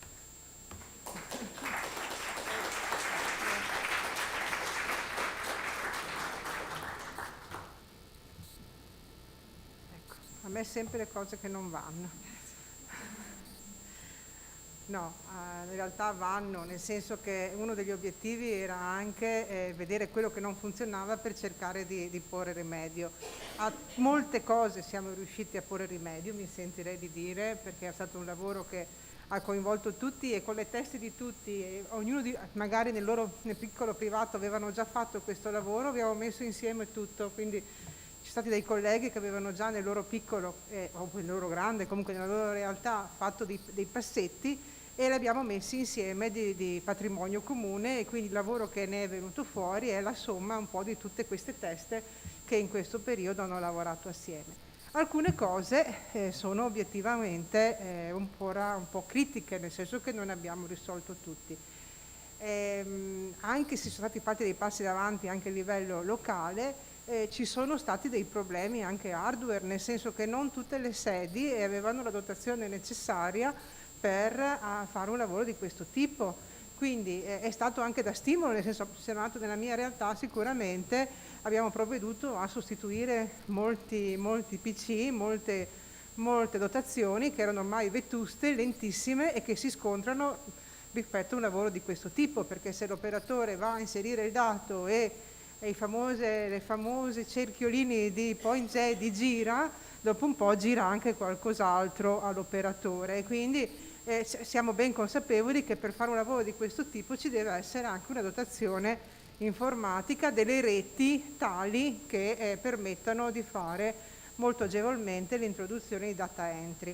Quindi ci sono dei limiti di quel tipo lì nella rete e anche di software che si devono parlare tra di loro. Quindi sono tutti punti che stiamo costruendo, ma ancora non è del tutto ovviamente risolto. Alcune funzioni di controllo che sono state molto apprezzate all'interno del gruppo e anche dell'equipe, come i famosi controlli SIN che sono stati implementati nell'applicativo PointZ, hanno ancora alcune funzioni che sono da migliorare.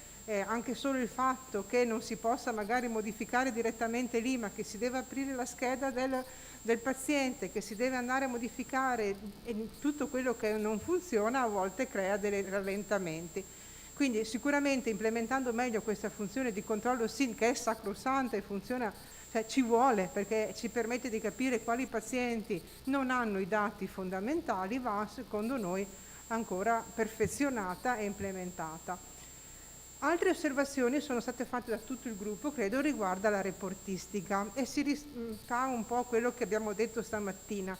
Se gli operatori sono nelle messe condizioni che se hanno una curiosità, un dubbio, sanno perfettamente dove andare e agevolmente estraggono il dato in modo flessibile, e sono forse più incentivati a inserirle in modo corretto.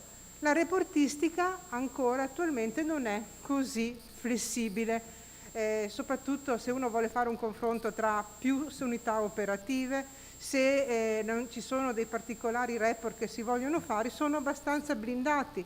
Noi auspichiamo che nel tempo sia un po' più personalizzabile questa ricerca, in modo che se uno ha in mente di andare a vedere un dato particolare, qualsiasi operatore con un minimo di informazioni riesca a estrarsi il dato che può fare la ricerca per fare la query che si interessa fare. Quindi speravamo che fosse possibile fare dei modelli di elaborazione che siano agevoli da estrarre. Purtroppo sappiamo tutti che a livello del CERT abbiamo tanti flussi che ci vengono chiesti e non tutti i flussi riusciamo a ricavarli agevolmente dal nostro applicativo. È vero che purtroppo sono schede che molto spesso cambiano nel tempo. Per esempio ho presente che adesso non arriva un po' da un po' di tempo quella del carcere, che ogni anno arrivava un po' diversa, quindi è anche difficile in quel caso lì, o abbiamo uno strumento flessibilissimo, oppure, che lo vedo difficile, oppure l'estrema varietà dei moduli che ci vengono richiesti fa sì che comunque per fare l'estrazione si facciano un po' i salti mortali. La stessa cosa mi viene in mente la scheda di controllo dello screening HCV, che chiede dei dati dove ci vuole una certa difficoltà per estrarre l'età media, l'età massima, l'età minima di quelli che vengono sottoposti al test. Quindi ci sono dei modelli di elaborazione che se riuscissimo a renderli un po' più sistematici ci agevolerebbero il lavoro. Una criticità che abbiamo rilevato tutti e che purtroppo ha un impatto sulla qualità dei dati SIND è il fatto che non in tutte le aziende sia operativa l'integrazione col laboratorio. Più volte detto questa mattina, però questo fa sì che se nelle sedi di CERT non c'è un operatore, un infermiere che manualmente va a inserire i dati del laboratorio, come mi pare di capire che alcune sedi non hanno, funziona che alla fine non hai quei dati lì, e quindi ecco la sottostima dei dati che abbiamo visto stamattina dell'HIV, ma sicuramente anche dell'HCV. Noi abbiamo fatto una gran fatica nella mia azienda a fare l'integrazione, adesso per fortuna quest'anno l'abbiamo implementata. Io mi aspetto che i dati di laboratorio sicuramente per il 2023 avranno una qualità migliore, perché vanno direttamente, come anche i referti degli esami urine, vanno direttamente in automatico, quindi positività e negatività sono sicuramente alimentate in modo corretto. Ecco, auspichiamo, questo fa parte poi dei desiderata successivi, che ci possa verificare questa cosa in tutte le aziende sanitarie del Veneto, e magari anche con la Regione che dà un'indicazione in questo senso, perché veramente è una lotta. Io ho fatto una lotta che è durata 10 anni nella mia azienda per avere l'integrazione, quindi non è partita dal mio predecessore, l'ho conclusa, però è stato veramente impegnativo. L'altra criticità che purtroppo devo segnalare, nel senso che la partecipazione molto allargata degli operatori del SET è stato un valore, ma ha comportato ovviamente un aumento di complessità, perché ognuno ovviamente ha portato la propria esperienza, quindi si sono anche moltiplicati nel tempo i gruppi di lavoro, nel senso che siamo partiti con un gruppo di lavoro, poi si sono creati tutta una serie di sottogruppi di lavoro, perché abbiamo visto che c'erano necessità di certe professionalità che magari non erano presenti nel nostro gruppo e che invece andavano coinvolte. Quindi io ringrazio anche tutti i colleghi dei sottogruppi che hanno lavorato veramente in modo importante, quella della prevenzione, che era una delle aree meno rappresentate in GEDI, che è più orientato sulla clinica, mentre adesso stiamo lavorando perché venga riconosciuta anche l'attività di prevenzione, e molti colleghi si sono messi in gioco e hanno lavorato in un sottogruppo. Tutto il gruppo che si è occupato dell'area sanitaria, della diagnosi, dell'anamnesi, per ottimizzare quelle informazioni che rischiavano di essere un po' ripetitivi in certi versi e dalle altre parti un po' troppo complesse, quindi andare a sistematizzare e ridurre all'essenziale le parti importanti, perché se le informazioni sono tante alla fine non viene compilato. Se invece sono quelle essenziali c'è più probabilità che vengano compilate, quindi andare a mettere solo le informazioni per noi utili. E come tutti gli altri gruppi, come l'anagrafica, che sono stati lavorati e affrontati, quindi un grande lavoro. Però questo ha comportato veramente un grosso lavoro di sintesi che oggi cerchiamo di farlo qui, però è stato, credetemi, un po' impegnativo, soprattutto per chi teneva le fila della beata di cui sopra, che cercava di tenere le fila di tutti questi gruppi, forse facendone anche in contemporanea, credo, in certi momenti. Quindi è stato sicuramente importante. Quindi la criticità, mi sento di dire, è forse l'aspettativa che si aveva alla fine di tutto questo lavoro, di avere finalmente un applicativo completamente stabile, esaustivo, confrontabile, ancora non è del tutto soddisfatta. Quindi è una tappa questa che sicuramente dovrà essere implementata. Non dimentichiamo però che il progetto era partito con altri obiettivi, era partito con l'idea: abbiamo uno strumento, rendiamo omogeneo il modo in cui inseriamo. Quell'obiettivo rimane ancora lì, cioè avere un vademecum, avere un documento in mano a qualsiasi operatore che arriva nuovo nel SERD che possa inserire i dati in modo omogeneo, ce l'abbiamo ancora lì, proprio perché ci siamo scontrati, come abbiamo detto stamattina, davanti a una realtà dove avevamo strumenti diversi, quindi il lavoro prioritario è stato quello di uniformare gli strumenti. Adesso c'è tutto il lavoro di informare il modo in cui gli operatori inseriscono i dati, cioè mettersi d'accordo che cos'è un colloquio, mettersi d'accordo cos'è una relazione, mettersi d'accordo cos'è una certificazione, cioè è un lavoro ancora superiore questo, però si può fare solo nel momento in cui abbiamo uno strumento uguale, altrimenti non ce la facciamo. E quindi andiamo alle aspettative. Diceva un po' già Patrizia prima, l'aspettativa principe è che questo gruppo di lavoro, che questo gruppo che si è creato non venga disperso, quindi che ci sia l'istituzione di una sorta di cabina di regia, l'abbiamo chiamata regionale, che sia anche riconosciuta con il coinvolgimento di tutti i referenti aziendali che sono presenti qui, loro o chi accetterà invece loro perché comunque è gravoso, nel senso che bisogna ricavare spazi all'interno della normale routine per partecipare a questi incontri.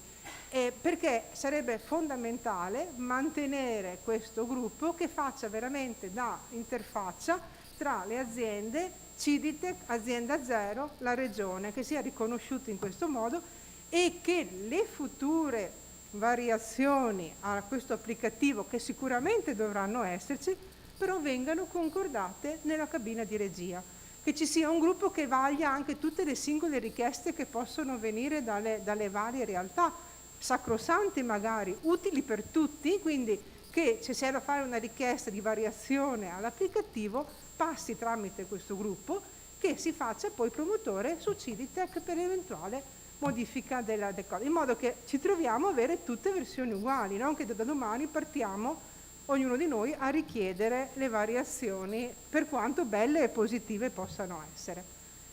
Si diceva già anche stamattina, ci auguriamo che il contratto di assistenza con Ciditec venga unificato, che ci sia un unico modello di contratto con Ciditec. D'accordo che siamo aziende autonome, però avere tanti contratti diversi, anche proprio di tipo diverso, non aiuta poi nella gestione di come vorremmo che prendesse il via questa nuova forma di collaborazione. Quindi se c'è una cabina di regia unica sarebbe interessante che anche il contratto fosse comunque unificato o comunque uniformato, ecco, diciamo così. L'indicazione chiara, che poi come dicevo prima, che ci sia un'integrazione con i laboratori, perché solo in quel modo lì abbiamo i dati puliti a disposizione senza che ci sia la possibilità di perdere dei dati per strada, quindi che ci sia una spinta, diciamo così, a favorire l'integrazione con i laboratori, che credetemi è un'altra vita, meno errori, meno tempo perso nel refertare le situazioni, quindi sicuramente la cartella clinica come è stata pensata, con quel tipo di alimentazione lì fa un passaggio di livello. Ci auguriamo anche che i percorsi formativi che già sono partiti con gli ultimi 3 incontri che abbiamo fatto vengano di nuovo riprogrammati e vengano stimolati da parte anche della Regione, proprio perché si mantenga quel filo di formazione sia per i vecchi operatori ma anche per i nuovi che arrivano nelle dipendenze, speriamo che ne arrivino sempre di più nelle dipendenze, e che ci sia la possibilità, speriamo, ho detto speriamo, non mica detto che soprattutto medici, ecco, diciamo che ci sia una formazione continua che sia un po' da stimolo all'utilizzo corretto di questo applicativo. Dicevo già prima, un potenziamento della reportistica sia in termini di flessibilità sia di possibilità di sempre nuove informazioni che possono essere estratte dall'applicativo. Attualmente i report sono abbastanza fissi. Se riuscissimo a renderli un po' più flessibili e adattabili, per quanto più complesso, mi rendo conto, vedo la faccia mi rendo conto, però se fosse possibile poter fare anche degli incroci non vincolati a quello, che sono già tanti, però potrebbe essere una buona spinta. E ci auguriamo anche il proseguimento del confronto sia a livello locale che regionale sull'applicativo GEDI, ma anche soltanto qui abbiamo messo, ma anche su tutto il resto della catena dei flussi. Per me è stato fondamentale venire a conoscenza di tutti i flussi che ci sono oltre il SIND, oltre al fatto che poi abbiamo avuto l'autorizzazione a entrare dal data warehouse, e lì hai visto dei tuoi dati che cosa poi effettivamente arriva in regione e di conseguenza poi cosa arriva al Ministero. E vedere già lì che c'erano delle lacune ha aiutato a capire che forse bisogna modificare anche qualcosa a livello locale per come mettiamo dentro i dati, c'è qualcosa da sistemare. Quindi è comunque uno stimolo che per tanto tempo abbiamo chiesto, di sapere dove andavano questi dati, e adesso finalmente abbiamo capito. Quindi un confronto anche su tutta la catena del dato, ecco, che è importante anche quello che ci siamo detti stamattina, sapere dal Ministero, sapere che cosa arriva e cosa è fondamentale, altrimenti non riusciamo, andiamo come se fossimo ciechi, buttiamo dei dati dentro senza capire cosa servono. Il gruppo, si diceva prima, è stato costituito essenzialmente da operatori del servizio pubblico. Ci scusiamo per la dimenticanza di prima, ma è stato del fatto che ha cominciato un operatore della piccola comunità, mi parla la dottoressa Andreoni, prima di lei, sì, a giovanile, prima era la collega, che poi dopo si è avvicendata e quindi siamo persi un attimo, però credo che sia una delle esigenze proseguire, come giustamente la dottoressa aveva dato come indicazione, anche in termini di coprogettazione pubblico-privato, sia a livello locale sia a livello regionale, ma credo che sia una delle caratteristiche del Veneto che maggiormente è un valore, che c'è una collaborazione stretta tra pubblico e privato in tutti gli aspetti del trattamento del sistema dipendenze, quindi credo che sia soltanto da migliorare, insomma, alimentare e migliorare. Quindi ci auguriamo che ci sia un coinvolgimento anche maggiore di tutto il privato sociale nel futuro lavoro, perché comunque se si lavora nell'ottica di integrare anche GEDI con GECHI, a maggior ragione bisognerà trovare uno strumento che raccolga le esigenze di tutti gli enti. Passiamo ai ringraziamenti che ci sono dovuti. Oggi ne abbiamo fatti tanti di ringraziamenti, ma veramente ci sentiamo di ringraziare tutti noi, nel senso che finalmente oggi ci siamo visti, voi non ci crederete, ma io molti li ho visti oggi per la prima volta, ho scoperto che sono altissimi, che sono veramente altissimi. Io pensavo che in MIT non fossero tutti abbastanza statura media, invece ho scoperto che sono altissimi. L'unica cosa che non avevo messo qui è il ringraziamento a MIT, perché credo che senza quello strumento noi questo lavoro non saremmo riusciti a farlo. Cioè, se avessimo dovuto incontrarci ogni volta che ci siamo incontrati dall'1 11:30 alle 14:45 su Meet per fare questo parte del lavoro e poi dopo domani ci troviamo dalle 3:15, se dovessimo dovuto trovarsi in presenza a Venezia, a Padova, questo lavoro non sarebbe mai stato fatto. Quindi credo che anche questo, nel male, la pandemia ci ha insegnato anche che si può lavorare in un modo più agevole dalla propria scrivania, ovviamente senza avere più tempi morti, nel senso che molte volte le riunioni si facevano mentre si mangiava, però purtroppo questo è il cosa. Quindi un grazie a tutti noi che abbiamo partecipato a questo percorso, un grazie enorme a Sabrina e a Lara Simeoni della Nove, perché veramente instancabili hanno proposto, hanno lavorato anche nel sottofondo, hanno continuato a tenere le file di tutto il lavoro e credo che sia stato un lavoro veramente in mano. Un grazie a Roberto De Gobbi che è appena arrivato, che ci ha illustrato le meraviglie del Data Warehouse, ci ha aperto le porte, l'abbiamo chiamato non so quante volte perché è un po' difficile muoversi nelle schede del Data Warehouse, quindi, però una volta che uno capisce la logica è molto utile. Io adesso spero che sia una collaborazione quella con Roberto che va avanti, perché è importante avere qualcuno in azienda zero che ci dà un riscontro.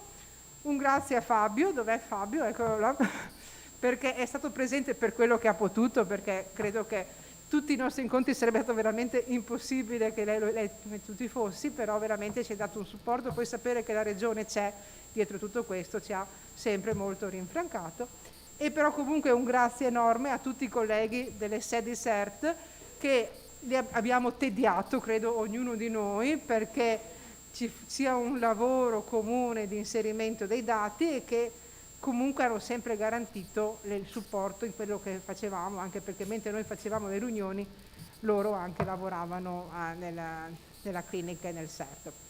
Quindi un grazie fondamentalmente a noi. Abbiamo riassunto io e Patrizia un po' tutto, ovviamente ci sono i colleghi, se abbiamo mancato di qualcosa, se c'è qualcosa che abbiamo trascurato, hanno la parola tutti, quindi mi invito anzi a dove non siamo arrivati a colmare le lacune.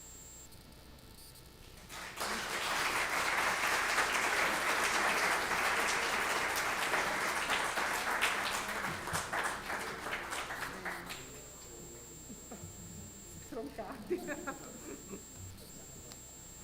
direi che un'altra ricaduta positiva di tutto questo progetto è la realizzazione di questo convegno, che non è poca cosa, per cui anche alla cabina di regia, al comitato tecnico, trovarsi a parlare di flussi informativi, cioè io ho buona memoria storica di lavoro dei SERD, è la prima volta che succede, per cui direi che anche questo è un successo e poter poi condividere con tutti gli operatori che non sono qui presenti ma possono seguire la registrazione, insomma, quindi anche questo è un elemento importante secondo me.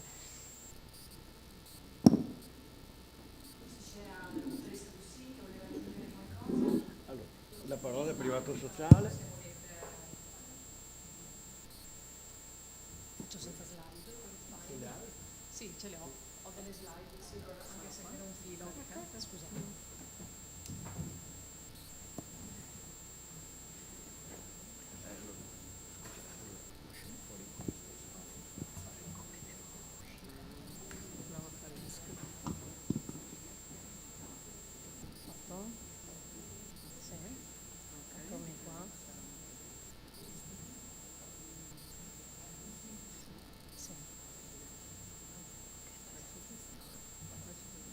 No, la prima proprio, la presentazione, dov'è? Cosa? Da sopra. Ecco, scusate, buon pomeriggio a tutti, io sono Dussina Alessandra, sono sì direttore della piccola comunità, ma in realtà oggi sono qua come referente del coordinamento ACTI, che è uno dei 3 coordinamenti regionali delle comunità terapeutiche. Spero di portare un modesto contributo, ma sicuramente non sono stata operativa come tutti insomma, i partecipanti al tavolo, sono stata più un'osservatrice esterna. Ecco sì, spero, ripeto, di portare anche il contributo condiviso dai colleghi del privato sociale che non presento direttamente, ma che insomma col quale mi interfaccio comunque costantemente, no? Adesso in sala c'è la dottoressa, ad esempio Eva Pagano dell'Assidio, manca il dottor Ferrari, so per malattia, insomma, ma ci siamo sentiti e mi sento di rappresentare, ecco, un po' tutto il privato sociale. Ecco, come dicevo, io porto proprio la mia esperienza anche in termini più di processo che di dati in sé, proprio perché ho capito la complessità sin da subito. Io sono entrata all'interno del gruppo di lavoro quando era già avviato, perché sono entrata nel 2022, prima c'era la mia collega dottoressa Andreoni della comunità giovanile. Ho capito l'immane lavoro e l'importanza che è stata fatta appunto con questo progetto per rendere appunto i dati più omogenei possibili all'interno di tutti i servizi della Regione. Ho messo due cose, insomma, due vignette simpatiche perché ho vissuto, almeno ho percepito all'interno del tavolo, che c'erano due tipi di emozioni diverse, forse quella di sentirsi a pezzi più all'inizio e quella invece del vediamo terra più verso la fine, no? Ho visto una partecipazione costante dei referenti del tavolo, al quale faccio veramente i complimenti perché sono stati veramente bravi e competenti secondo il mio modesto parere, anche e soprattutto a trattare un tema che non è leggero, perché i dati, insomma, siamo abituati da psicologi medici a parlare di casi, ma i dati non è che siano proprio la nostra pasta, insomma. E poi le lunghe ore in meet, insomma, ricordi di incontri anche di 3-4 ore se non erro, ecco, tipo dalle 10 alle 14, insomma, quindi insomma complimenti veramente. E poi ho sentito e percepito la responsabilità dei colleghi del servizio nel dover poi diffondere ai colleghi dei vari servizi anche i cambiamenti, andando incontro a delle resistenze, perché poi in primis come piccola comunità abbiamo avviato GEDI e sì, le resistenze rispetto comunque a delle novità e a dei cambiamenti ci sono. Il privato sociale forse ancora di più se l'è vissute proprio perché è passato dal cartaceo, dicevo prima ai colleghi, direttamente al gestionale, quindi insomma la difficoltà di cambiare anche metodo.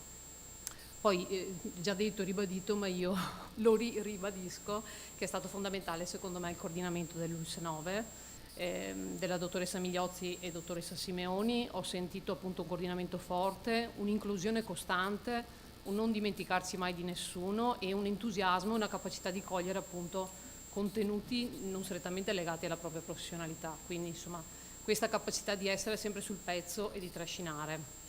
Ecco, poi insomma mi ripeto perché è già stato detto durante la giornata, comunque il nostro sistema è estremamente complesso, siamo tutti interconnessi, ci sono micro e macro sistemi e in questa complessità tra l'altro c'è un cambiamento costante, gli utenti che cambiano, i SERD, insomma gli operatori che cambiano, le comunità terapeutiche che fanno interventi diversi, insomma il sistema è veramente complesso. Mi sento di portare appunto l'esperienza che insomma, si è appena conclusa, ma speriamo che ci sia continuità grazie al piano triennale del progetto Educare. È un progetto appunto che è stato fatto in ULS 2 e ha visto proprio una coprogettazione con appunto una partecipazione privato e pubblico molto intensa. Allora stamattina non mi ricordo se dottoressa Migliozzi o qualcun altro ha detto che io ho cominciato a parlare con colleghi che non sapevo neanche chi fossero. Per quanto riguarda il privato sociale ci si conosceva ma c'era levitamento, quindi ci si è messi in connessione con altri enti dello stesso territorio appunto per un progetto, per degli obiettivi comuni, quindi questa è stata sicuramente un passo in avanti rispetto anche alla relazione nel territorio di tutti insomma, i servizi sia pubblici che privati. Ecco, è stata fondamentale la cabina di regia e condivido l'idea di mantenere una cabina di regia anche a livello regionale per quanto riguarda il progetto RED. Poi appunto questo progetto prevedeva comunque un operatore domiciliare per ogni distretto che andava a casa degli ospiti, quindi un ponte tra servizio e pazienti, e anche qua ci sono stati diversi livelli di messa in relazione, anche l'equipe operativa, quindi tutti gli operatori dei diversi enti si sono conosciuti, sono entrati nell'equipe dei servizi, quindi è cambiato proprio l'approccio e il metodo lavorativo, non più un servizio diciamo che chiede una prestazione alla comunità o insomma all'ente, ma è proprio un lavorare in corresponsabilità decisionale, a partire dall'analisi dei bisogni fino all'intervento finale. Ecco. Poi niente, appunto, bisogna preservare gli incontri fissi, periodici sicuramente, e monitorarli. E infine, grazie proprio a questo progetto, si è riusciti ad aprire una finestra di condivisione dei dati. Noi tutti abbiamo acquistato il gestionale GEDI ed è stato appunto grazie a questa progettualità che si è aperto, penso, la prima in regione, insomma, finestra di accesso e di condivisione dati tra pubblico e privato. Allora, riflessioni e conclusioni un po' sono già state anche dette dalla dottoressa prima di me. Allora, ho fatto appunto una distinzione tra condivisione del contenitore e condivisione del contenuto, nel senso che sarebbe bello che anche il privato sociale condividesse dei protocolli, ok? Oltre che il contenuto in sé. In questo momento col CERD stiamo condividendo, per quanto riguarda Educare, almeno il contenuto, ecco, dei dati, però anche il contenitore, cosa raccogliere, come raccoglierlo sarebbe importante. Mi sono chiesta se sarebbe possibile la costituzione di un tavolo del privato sociale come è stato per il RED, quindi non solo per la raccolta e elaborazione dei dati, ma anche per la valutazione degli interventi, cioè cosa stiamo facendo, stiamo portando insomma a casa qualcosa, stanno meglio le persone, quindi penso che ci sia la necessità, che arriverà in un secondo momento, di prevedere anche un pochettino gli interventi. Poi ecco, penso che la coprogettazione, come già ribadito, sia lo strumento privilegiato all'interno di quali si possono condividere i dati, sì, è un terreno che va preparato prima. E infine, insomma, ho ribadito l'utilità, secondo me, della condivisione dei dati, che insomma, ridurre e ottimizzare i tempi rispetto alle comunicazioni, limitare gli errori, essere più efficaci, insomma, selezionare le informazioni utili evitando dispersioni. Ecco, mi sento di chiudere qua, di insomma, ringraziare ancora tutti e grazie e buona continuazione, grazie per l'ascolto.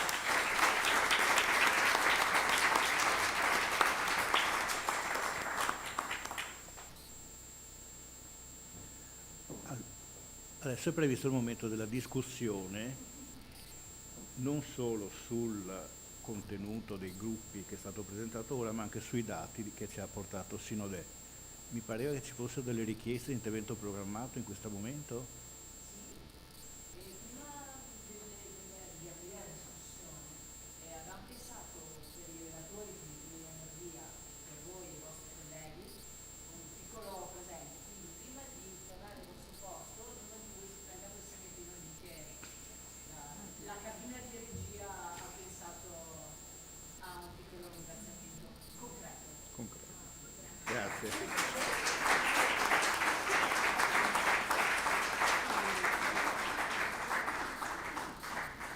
Allora, come primo intervento preordinato inviterei il dottor Pani, direttore del Dipartimento dell'ULSS 3 Serenissima.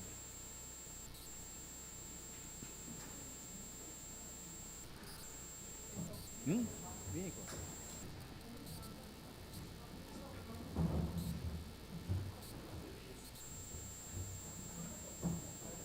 Grazie per la sorpresa non preordinata. Sono nuovo, sì. Infatti volevo iniziare che...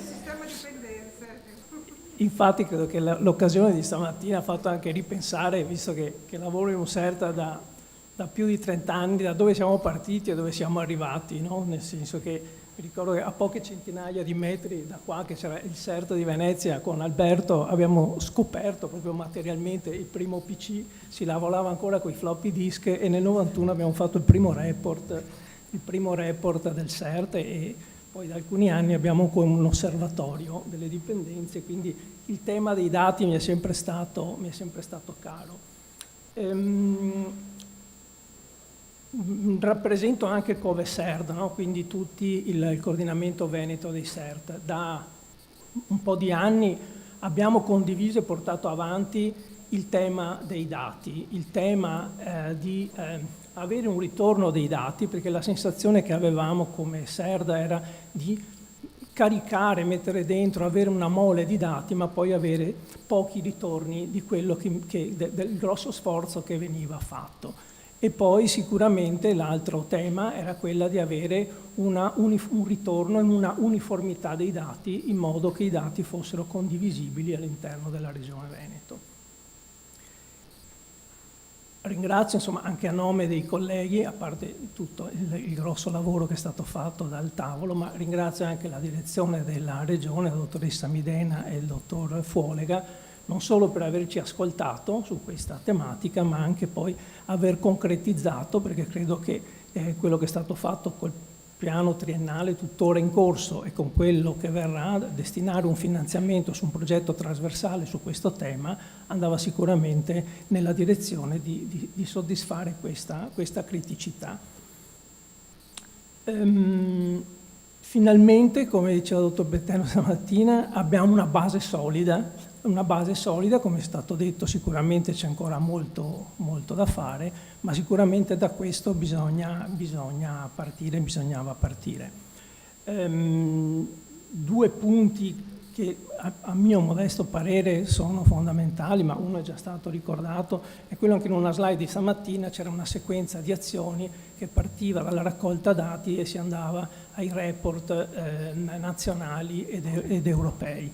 Ecco, sul primo step il tema operatori. Gli operatori sono alla base di questo sistema. Se è traballante quello, tutto l'iter delle azioni successive è sbilanciato o rischia anche di crollare. Quindi, ma insomma, mi pare che anche è stato detto, anche presentato nelle slide, quindi bisognerà insistere, a mio avviso, nella formazione e nella sensibilizzazione degli operatori, che il caricare non è solo un caricare dati, ma che questi dati abbiano anche un ritorno e anche un utilizzo all'interno dei servizi.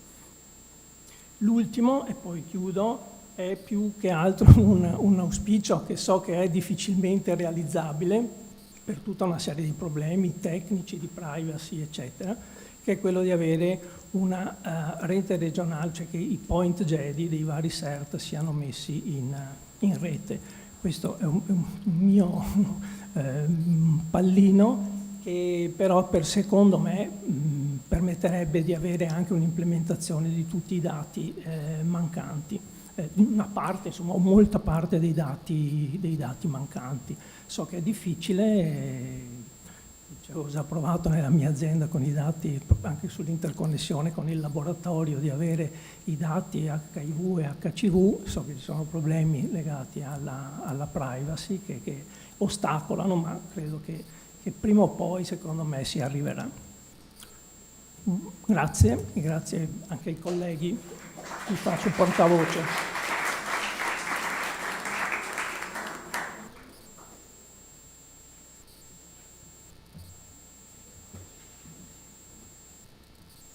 È arrivato il momento della discussione, se ci sono domande, dubbi, perplessità, osservazioni, critiche, lancio di uova.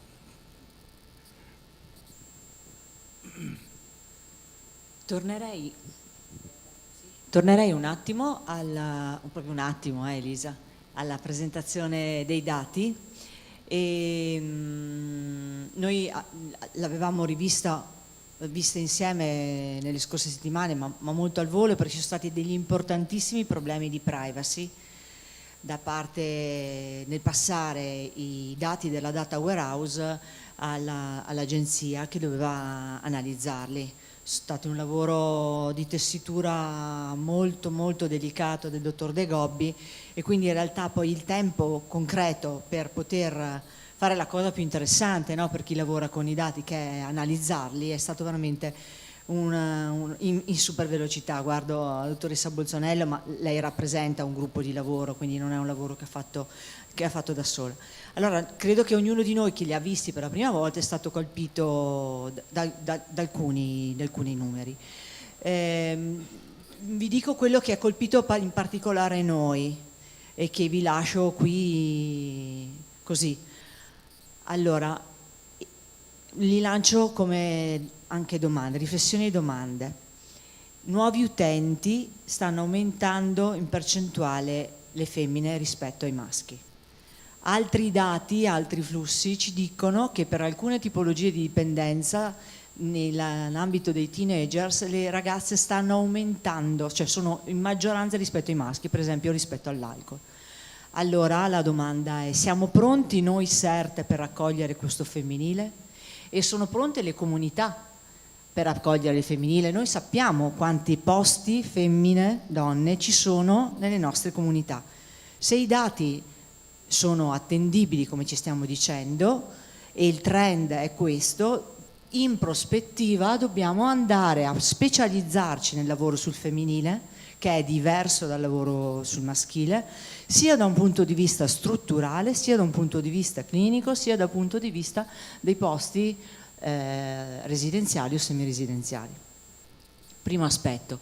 Secondo aspetto che mi piacerebbe portarvi, attenzionarvi, è i nostri amici eroinomani, trentenni, quarantenni, cinquantenni, sessantenni, monoabusatori con uso endovenoso, eccetera, ci sono ancora tra i nuovi utenti, ma ci sono molto meno, e la nuova utenza che sta arrivando con un gap rispetto alla cocaina molto più elevato e più del doppio del gap tra primo uso eroina, primo uso cocaina, passiamo da 5 a 10 anni, quindi ambito preventivo, come accorciare questo gap, e i nuovi utenti sono poliabusatori. Siamo pronti a lavorare sul poliabuso, a registrarlo correttamente nel GEDI, finalmente abbiamo il bottoncino poliabuso, ma quello è l'ultima ruota del carro. Siamo pronti noi operatori, sono pronte le nostre comunità a lavorare con il poliabuso? E stiamo parlando di sostanze comunque illegali o comunque l'alcol, ma sappiamo che abbiamo tutte le nuove droghe che i nostri test non registrano nemmeno, e abbiamo poi tutto il tema degli psicofarmaci. Quindi mi rilancio a voi da portarvi a casa queste due riflessioni sui dati, e ovviamente ce ne sono tantissime altre.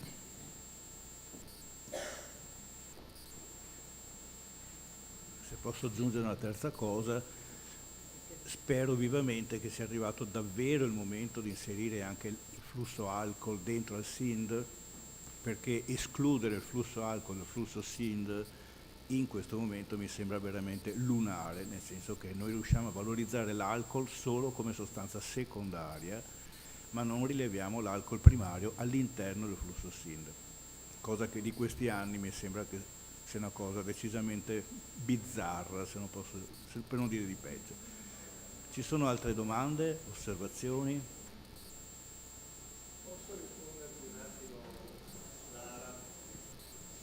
Cosa ovvia e interessante, però volevo risponderti con un po' di polemica, perché poiché sto raccogliendo dei dati per valutare quanto nel corso del tempo siano invecchiati i nostri pazienti nei servizi, no? Perché si parla sempre di giovani, e ho fatto due fotografie, una del 2000 e una del 2020. Nel 2000 persone oltre i 40 anni non ce n'erano, è chiaro, un fenomeno che è nato ed è scoppiato nella nostra civiltà tra gli anni, fine anni 70 e inizio anni 80, per cui se erano giovani quelli. Nel 2000 pochi avevano più di 40 anni, adesso nei nostri servizi nel 2022 gli ultra quarantenni sono la quota maggiore delle persone presenti.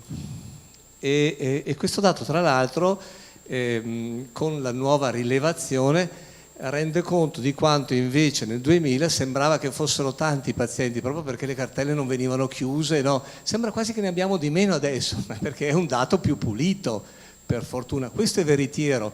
Quelli di quella volta là, invece nel 2000 ne avevamo 1000 di più, ma com'è possibile, no? Sembra quasi che la tossicodipendenza sia quasi finita.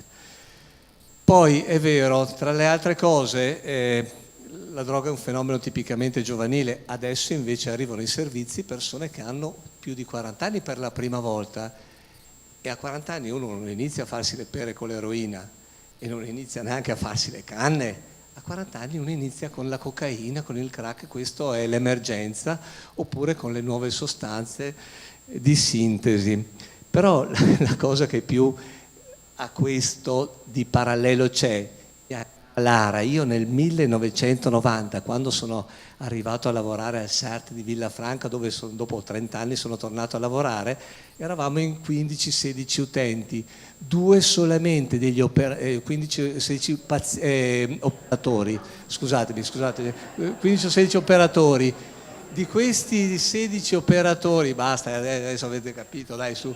Di questi 16 operatori solo 2 avevano più di 40 anni, lo psicologo e il capo. Tutti noi eravamo 14 magnifici trentenni. Dov'è? Io e Sandro ci trovavamo a Noventa Padovana a fare il corso sull'HIV, ti ricordi Sandro? Ecco, ed eravamo tutti belli, alti, biondi, pieni di capelli, col ciuffo, anche lui, adesso siamo tutti bianchi. Adesso nello stesso CERT siamo di meno, siamo in 12. 2 solamente sono trentenni, tutti gli altri siamo sopra i 50-60 anni. E allora tu chiedi, siamo preparati? Come fai a dare una risposta a una domanda del genere? Siamo preparati? Siamo tutti vecchi? No? Vabbè. Questo è l'investimento.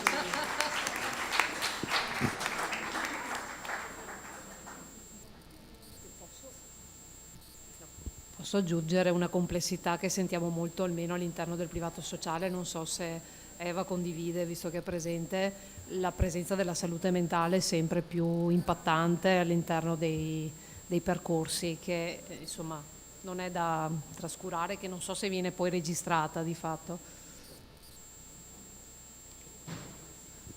Elisa, vuoi rispondere tu sulla sostanza la patologia concomitante? Che vuoi dire magari tu qualcosa?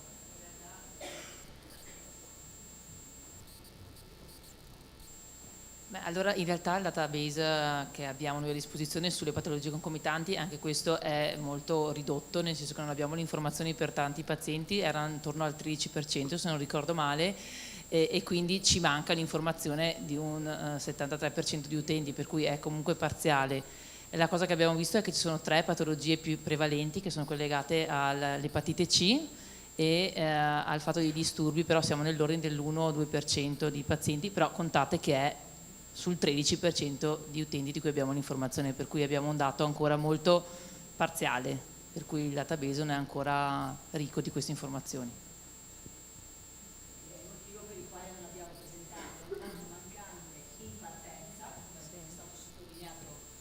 Volte, e quindi nella scelta di sintesi di oggi vi abbiamo portato i dati più attendibili. Ecco, se abbiamo una percentuale di dato mancante così elevato, è una delle cose che è stato sottolineato molte volte, c'è da lavorare ancora, ecco, su quell'area sicuramente c'è da lavorare. Rispetto all'invecchiamento di cui parlava Camillo, non so se avete detto, quando Elisa ha presentato il dato stato a fine anno, al 31 dicembre, il 75% è in carico. Cioè, noi sappiamo che abbiamo a che fare con una patologia cronica, quindi quanti vengono dimessi perché guariti? Visto che, come diceva Camillo, tanti di noi hanno tanti anni di esperienza, lo sappiamo quanti pazienti negli ultimi 10, 20, 30 anni abbiamo dimesso perché guariti, o invece abbiamo dimesso perché morti, hanno abbandonato, trasferimenti, eccetera, eccetera, no? Quindi è chiaro che se ne aggiungono di nuovi in aggiunta a quelli che abbiamo spesso in carico per tantissimi anni, quindi l'invecchiamento della popolazione sicuramente c'è adesso e ci sarà anche nei prossimi anni, questo è chiaro. Il 75% è ancora in carico alla fine dell'anno.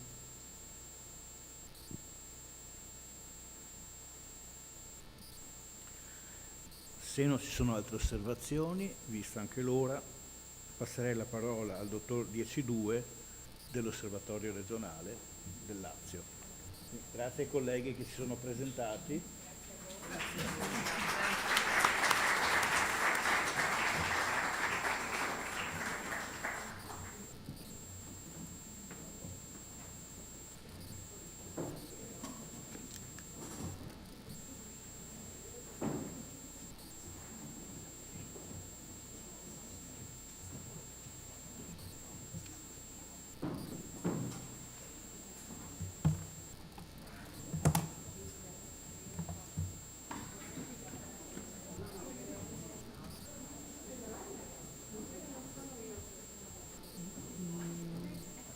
Dove trovo le presentazioni?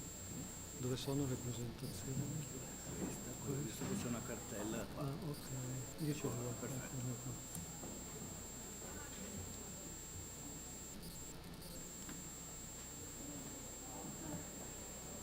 Ok.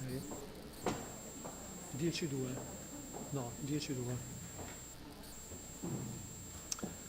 Buongiorno, cioè, buonasera a tutti. Io ho lavorato per anni, dal 2000 per la precisione, all'Osservatorio Epidemiologico delle Dipendenze della Regione Piemonte. In precedenza, dall'83 al 2000, lavoravo nei CERT come clinico. Ma il mio primo amore era l'epidemiologia, con cui mi sono laureato con Terracini, non vi dico quando. Sono attualmente in pensione, non lavoro più all'osservatorio, ma siccome sono la memoria storica, ero, secondo i miei colleghi, il più titolato a raccontarvi l'esperienza degli anni, essendo quelli che lavorano attualmente di molta più recente acquisizione al servizio. Allora, l'Osservatorio Epidemiologico delle Dipendenze è stato istituito nel 1997.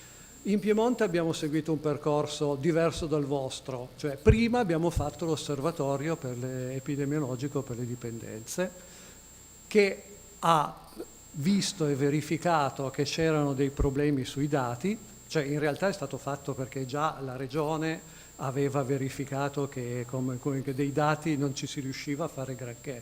All'epoca, come ricorderete, erano ancora quelli cartacei, modelli ANALC e vario tipo, che ovviamente, essendo uno indipendente dall'altro, presentavano al loro interno numerose incongruenze. Cioè, gli utenti messi nell'AN 01 erano diversi dal numero dell'AN 03, quello dei trattati, e quelli che stavano nelle patologie infettive erano ancora diversi, eccetera, eccetera.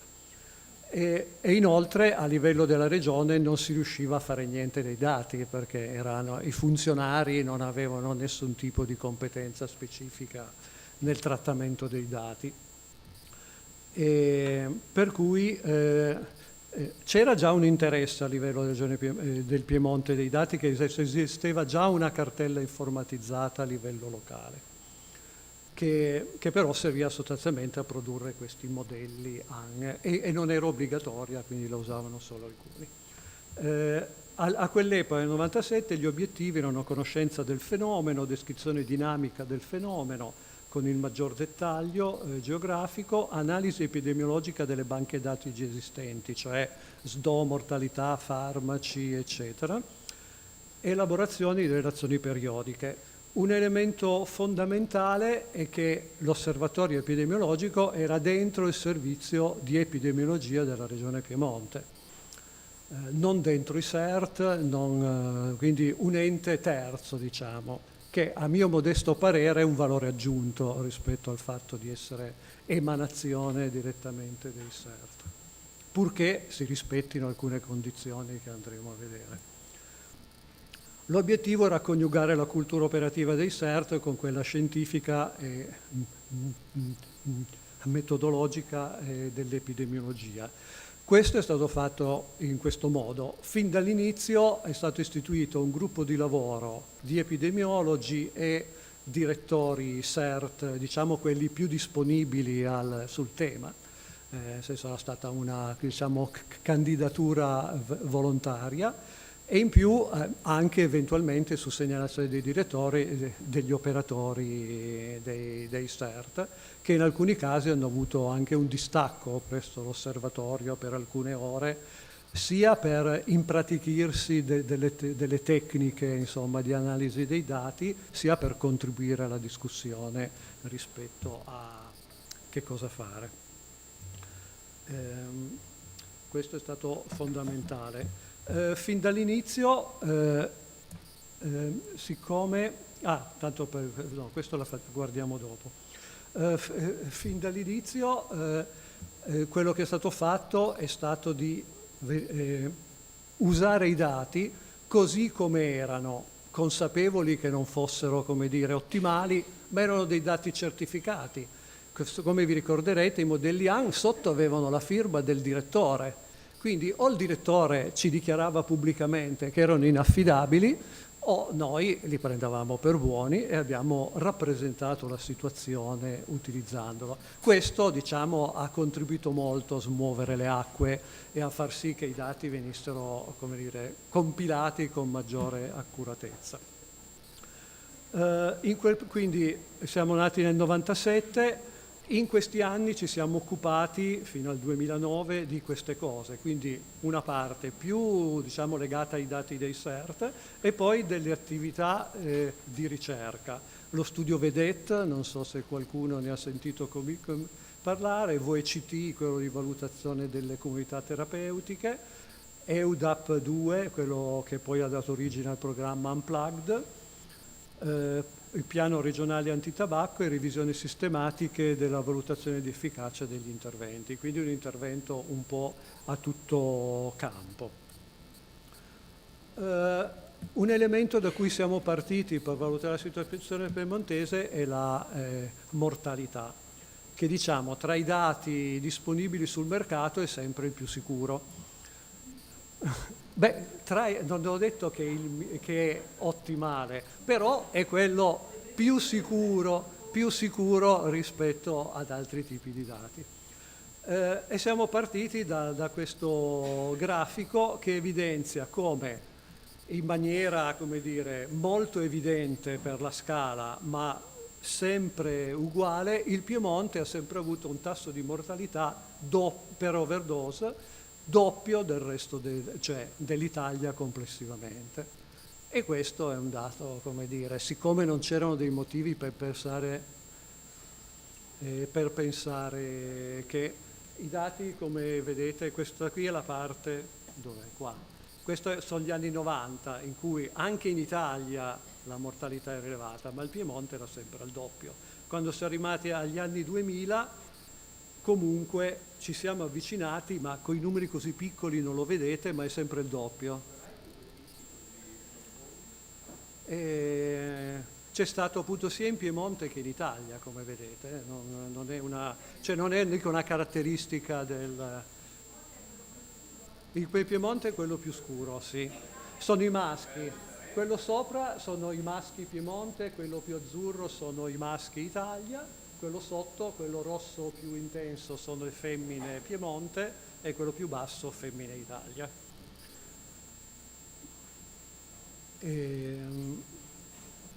Partendo da questo punto di vista ci siamo interrogati perché, cosa succede.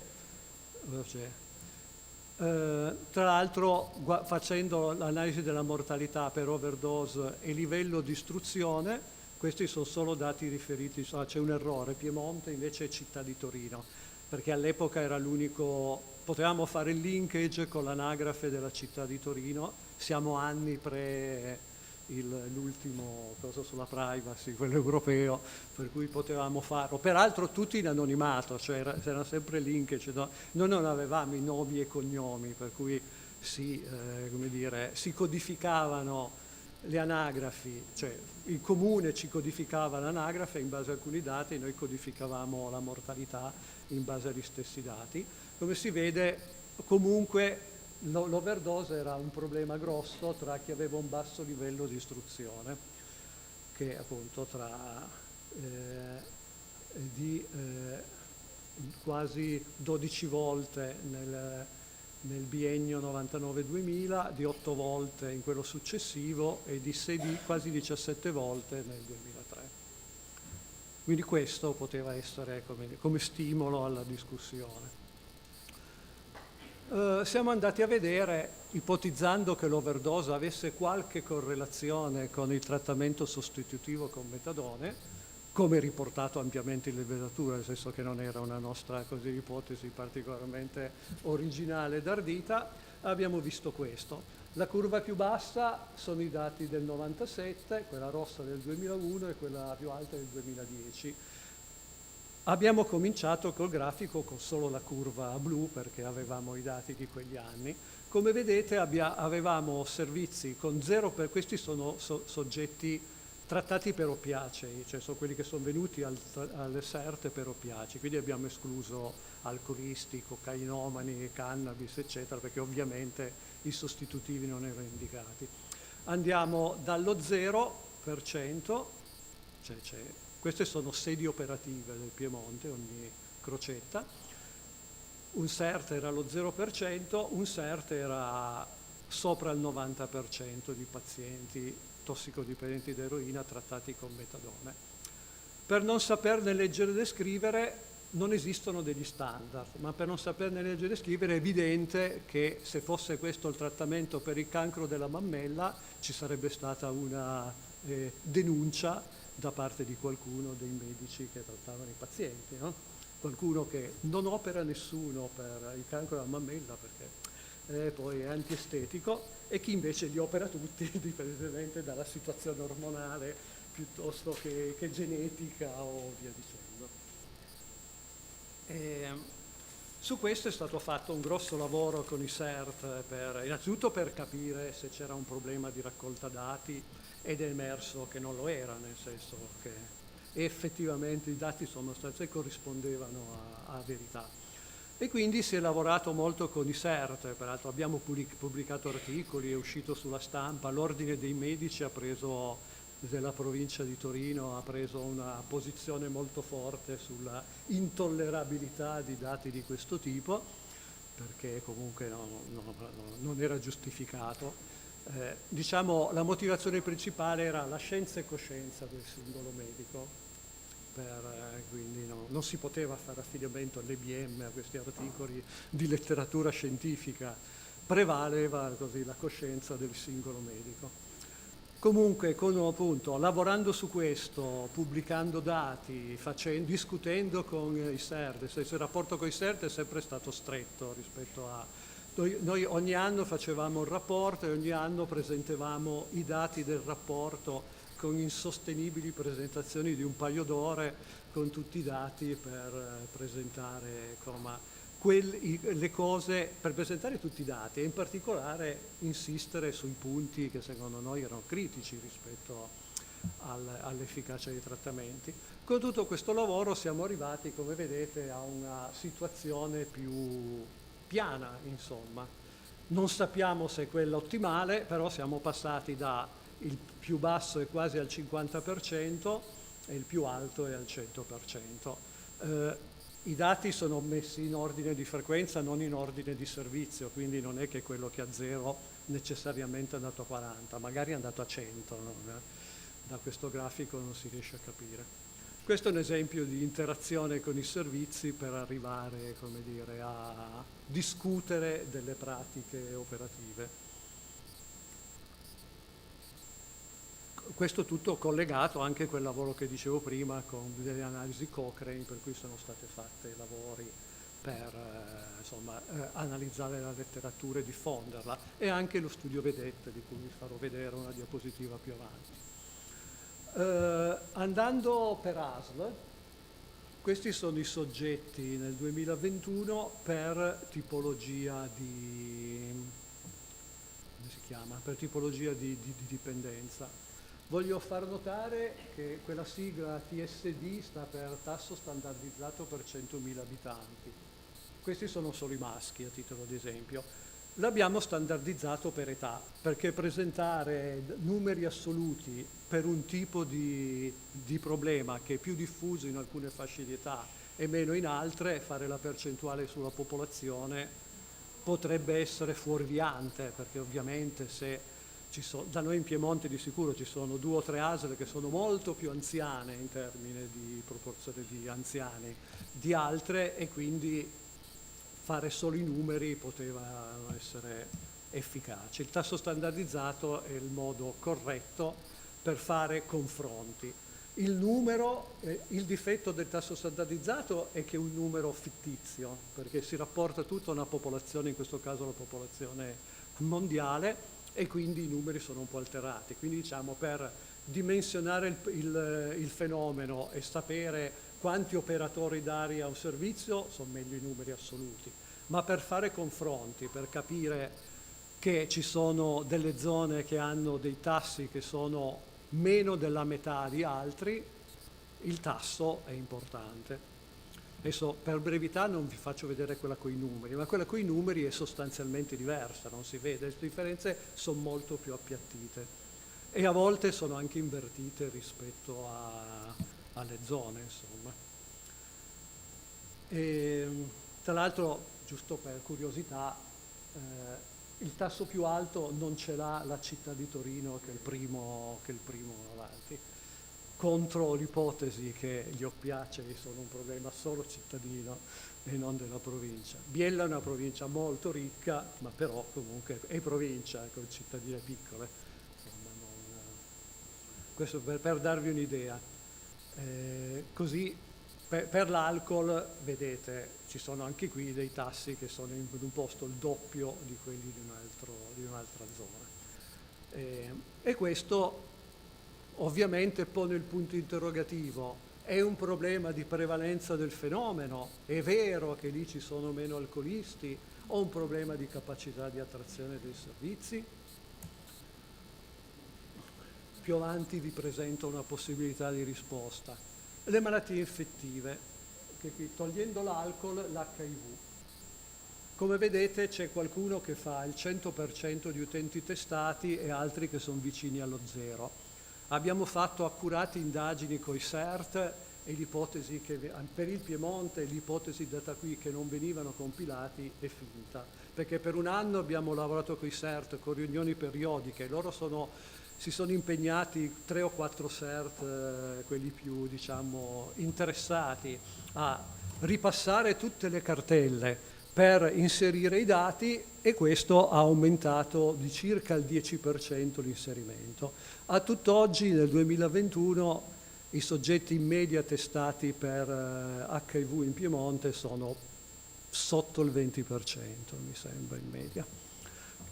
La correlazione più evidente di quelli che hanno tassi più alti di effettuazione degli esami è una: fanno i prelievi in sede. Gli altri li mandano all'Amedeo di Savoio, li mandano ai laboratori di analisi, per cui nell'ipotesi migliore non torna mai il risultato, nell'ipotesi più verosimile non sono mai andati a fare il test neanche. E quindi per l'HCV siamo messi un po' meglio, siamo vicini al 50% in media, ma anche qui ci sono CERT che non hanno nessuno testato e altri che arrivano al 100%. E diciamo appunto, discutendone con i servizi, sono dati abbastanza realistici. È possibile che ci sia una certa sottostima, ma non sostanziale, cioè corrispondono al comportamento. Questa è una vicenda che va avanti, questi sono i dati del 2014, come ho detto nel 2021 siamo, come diciamo in Piemonte, al pian dei babi, nonostante tutti gli anni si insista, abbiamo fatto interventi, insomma, conferenze, contatti, eccetera, eccetera. Lo stesso, c'è una variabilità importantissima dei soggetti che vengono inseriti in strutture riabilitative, cioè comunità terapeutiche per intenderci. Come vedete una percentuale di 7 volte tra quello che inserisce meno e quello che inserisce di più. Di nuovo anche qui c'è da chiedersi: in un posto il tessuto sociale è così forte che nessuno viene inserito perché c'è una rete stupenda e in un altro sono un po' più disgraziati. A mio modesto avviso non è detto che sia così, è difficile dirlo, ma insomma con sicurezza però c'è sicuramente un problema di variabilità dei trattamenti che dà, come dire, il problema della variabilità è che è una disuguaglianza per i soggetti, cioè hanno meno possibilità di accedere a un tipo di trattamento per il solo fatto di essere nati o residenti in un posto, che è abbastanza grave. Un altro esempio di analisi che è da rimandare ai servizi e da analizzare con loro per capire cosa succede è questa.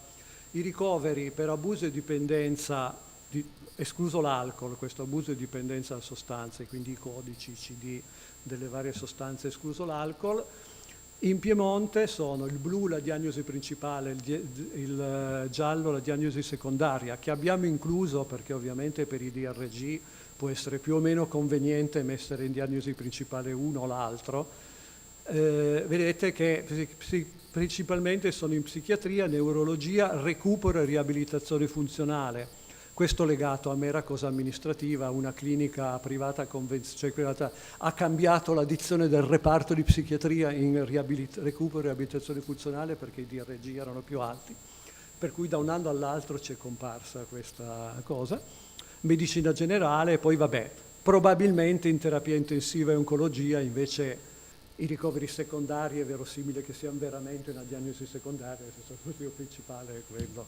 Mentre discutendo con gli operatori questa differenza, che poi di nuovo per non appesantire non ve la presento, ce n'è anche una fatta per ospedale, si vede che a seconda dell'ospedale tutti i ricoveri avvengono in quell'ospedale in psichiatria, nell'altro in neurologia e via dicendo.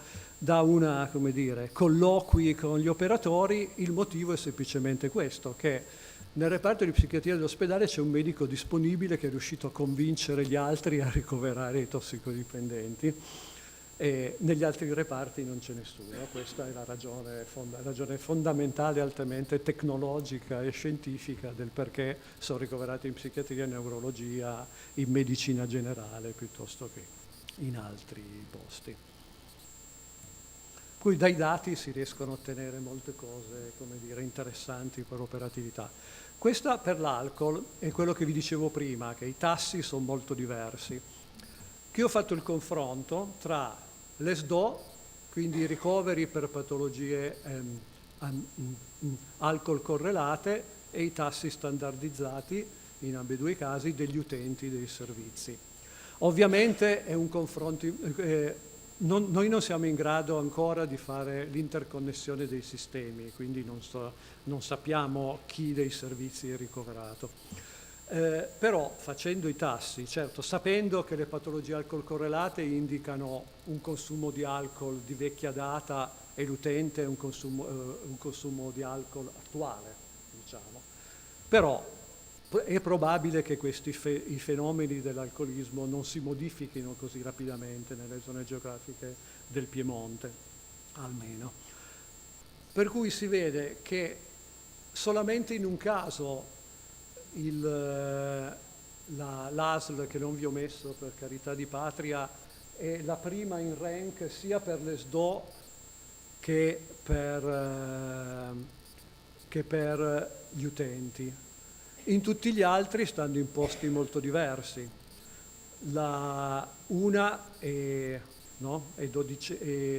dodicesima, insomma, come vedete non c'è una correlazione con la presenza dei problemi alcol correlati.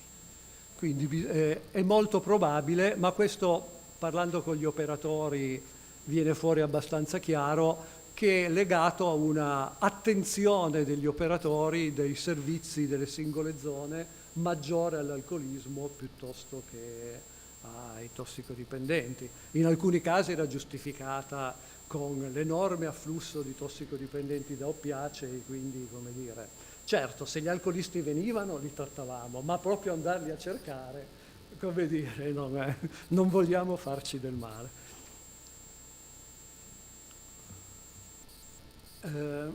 Giusto per dare l'idea di quello che sempre che si può fare avendo un osservatorio, in alto ci sono i decessi per suicidio per comune, il rosso è più alto e più diminuisce la gradazione, più è basso, sotto le patologie alcol correlate. Come vedete c'è una forte sovrapposizione.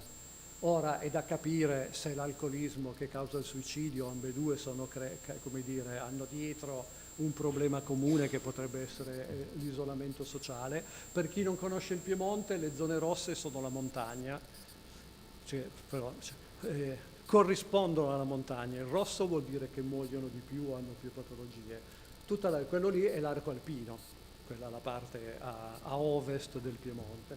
Invece il resto è la pianura.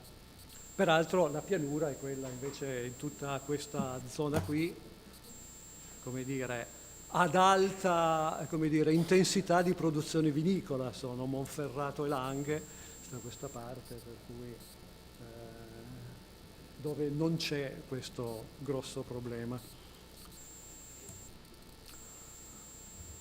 Un altro, questi sono i risultati finali dello studio Vedette, che con nostra sorpresa ha posto questo interrogativo. Un periodo breve di trattamento è più dannoso di non ricevere alcun tipo di trattamento? Se guardate, allora, in trattamento è stato posto a 1 la probabilità di morire per overdose, 1 per 1000, anni persona. Questo è uno studio di follow-up fatto apposta, cioè non coi dati correnti. Abbiamo seguito le persone andando a raccogliere poi presso le anagrafi i dati di mortalità per rintracciarli. Nei primi 30 giorni dopo la chiusura del trattamento, per qualunque motivo e qualunque tipo di trattamento, sia sostitutivo, sia colloqui, quello che sia, e 23 volte quella che è in trattamento. Dopo 30 giorni, fino ai 60, si dimezza a 10 e poi dopo torna a 7, che è il tasso, diciamo, medio di mortalità, poi dopo rimane così, cioè il tasso medio di mortalità per overdose per anni persona. E qui, questo per darvi un'idea, cioè interrompere un trattamento è altamente a rischio per i soggetti. Per quelli che muoiono sarebbe stato meglio rimanere probabilmente sul tasso continuo del 7, così qualcuno in meno moriva. Questo vuol dire semplicemente appunto che se non fossero state trattate persone sarebbero morti meno persone. Questo è il risultato di questo studio. Molto approssimativamente, perché adesso dipende, il problema è il trattamento breve, perché se il trattamento, questo qua, fosse durato per 10 o 15 anni, allora diciamo il vantaggio è grosso rispetto ad avere poi quando lo interrompi un 23 volte il rischio. Se gli fai un trattamento di 1 settimana, 15 giorni, 30 per disintossicarlo e poi basta, non si sa se vale la pena fare una cosa, perché lui ha avuto un beneficio solo per un mese. Se l'hai tenuto in mantenimento per 15 anni, ha avuto un beneficio per 15 anni, quindi diciamo il rischio a posteriori di morire potrebbe essere accettabile. Insomma. È indipendente, sia che sia guarito, sia che sia un trattamento finito, sia che sia un trattamento interrotto, è stato siccome lo studio è stato pensato a fine anni 90, quando, come vi ricordate, i tassi di mortalità erano altissimi.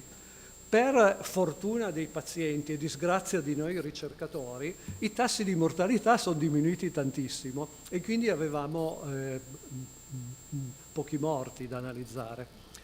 E quindi abbiamo dovuto mettere assieme categorie, non potevamo fare analisi troppo stratificate perché non avevamo i numeri sufficienti per raggiungere un minimo di potenza statistica che potesse avere un significato di qualche tipo.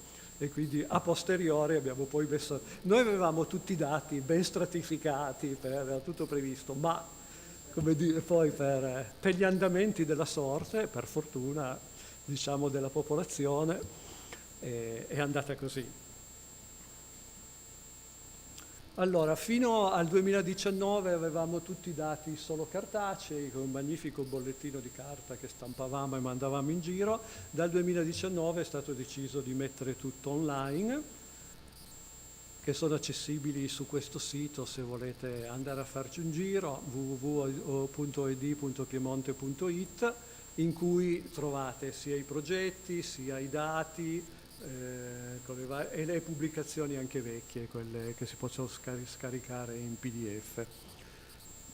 I dati vengono presentati in questo modo, con una spiegazione iniziale, quando aprite quelle cose c'è l'elenco, come avete visto anche in altri applicativi, elenco di tabelle o grafici che vengono poi presentati in questo modo, con una spiegazione e la tabella o il grafico successivo che si può scaricare in formato Excel da qua. Qui ogni ASL, cioè si possono scaricare i dati annuali dell'ASL, in questo caso mi sono messo su Torino, quindi la città di Torino, però per ogni ASL funziona in maniera uguale, i dati in formato Excel dei dati appunto annuali. Inoltre, su questo non ho delle diapositive, in realtà l'attività iniziale del servizio è iniziata con costruire un sistema informativo che fin da subito abbiamo deciso di fare su server centrale. Decisione che ovvia tutta una serie di problemi che avete evidenziato stamattina, di allineamento tra voci, perché il sistema è unico, le voci sono quelle, non si può personalizzare se non tramite, come dire, brainstorming con gli operatori, decisioni comuni e si decide di modificare qualcosa, ma non è la singola ASL che può fare queste cose. E inoltre il vantaggio grosso che noi abbiamo sempre sorvegliato e tutelato è quello che noi come osservatorio abbiamo accesso ai dati, ovviamente secondo le norme della privacy, io non ho mai visto un nome e cognome di queste cose, io ho sempre avuto accesso a una visione depurata dei dati che consentivano di identificare i soggetti, però ero in grado in tempo reale, quando volevo io, con molto anticipo rispetto a SIND, di mandare file Excel, torturare gli operatori con file Excel dicendo questo è l'elenco degli operatori, estraevo per dire quelli con almeno una prestazione nell'anno e gli dicevo guardate questi sono quelli con una prestazione dell'anno che non partono per SIND perché manca la diagnosi piuttosto che manca un'altra cosa, quelle indispensabili, no? E quindi questo ha consentito. Poi con evoluzioni successive, adesso ormai da alcuni anni, tutti questi report sono autonomamente scaricabili abbiamo sulla cosa di HTH, credo 60 report, qualcosa del genere, perché poi ogni volta che c'è stato di un report si discute e viene implementato sul sistema, per cui che controllano questo. Dentro ogni cartella, su ogni soggetto, compare una segnalazione che il soggetto, se ha almeno una prestazione, nel senso viene solo analizzato quello, perché se non c'è la prestazione, cioè nell'ipotesi che le prestazioni siano l'unica cosa che gli operatori mettono di sicuro, perché dal nostro sistema è l'unico modo che hanno per mandare il file C. Per cui se non lo mettono lì non possono mandare il file C in regione e quindi non hanno, come dire, tutto quello conseguente. Noi abbiamo ideato una serie, come dire, di vincoli che è interesse dei soggetti, degli operatori, utilizzare il sistema, perché se no non hanno una serie di ricadute così. E quindi possono scaricarsi una serie di report tutti concordati con gli operatori, non di nostro interesse precipuo, perché noi abbiamo un accesso più diretto, per cui non sono così indispensabili. E abbiamo anche predisposto, sempre in accordo con gli operatori, un tracciato record che contiene tutte le informazioni SIND, per cui gli operatori, sempre solo per la propria ASL, perché poi anche, eppure è su server centrale, ma con sistema di login e password, ciascuno vede la propria ASL, non vede i pazienti degli altri, a meno di rilascio di autorizzazioni tra i servizi perché possano vedere il paziente perché è stato preso in carico dall'altro servizio e quindi diventa... E perché si presume, cioè se l'operatore lo chiede perché si presume che abbia chiesto, ma questi sono fatti suoi, l'autorizzazione al paziente per poter vedere i dati dell'altra ASL, ma questo è un problema dell'operatore che noi non andiamo a chiedergli un consenso scritto, insomma l'operatore si prende la sua parte di responsabilità e quindi... Anche perché in questo modo, con questo tipo di procedura, poi il responsabile penale è lui che è andato a vedere i dati, perché ha chiesto l'autorizzazione non avendo diritto di chiederla, ed è tutto tracciato. Quindi. E comunque appunto si può scaricare un tracciato record un record una riga per paziente con tutti i dati SIND dei soggetti con almeno una prestazione alla data che decide quale data l'operatore che lo richiede, se no in automatico ovviamente c'è quella del giorno. In questo modo uno si controlla riga per riga, va a vedere a chi manca la diagnosi, a chi manca questo, a chi manca l'altro. Inoltre abbiamo introdotto, essendo la cosa centrale, una serie di campi del tutto obbligatori. Da noi il campo non noto non esiste. Al massimo lo lasci non compilato, così risulta che non è compilato. Rende più facile le analisi a tutti, è un dato mancante. Anche perché se poi uno, anche solo per la trasmissione...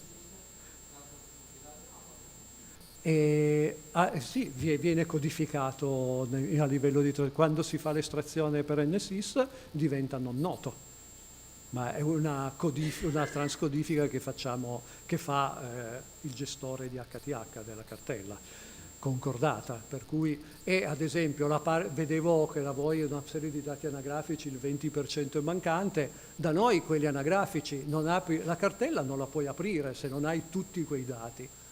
Se tu non riesci a raccogliere la prima volta, la aprirai la settimana dopo quando arriverà il paziente, ma il titolo di studio, se è disoccupato o no, e quei 3 dati che erano mancanti, da noi sono obbligatori, sono campi che bloccano, non puoi aprire l'anagrafica del paziente, punto. Mentre invece ovviamente altri dati più clinici che possono non essere reperibili o per scarsa collaborazione del paziente o per tempistiche insomma, di ottenimento più lunghe, quelli rimangono non compilati. Però il non compilato, secondo noi, dal punto di vista diciamo anche psicologico degli operatori, è più incisivo, perché non noto vuol dire che hai compilato il campo e quindi ti tranquillizzi, mentre invece è un dato che manca, anche perché spesso il non noto vuol dire che non gliel'ho chiesto, quindi non è che non è proprio noto, perché non noto dovrebbe voler dire che non si sa, cioè è impossibile ottenere il dato, no? Non che non gliel'ho chiesto, se no appunto così diventa, come dire, eccessivamente semplice come tipo di cosa. Tutto questo è costato uno sforzo, come dire, molto nel senso che noi abbiamo fatto, quando abbiamo fatto il nuovo sistema informativo, abbiamo fatto, credo, una decina di giornate di formazione per addestrare almeno 4-5 operatori per sede operativa che poi avrebbero dovuto addestrare gli altri. Tutti non riuscivamo, che in Piemonte erano 800 operatori all'epoca, diventava impraticabile. E poi avevamo un gruppo di referenti stabilito, che ovviamente avevano deciso in autonomia i direttori, 1 o 2 per sede operativa, che vedeva all'inizio della partenza del sistema informativo vedevamo una volta al mese per raccogliere tutte le difficoltà. Avevamo creato un questionario Google in cui potessero mettere ciascuno liberamente, non solo i referenti ma anche altri, tutte le osservazioni che gli pareva.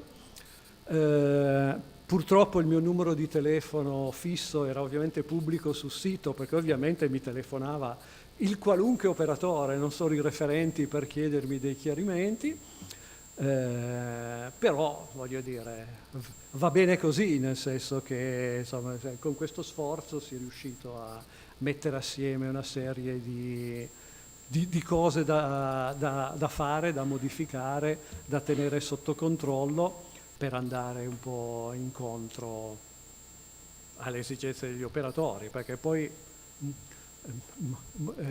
abbiamo anche noi fatto il lavoro del glossario come avete fatto voi.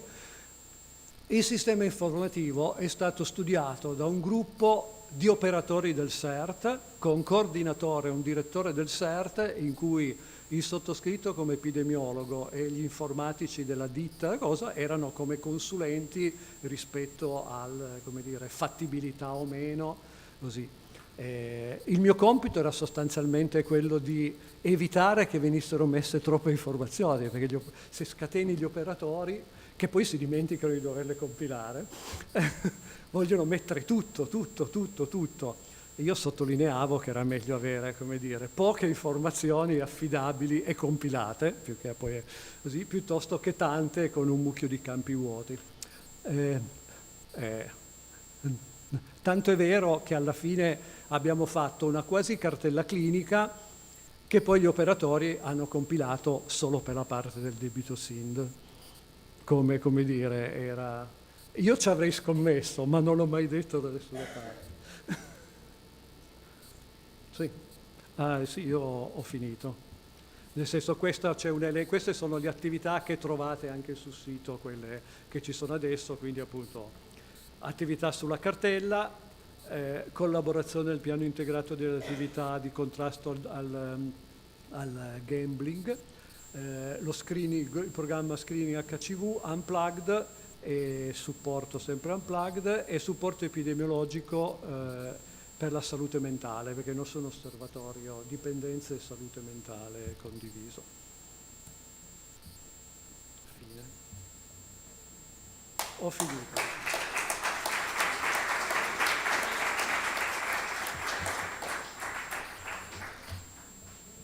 Beh, l'abbiamo detto che il progetto RED non aveva finito niente, ma avevamo iniziato.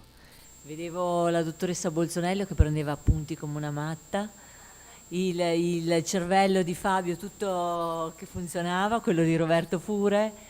E grazie veramente per questa bella presentazione che ci ha fatto capire quanto possiamo capire dai dati che raccogliamo, se li sappiamo raccogliere bene e se li sappiamo analizzare bene. Credo che siano arrivati a tanti vari spunti dei lavori dei prossimi anni. Grazie. Chiamerei a parlare la dottoressa Battilomo.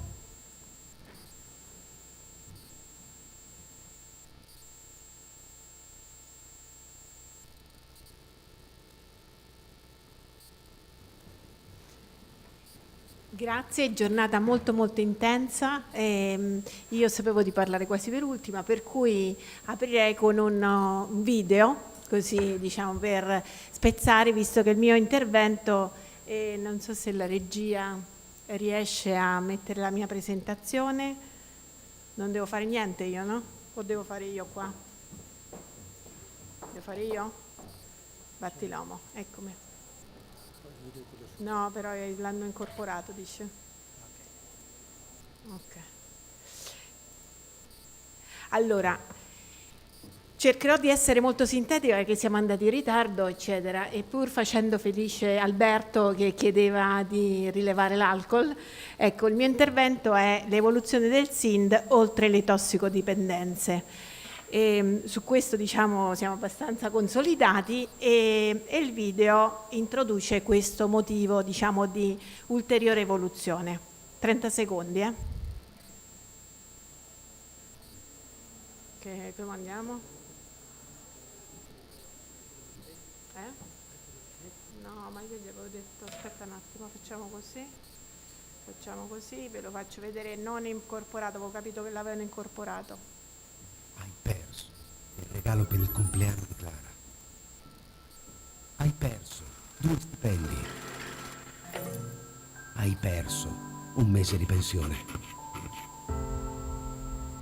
Hai perso le vacanze con la tua famiglia. Perdere tutto non è un bel gioco. Combattere la dipendenza è possibile. Chiama il numero verde da rete fissa 800 333 444, da cellulare 011 5666 888. Hai perso il regalo per il compleanno di Clara. Ok. Hai perso 2 stipendi. Stava rigirando su se stesso. Ok. Questo video ovviamente l'ho diciamo preso in prestito dalla Regione Piemonte, rimanendo in linea con 10.2 che mi ha preceduto, e che è uno spot che loro hanno fatto proprio sul gioco d'azzardo patologico. Perché diciamo, questa nuova dipendenza sicuramente ha alzato un grande livello di attenzione in generale e quindi è stato uno dei motivi per cui è stato importante ragionare su un'evoluzione del SIND. In quanto decreto istitutivo del SIND del 2010, quindi sono ormai 13 anni che abbiamo questo sistema, rilevava gli interventi sanitari e sociosanitari erogati dagli operatori del Servizio Sanitario Nazionale nell'ambito dell'assistenza per le persone dipendenti da sostanze stupefacenti o psicotrope o da alcol. Dichiarazione di intenti non mai messa a terra. Ecco. Nell'esaminare, nell'estendere il SIND, però abbiamo ragionato, diciamo, come Ministero della Salute, di fare un'evoluzione che in qualche modo rendesse questo sistema al passo con i tempi, a tutti i cambiamenti. Pensiamo a internet dipendenza, diciamo nuove dipendenze, no? Non potremmo immaginare che cosa succederà, sta così cambiando la nostra società, in particolare pensando alle dipendenze comportamentali non da sostanze. Per cui il Consiglio Superiore di Sanità, nell'esaminare lo schema di decreto del SIND, ha dato questa definizione di dipendenza come condizione psichica, talvolta anche fisica, derivante dall'interazione tra un organismo, una sostanza, uno specifico comportamento, caratterizzata da risposte psicofisiche che comprendono un bisogno compulsivo di assumere la sostanza o di mettere in atto un determinato comportamento disfunzionale in modo continuativo o periodico, allo scopo di provare i suoi effetti psichici e di evitare il malessere conseguente alla relativa privazione. Una definizione molto ampia, proprio perché diciamo, i sistemi, i dati sono importanti, dobbiamo rilevare quello che succede nella realtà, ma se ci vincoliamo troppo nei decreti, per fare il nuovo decreto ci vogliono 5 anni e nel frattempo queste informazioni non si raccolgono. Quindi in questo nuovo schema di decreto del SIND si estende il perimetro di rilevazione oltre le tossicodipendenze e si mette veramente a terra anche l'alcol dipendenza, che era stata dichiarata ma non applicata. E quindi diciamo nei ritenuti di questo nuovo decreto c'è proprio dichiarato l'importanza di sostituire il decreto del 2010 con un nuovo sistema che includesse anche tutti questi altri tipi di dipendenze. E poi, come già hanno anticipato le colleghe stamattina, l'abbiamo anche adeguato alla normativa sulla protezione dei dati e poi all'interconnessione che diciamo già era stata recepita e così è stata anche consolidata. L'altro giorno, mentre passavo vicino a una sala giochi, diciamo, dove abito, ho visto sbirciando questo cartello e mi ha colpito molto. Ho fatto una fotografia, questa è una foto del mio cellulare, infatti pure un po' storta. Però l'ho presa perché sempre come stimolo, ogni 30 minuti di gioco devi fermarti 5 minuti. Se questa pausa ti sembra assurda o ti fa arrabbiare, allora è probabile che stai giocando d'azzardo eccessivamente e che hai già perso molti soldi. Cioè il concetto perché giocare non è che sia una malattia, è quando invece diventa patologico che diventa una malattia, e quindi un collega mi ha detto: ma perché vai a parlare di gioco d'azzardo patologico? È una cosa che ci dobbiamo, era un militare, diciamo, che se ne occupa la sanità. Io ho detto perché può diventare una malattia, e quindi... E anche questa cultura di che cos'è dipendenza, è più facile dire che un drogato è dipendente, c'è una dipendenza, piuttosto che dirlo da, diciamo, comportamenti. Esatto. Ok, qual è la differenza? Allora, qui sempre perché sono le 4:30 di pomeriggio, un piccolo gioco, aguzzate la vista. Da un lato io vi ho preso un pezzetto del disciplinare tecnico del SIND attuale, no? Dove nel paragrafo legato a sostanze d'uso / comportamento, quindi già c'era il comportamento nel vecchio SIND, c'era età primo uso / comportamento, età primo trattamento per sostanze, via di assunzione, frequenza di assunzione. Come vi dicevo stamattina, però, nello stesso decreto, nel disciplinare tecnico, abbiamo anche i valori di dominio da utilizzare, quindi ci siamo blindati su un decreto a scrivere quelle cose che per cambiarle devi fare un altro decreto, mentre questo di qua che vedete è il disciplinare del nuovo SIND, dove vedete una definizione di quel campo, ma non la declinazione dei valori, che saranno inseriti ovviamente nelle specifiche tecniche, che aggiorniamo insieme ai gruppi di lavoro e pubblichiamo sul portale, quindi con un meccanismo di aggiornamento e di anche adeguamento condiviso, partecipativo, anche per riprendere tutto il lavoro che ha fatto Red e che può essere pubblicato semplicemente. Allora, età primo uso / comportamento, avevo messo una spunta verde, l'ho fatto io ed è lo stesso del vecchio. Poi ci sono 3 spunte arancioni. Perché? Aguzzate la vista. Età di primo trattamento per sostanze / comportamento nel nuovo SIND. Dall'altra parte c'era età di primo trattamento per sostanze. Quindi la differenza è che si è aggiunto comportamento, quindi io comunque comincio a rilevare queste cose non solo per le sostanze. Via di assunzione sostanza, prima era via di assunzione e dentro c'era tutto quello che riguarda le droghe, no? Quindi sostanza potrebbe anche essere alcol, non lo so, qualche cosa, vediamo. Frequenza di assunzione sostanze / bevande. Si comincia a vedere anche il tema delle bevande. E poi ci sono tutti quanti questi nuovi campi, in parte appunto che vanno a declinare meglio la parte dell'alcolismo, modalità di consumo della bevanda, quantità di bevanda consumata, luogo prevalente di gioco, qua cominciamo con la parte della ludopatia, strumento prevalente di gioco, frequenza del gioco primario, circuito, eccetera, eccetera.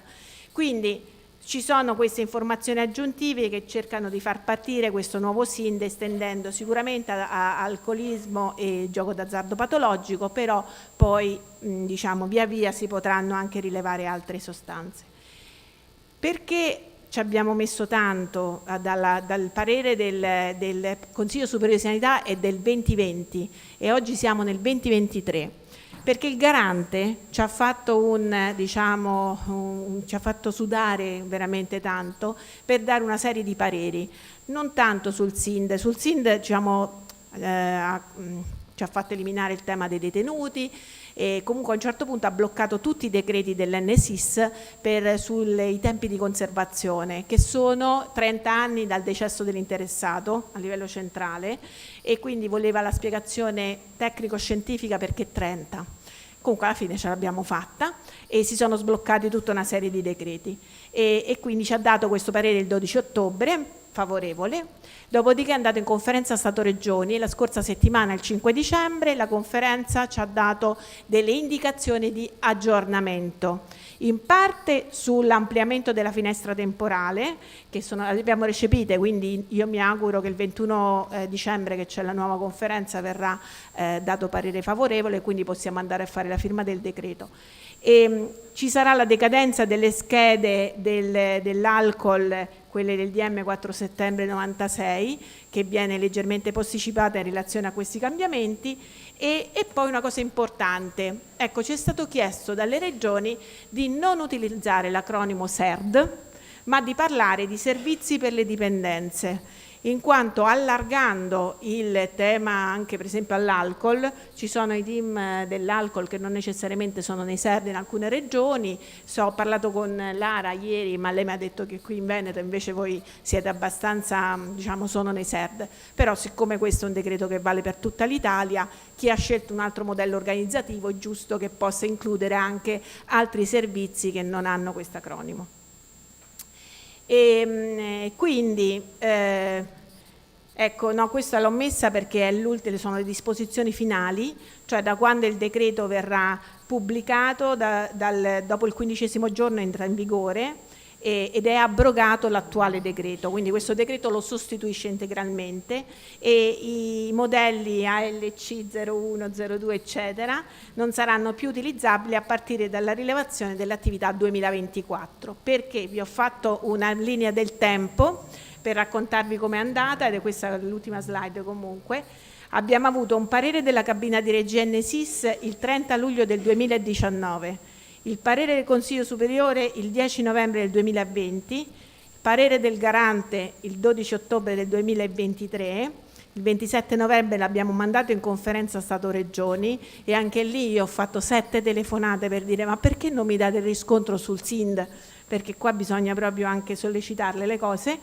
E quindi adesso abbiamo avuto il riscontro, abbiamo recepito tutto quello che c'era stato chiesto, quindi a questo punto non credo che la conferenza avrà un parere non positivo e manderemo subito in firma al Ministro. Perché? Perché nel decreto è previsto che il conferimento dei dati comunque sarà nel 2025 con i dati del 2024, quindi è importante che il decreto venga pubblicato comunque non più tardi del mese di gennaio. Vi ringrazio e vi voglio ringraziare anche per il vostro lavoro, perché tutto quello che noi facciamo è grazie a quello che fate voi.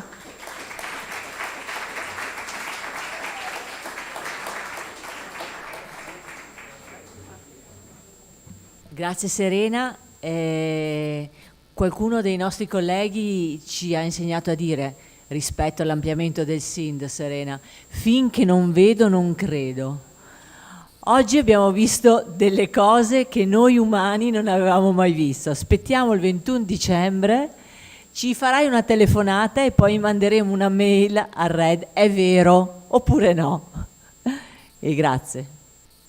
E siamo veramente in chiusura. Allora, Fabio e Roberto sul nostro futuro, e poi se vuoi venire anche tu, Sabrina, direttamente per fare le conclusioni, facciamo tutto uno.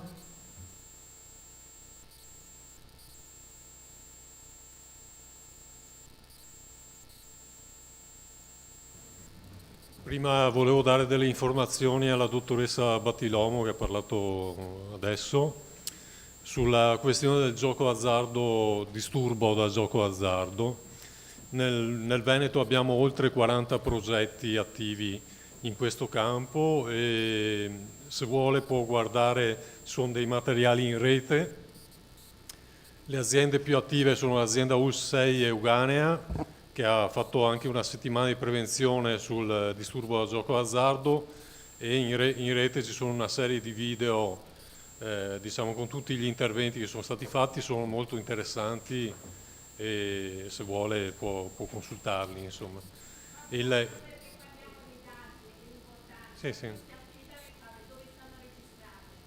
Sono all'interno della rete, per cui all'interno dei siti delle aziende, insomma.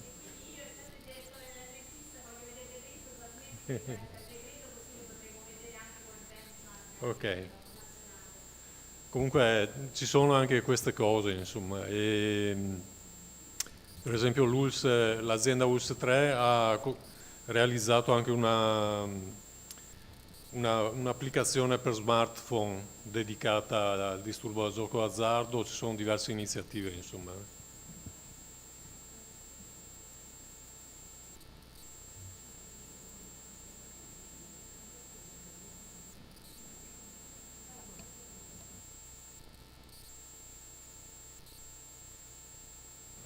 Vado io?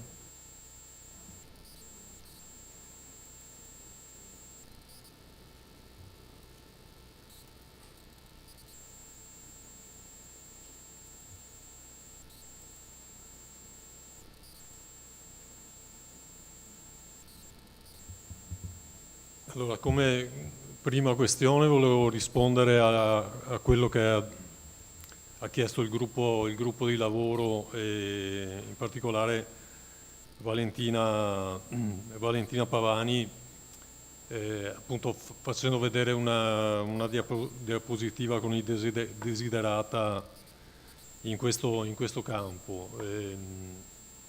Ritengo che i desiderata che sono stati inseriti nella diapositiva possano essere accoglibili, secondo me. Ovviamente non sono io l'unico a decidere, però l'unico punto che forse ha qualche difficoltà è il punto del contratto unico a livello regionale, ma per il resto penso che, anzi mi farò promotore, insomma, dell'accoglimento di queste richieste.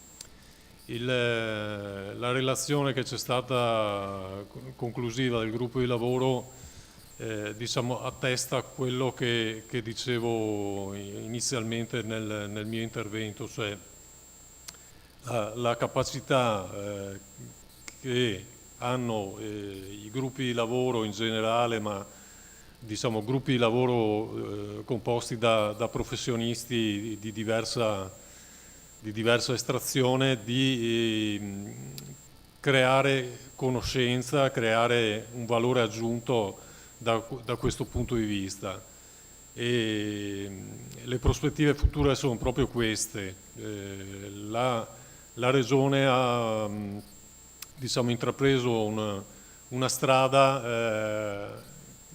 che coglie degli orientamenti che sono appunto quelli delle comunità di pratica, che sono orientamenti che dal progetto RED cercano di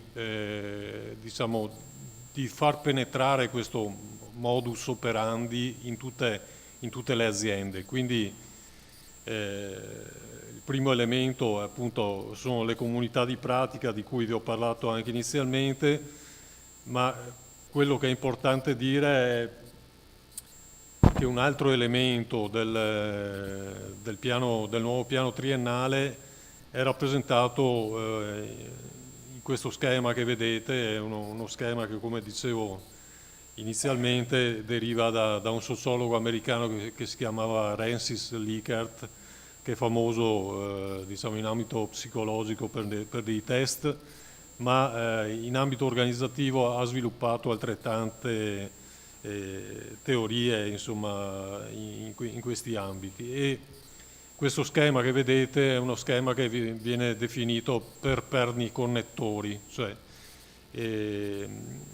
forse la terminologia è un po' brusca, forse un po' troppo dura, ma in realtà tende a definire una realtà in cui i rapporti gerarchici non vengono cancellati, ma viene cancellato quello che è l'effetto negativo dei rapporti gerarchici, cioè i rapporti umani che esistono all'interno delle gerarchie. Quindi Likert diceva che appunto era possibile costruire delle organizzazioni in cui ci fossero dei perni connettori che sono sostanzialmente delle persone che rappresentano delle connessioni all'interno dell'organizzazione, connessioni che non sono appunto di tipo gerarchico, ma che sono delle connessioni trasversali. Questo corrisponde anche a quella che è l'attività dei servizi per le dipendenze, che storicamente nel Veneto hanno determinate caratteristiche. Fin dal 1999,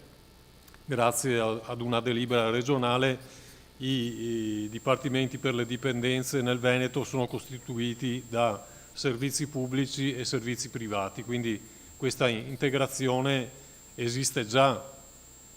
Quello che è necessario, secondo il testo del piano, è sviluppare ulteriormente questo approccio, per cui lo schema di Likert viene arricchito con appunto le comunità di pratica che saranno orientate a 3 tematiche trasversali. La prima tematica trasversale è la valutazione degli esiti, la seconda i percorsi terapeutici ed assistenziali e la terza è appunto l'elaborazione dei dati e l'interoperabilità dei sistemi informativi.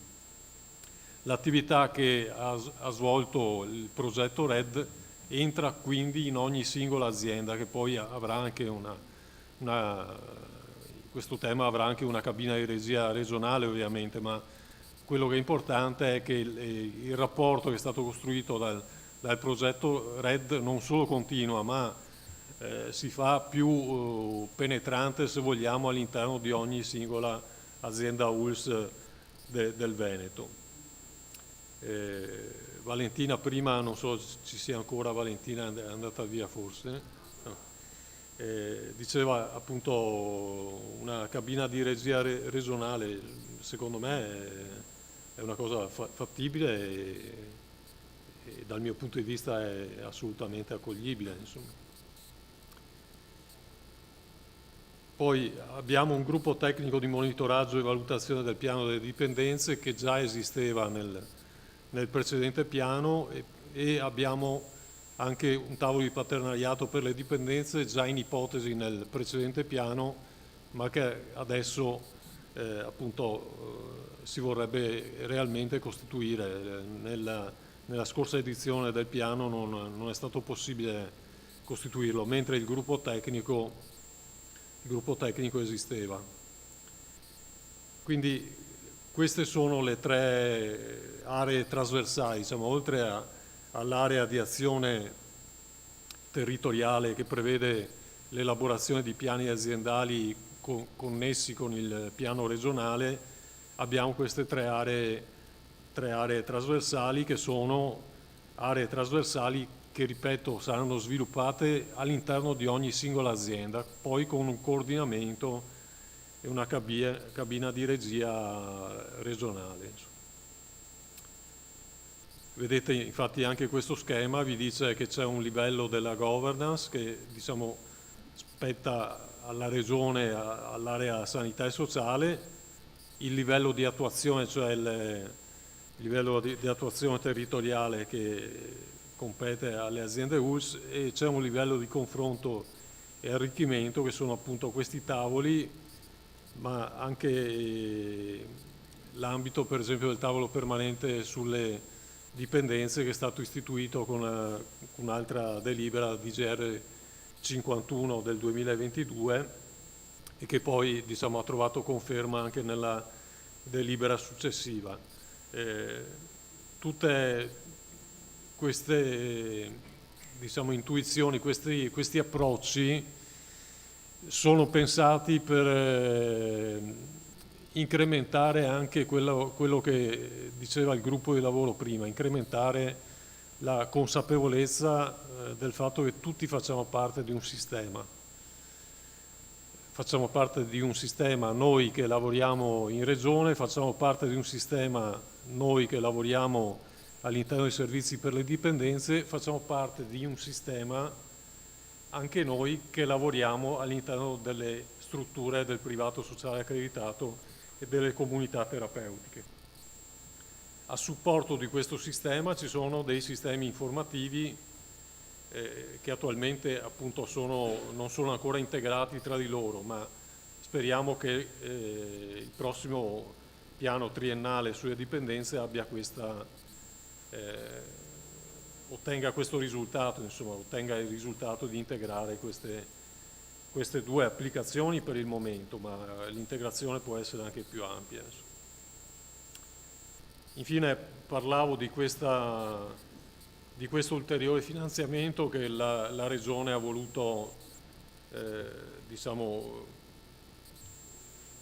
inserire per quello che riguarda gli aspetti sperimentali. Il piano triennale sulle dipendenze è finanziato con 4.500.000 euro nel triennio, che significa 1.500.000 euro all'anno.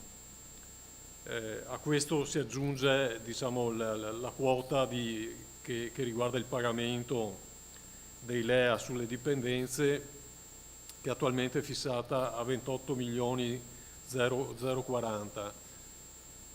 In ogni fase si cerca sempre di dare una risposta ai servizi e una risposta anche alle strutture del privato sociale accreditato, che lamentano giustamente anche gravi problemi economici che del resto vediamo tutti anche nella nostra vita privata, insomma, no? Il fatto che è aumentato un po' tutto, eccetera.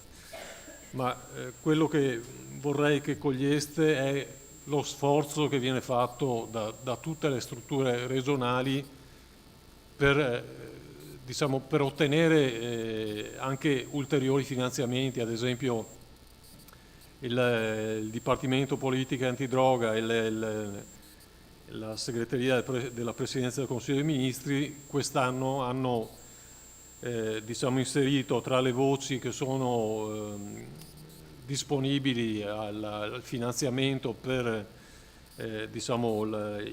le quote dell'8 per 1000 destinate allo Stato, anche l'area delle dipendenze.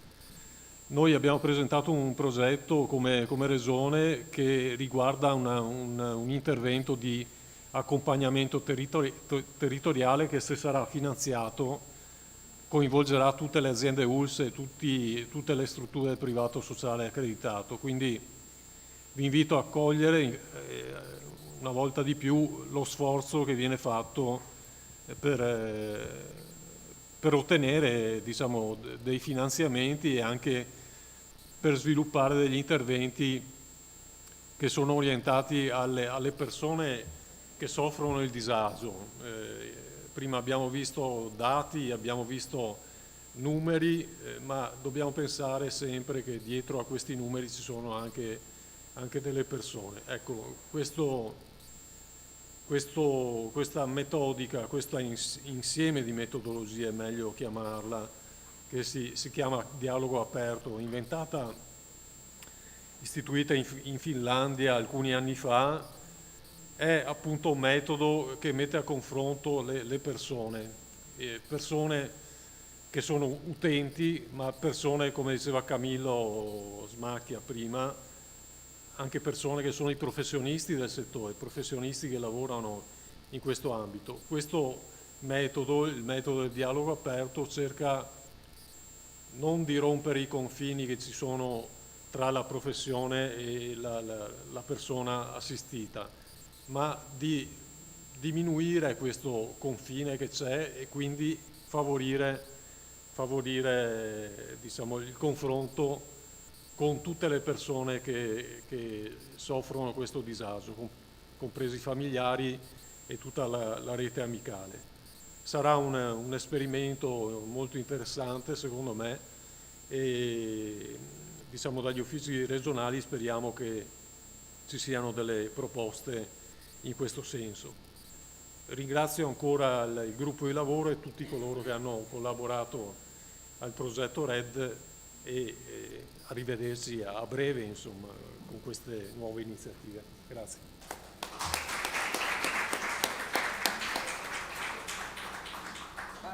Io sarò brevissimo. Allora, più che le prospettive future del SIND, vi descrivo in 2 parole quello che piacerebbe a me provare a fare nell'ambito del flusso SIND appunto in un prossimo periodo. Per cui una prima variazione importante che vorrei provare a portare a casa con il dottor Folega è appunto una variazione nel periodo di rilevazione del flusso. 12 mesi è troppo, per cui i dati per essere utili devono essere freschi e recenti, per cui l'idea è appunto una rilevazione trimestrale, sarebbe ottimale, magari semestrale, però comunque sicuramente non annuale. Un secondo punto che si interfaccia direttamente con il nuovo flusso SIND è l'integrazione anche con quello che è il piano nazionale e regionale della prevenzione. Sono contenuti alcuni indicatori che riguardano anche le dipendenze. L'attuale flusso non permetteva di soddisfare le richieste degli indicatori del piano prevenzione e invece oggi, grazie appunto alle novità che abbiamo visto, diventerà interfacciabile anche il confronto tra la prevenzione e le dipendenze. E da ultimo mi riallaccio all'approvazione di sabato del AI Act, per cui il primo atto europeo sull'intelligenza artificiale e tutti gli sviluppi che tutti quanti stiamo vedendo ogni giorno ci stanno circondando.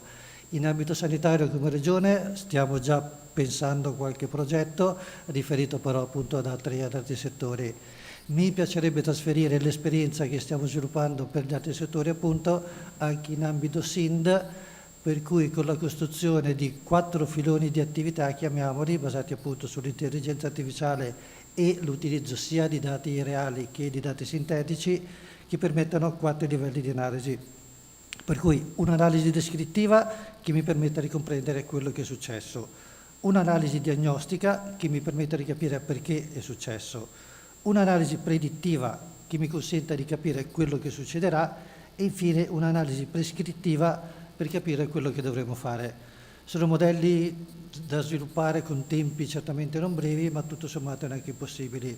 La tecnologia ci sta venendo in aiuto, la normativa europea anche, per cui insomma a me piacerebbe provare a condividere con voi questo percorso che di sicuro sarà utile per tutti quanti.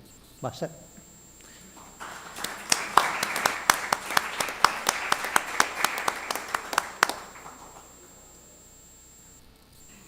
Io devo fare le conclusioni, ma penso che tutti voi avete fatto le conclusioni e ci siamo proiettati nel futuro. Qua il dottor De Gobbi ci ha spedito direttamente nel 2060, non lo so, ben prima.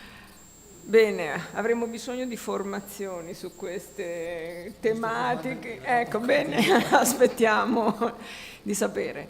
Io, cosa dire, ringrazio tutti. Ho conosciuto persone stupende, lo dicevo prima con il dottor Grottola, che se non ci fosse stato questo progetto non avrei mai incrociato È stato un lavoro molto interessante per quanto mi riguarda, ripeto, mi sono divertita.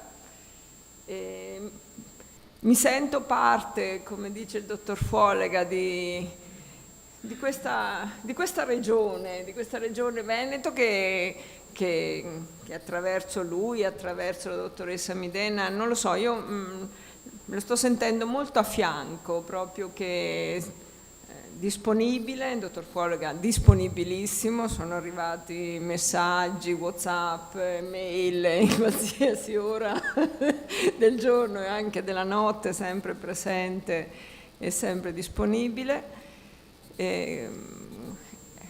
Abbiamo iniziato, le prospettive le abbiamo sentite. Ci sono le persone dietro ai numeri, tutti noi, come si è detto, ci siamo, il gruppo c'è, ci sarà ancora, anche se qualcuno pensa di andare in pensione, ma deve cambiare idea, e quindi organizzeremo, avremo modo ulteriormente di vedere i dati, avremo un report da studiare, avremo delle riflessioni da fare su appunto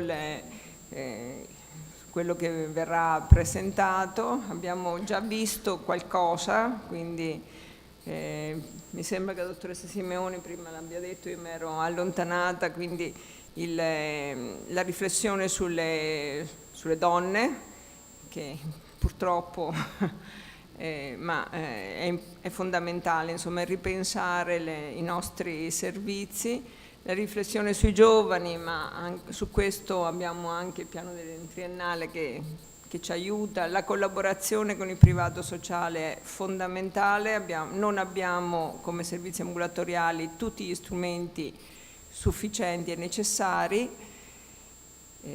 Basta, io direi che siamo tutti, io sono stanca, immagino che anche voi siate stanchi, è stata una bellissima giornata, grazie ancora.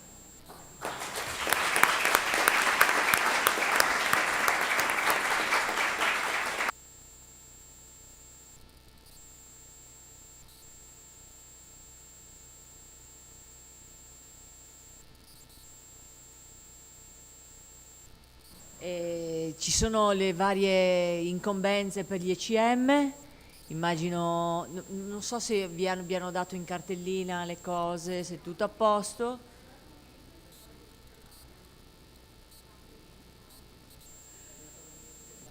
Ok, perfetto. Entro il 14 compilato. Ok, entro il 14 compilato mi dicono qui. Perfetto. Grazie a tutti e alla prossima.